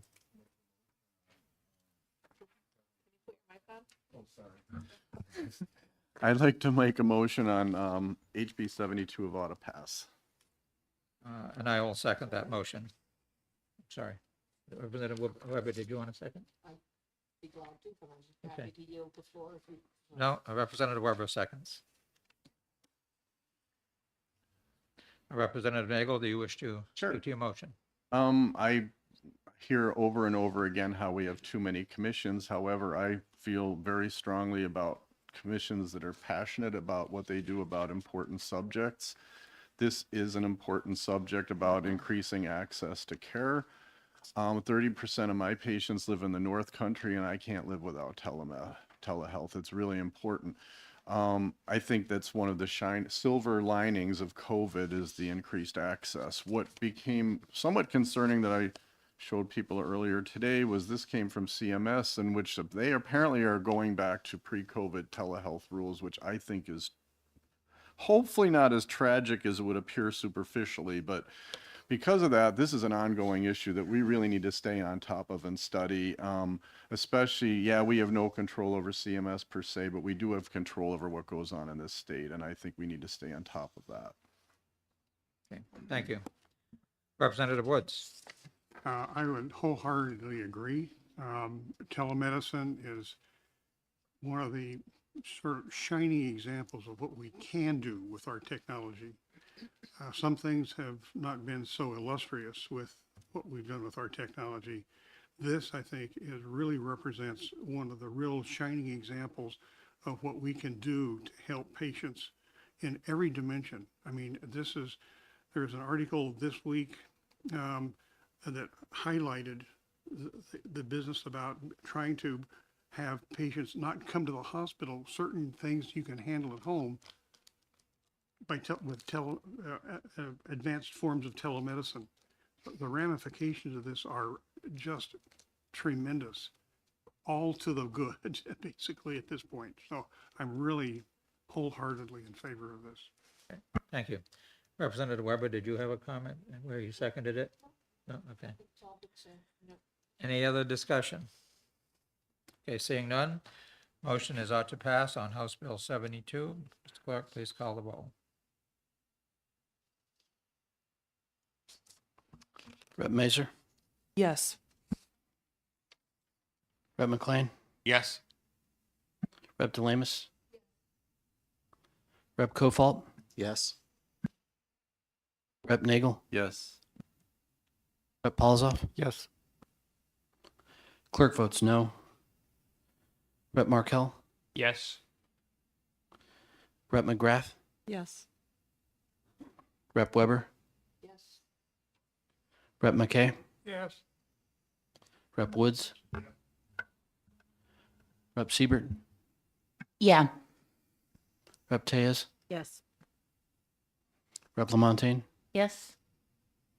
Rep. Hartnett? Yes.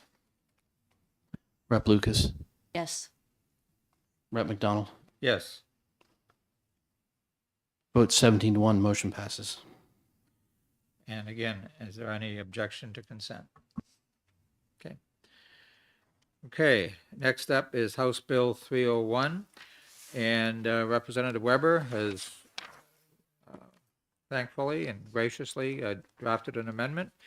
Representative Weber, do you wish to move your amendment for discussion? I would be glad to. Is there anybody who did not get a copy of the amendment? Because I have many extras. I would like, Mr. Chairman, to offer Amendment 2025-013-2H. And if there's a second, I would like there to a speak second? to it. I will second. Representative Polazov seconds. Representative Weber. So what this does is when the bill came to us, it was somewhat unclear, and we were hearing a certain amount of concern about what the off-site premises might look like, and there was also some concern about how many off-premises sites this might extend to and whether they could be used by people from other states and various other things.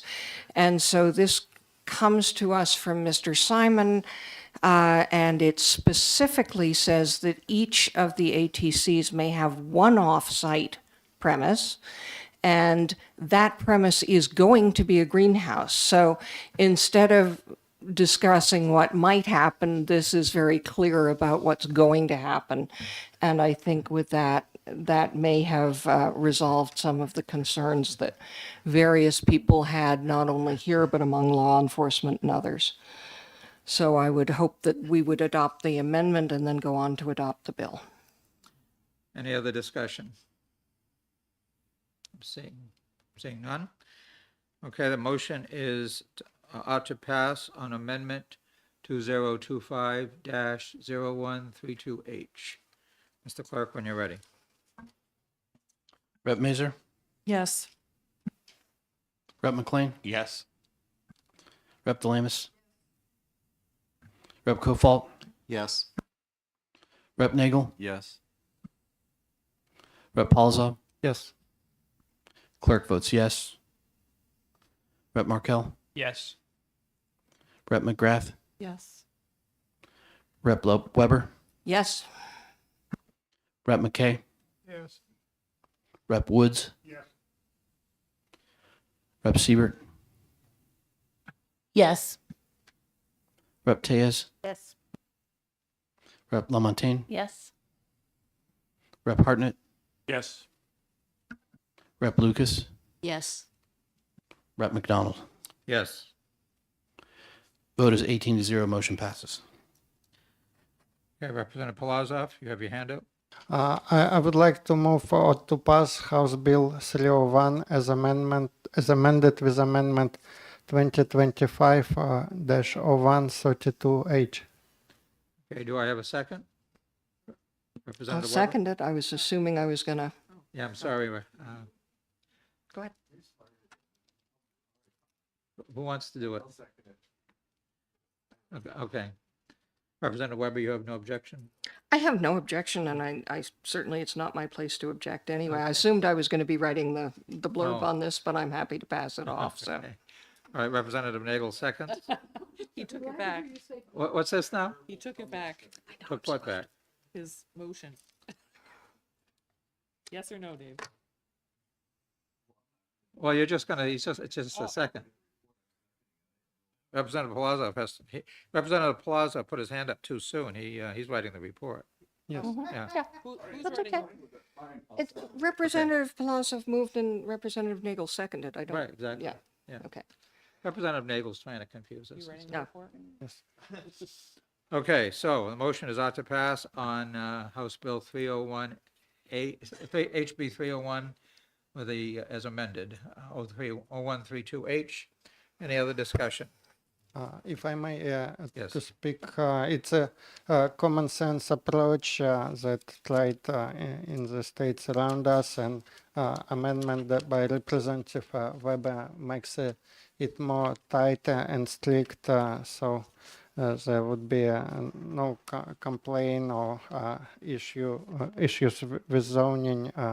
At the same time, this approach would allow to save significant amount of resources, because artificial lighting consumes a lot of energy, and allowing using sunlight is a right approach. So please support it.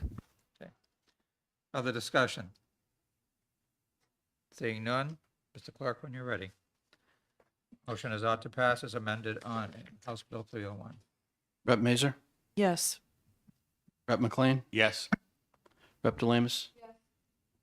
Rep. Kofalt? Yes. Rep. Nagel? Rep. Polzov? Yes. Clerk votes yes. Rep. Markel? Yes. Rep. Weber? Yes. Rep. McGrath? Yes. Rep. McKay? Yes. Rep. Woods? Rep. Siebert? Yes. Rep. Tejas? Yes. Rep. Lamontagne? Yes. Rep. Hartnett? Yes. Rep. Lucas? Yes. Rep. McDonald? Yes. Vote is 18-0, motion passes. I would move consent. Okay, thank you. And if there's no objection per Representative Weber's motion, we will put it on the consent calendar. Wow, 5 bills in a row on And consent. could I just check? I didn't Yeah. note, did we accept consent for 301 as well? Okay, thank you. We did, yes. Well, that was it. That was 301. Yeah. What's happening? This is just the easy stuff that gets skimmed off the top. Yeah. We haven't gotten into immunization and eliminating agencies and all that stuff that's other bills doing. We're just clearing the decks here. I'm s-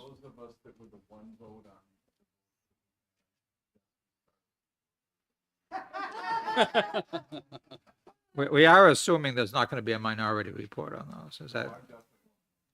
Oh, what's that? No, yeah, I Yeah. don't have any minority reports. We can't go on consent if there's a minority Right, report. no, I don't. Okay, so it's been a good day. We got a lot done, and I thank everybody for their hard work. We do have our bills scheduled for next week, next Wednesday, once again. Anything else to be, actually, let me close the executive session before I say too much more. That concludes all of the bills that we had planned for the executive session. Again, we have bills scheduled as usual for next Wednesday, starting at 9:30. And any questions for the committee before we adjourn? We'll get back to you on that. Yes. Not sure yet. Check your email every day, please. Thank you. Anyone else? No? Okay. Thank you, everyone. We stand adjourned.